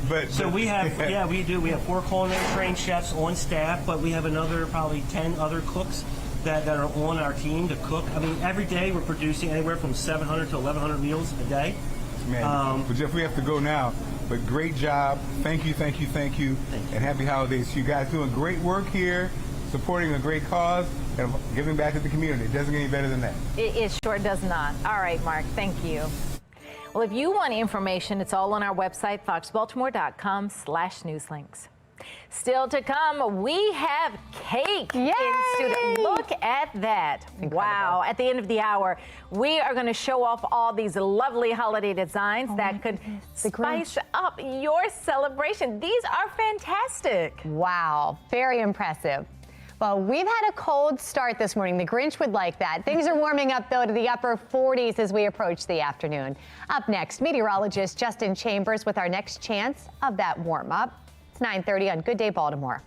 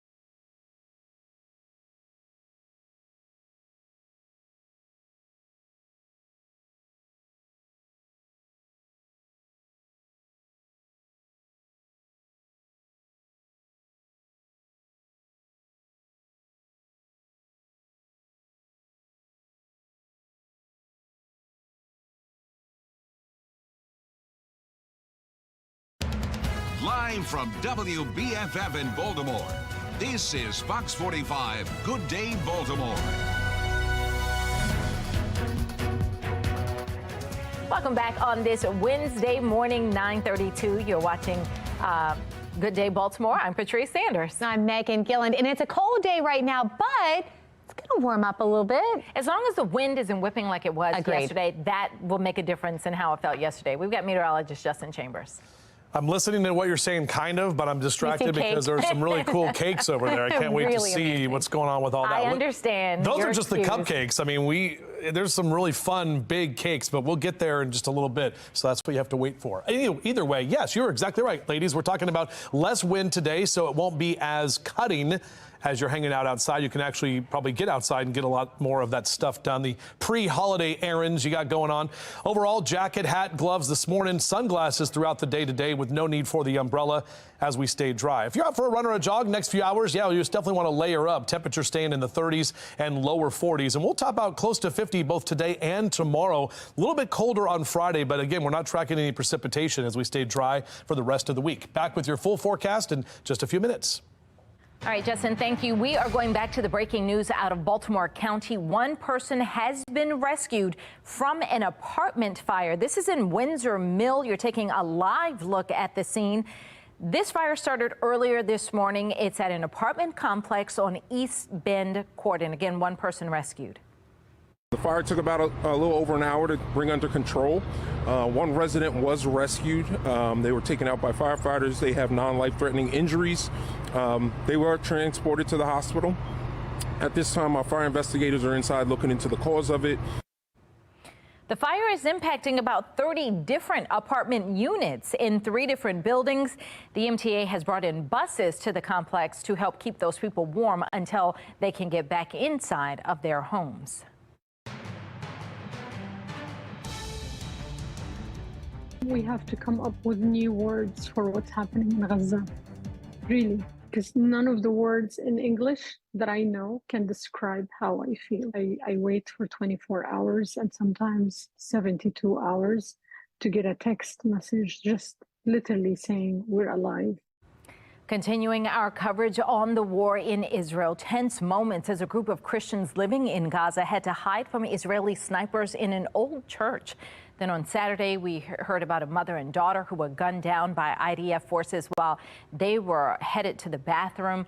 This all comes as the Biden administration is pressing for the war to be scaled back to protect civilians. Here at home, 4 Baltimore City Council members are facing backlash over their decision not to adopt resolution condemning Jewish hate, instead writing a second resolution condemning both Jewish and Islamic hate. That also didn't pass. And this morning, we're beginning with Shannon Lilly and the angry messages from constituents following the council's decision. Shannon. Well, among those writing to these council members are judges, rabbis, state lawmakers, all of them questioning either the council's action or inaction. These are the 4 council members right here on your screen who abstained from that vote, and now their constituents are reaching out. Some are furious. In fact, let's take a look at the content of some of those emails we obtained from City Hall. To Councilman Christopher Burnett, one constituent wrote, quote, "Shame on you. How can you support terrorism? Hamas committed atrocities and will continue to do so. Shame on you."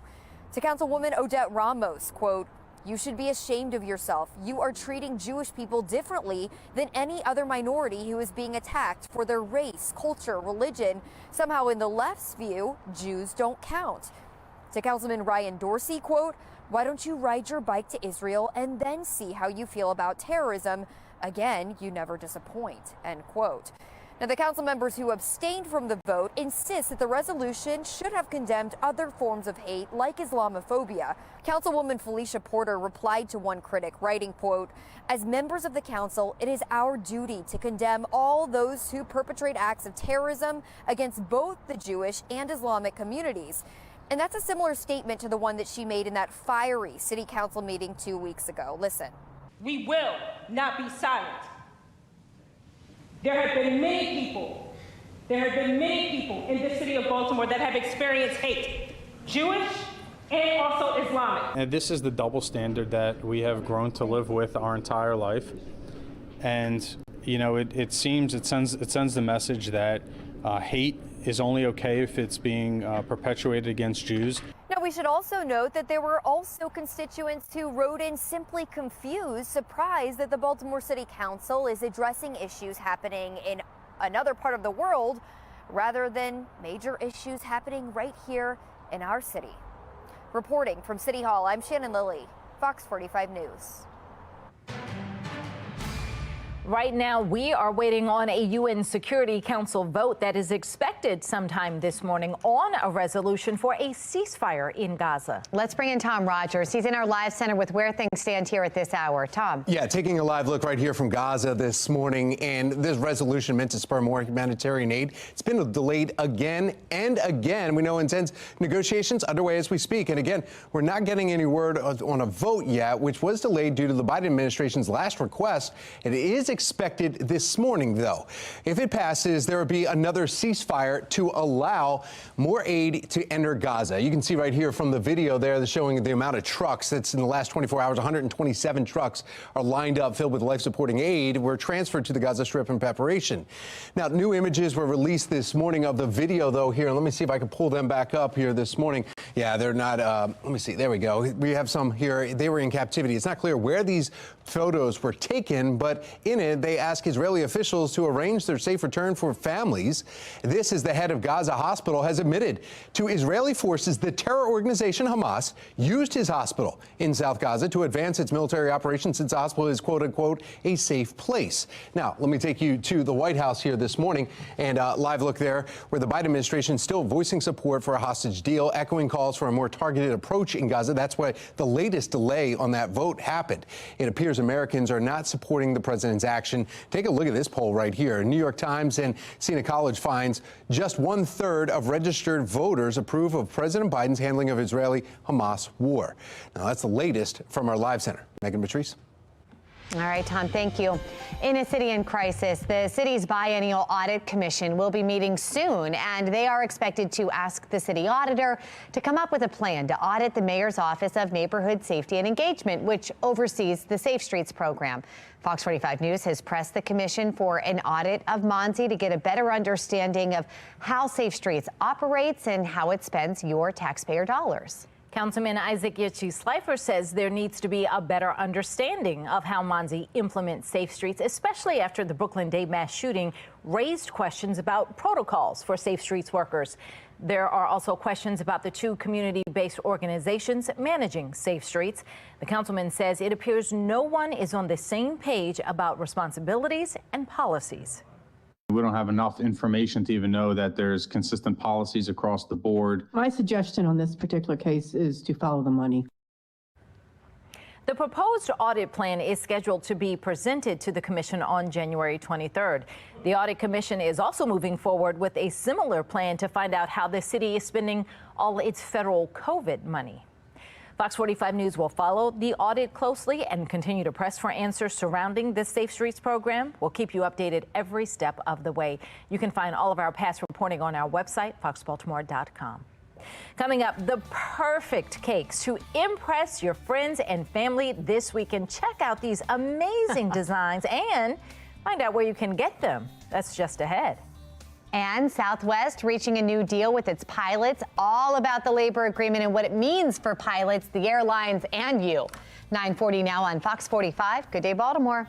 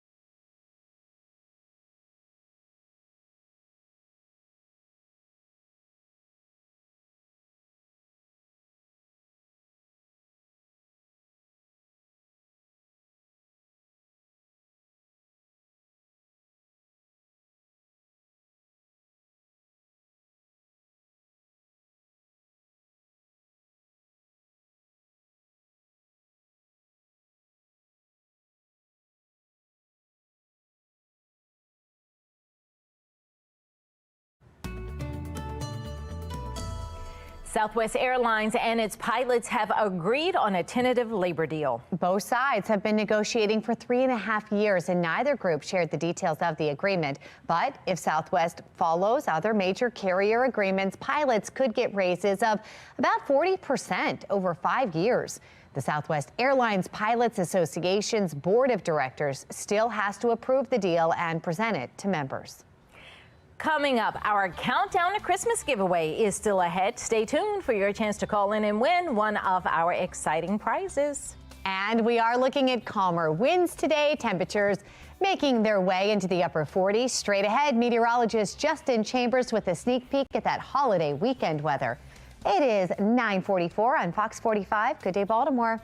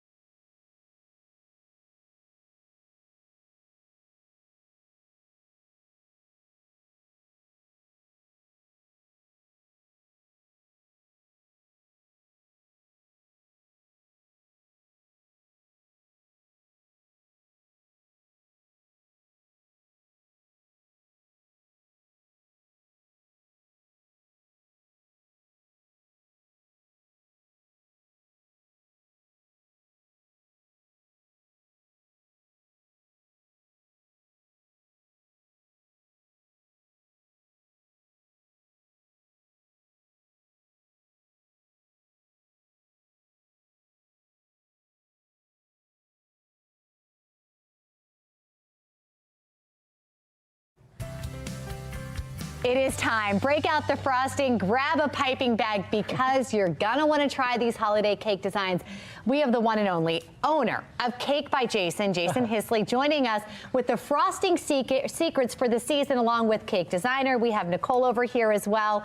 And this was a big deal to have both of you guys here. He was actually just on the Big Bake Holiday Edition. Yeah. How was it? It was so awesome. It was a Champions episode. You know, we had one last year actually for Halloween. Nicole and our other coworker Rachel, we went out and we killed it once and they brought us back and we did it again. And so this is kind of a rendition of what you did on the show. Tony, the real thing was like 5 feet by 5 feet. It had a volcano that actually shot fire. Like we had a snow machine in the cake. Like it was pretty crazy. Insane. Yeah. So no wonder you were on the show and now you're bringing the ideas back to the Baltimore area. Absolutely. Yeah. I mean, so even in our shop, we have the flavor that we won with. Nicole did this awesome chocolate rosemary caramel inspired cake. Yeah. Like Christmassy, warm. Holiday. Yes. Yeah. So how do you guys come up with this? I mean, you see bake shows all the time, but what we have here, I've never seen before. It's kind of like a collaboration of just like a bunch of creative people. You know, we really enjoy it, especially the holidays. It's so colorful. It's so fun. We actually have cakes like this that you can just buy from us in our shop. not ready to go, but for pre-order. Then we have our cupcakes available and other really awesome Christmas cakes. You're giving us tips on how we can ice correctly. Yes, I mean, yes, I would have just taken this and tried to slap it on. You've got a piping bag. Yeah, well, how do we do this correctly? Yeah. Okay, well, actually, so I'll start. I should fill one. Oh, yeah. So if you want, we can show you. Okay. So basically, tons of stores. I'm going to let you do this. Oh. Should I bring this closer You've to you? been mixing it perfect. I got it mixed up for you. What's great is, so we always recommend, like, going to a store, like Michael's, Joanne, places like that. Yes. You can get piping bags and piping tips. These are awesome, super helpful, and disposable, too. I was just going to say, do you use the bags more than once or just one time for the bag? For these, you can just throw them out, but really, it's great to have, like, you can get ones that are reusable. But if you want to fill that one with some frosting, what's great is then it's like, I always tell people it's like milking a cow. So, like, hopefully if you've done that before. No. And you just squeeze. I've been to the state fair. Yeah, you know how it goes. See, you make that look easy, though, because watch when I do it. And I do notice you don't go all the way to the end. Yeah, so like, squeeze from the bottom a little bit, gives you a little help, and then swirl, swirl, swirl. It's a lot of growth. I didn't swirl enough. Oh, but see, you're perfect. Yours looks different. So here's the thing: when you try doing it, if you really get frustrated, then you just come to the store and buy them. We'll just make it easy. Orders. Obviously, Christmas is that one better? No, absolutely. Awesome. Perfect. Christmas has got to be a busy time for you guys. Do we need to put orders in now? Yes, we definitely recommend any orders being placed as soon as possible. We are open Christmas Eve, so Sunday, from 10 to 2. So we will have limited hours then, but you can still order cakes like this in time for the holiday. You can still get cupcakes. We have a special 6-pack too of different flavors with really unique toppers. But these look great. I was going to say, Jason, Nicole, I think I got better. Oh, yeah. That was pretty good. Really, it's like not thinking about it. The faster you do it and just follow the circle. And having fun. Oh, yeah. And the best thing, too, is, like, again, there's so many cool sprinkles out there. I mean, the grocery store now even carries, these are called dragées. Beautiful. And even pre-made little fun and decorations like stars you can buy. So we could do, like, a little Christmas tree here, a little look. We can give it a try, but then we'll come to see you guys, and we'll look forward to you guys winning the next competition here soon. There's got to be more. All right. Meteorologist Justin Chambers, what do you think of these cakes? Look, Meg, if you want to, give up your anchoring career, you're doing really good over there. Yeah, I like that. I think that's good stuff. I'm having fun. Yeah.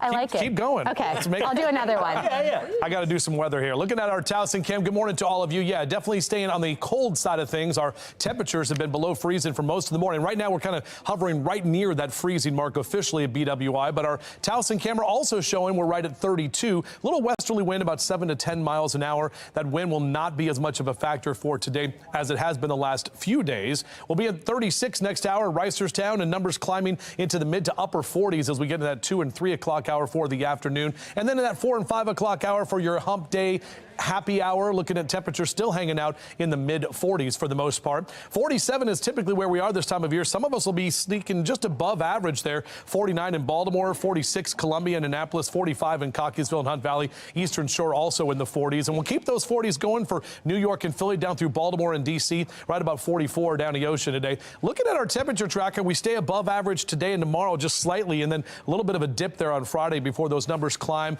into Saturday and Sunday. And actually, as we head into Christmas weekend, you're going to see some more mild conditions. Wednesday, Thursday, Friday, good outdoors weather. We're going to see nice days ahead. A little bit on the chillier side Friday, but overall we can get through this because we're not going to be talking about a big snowstorm. In fact, most of the East Coast is staying nice and dry for today, for tomorrow, and even into Friday when a lot of people are going to be traveling. Just one day away from the winter solstice. That is tomorrow night officially, and then 5 days until Christmas with 6 days until Kwanzaa. Now we're 11 days out from New Year's Eve. Here's that 7-day forecast for you. 40s and 50s for the next couple of days. Mid 50s Christmas Eve and Christmas Day. We really don't get rain in our forecast until we get to next Tuesday.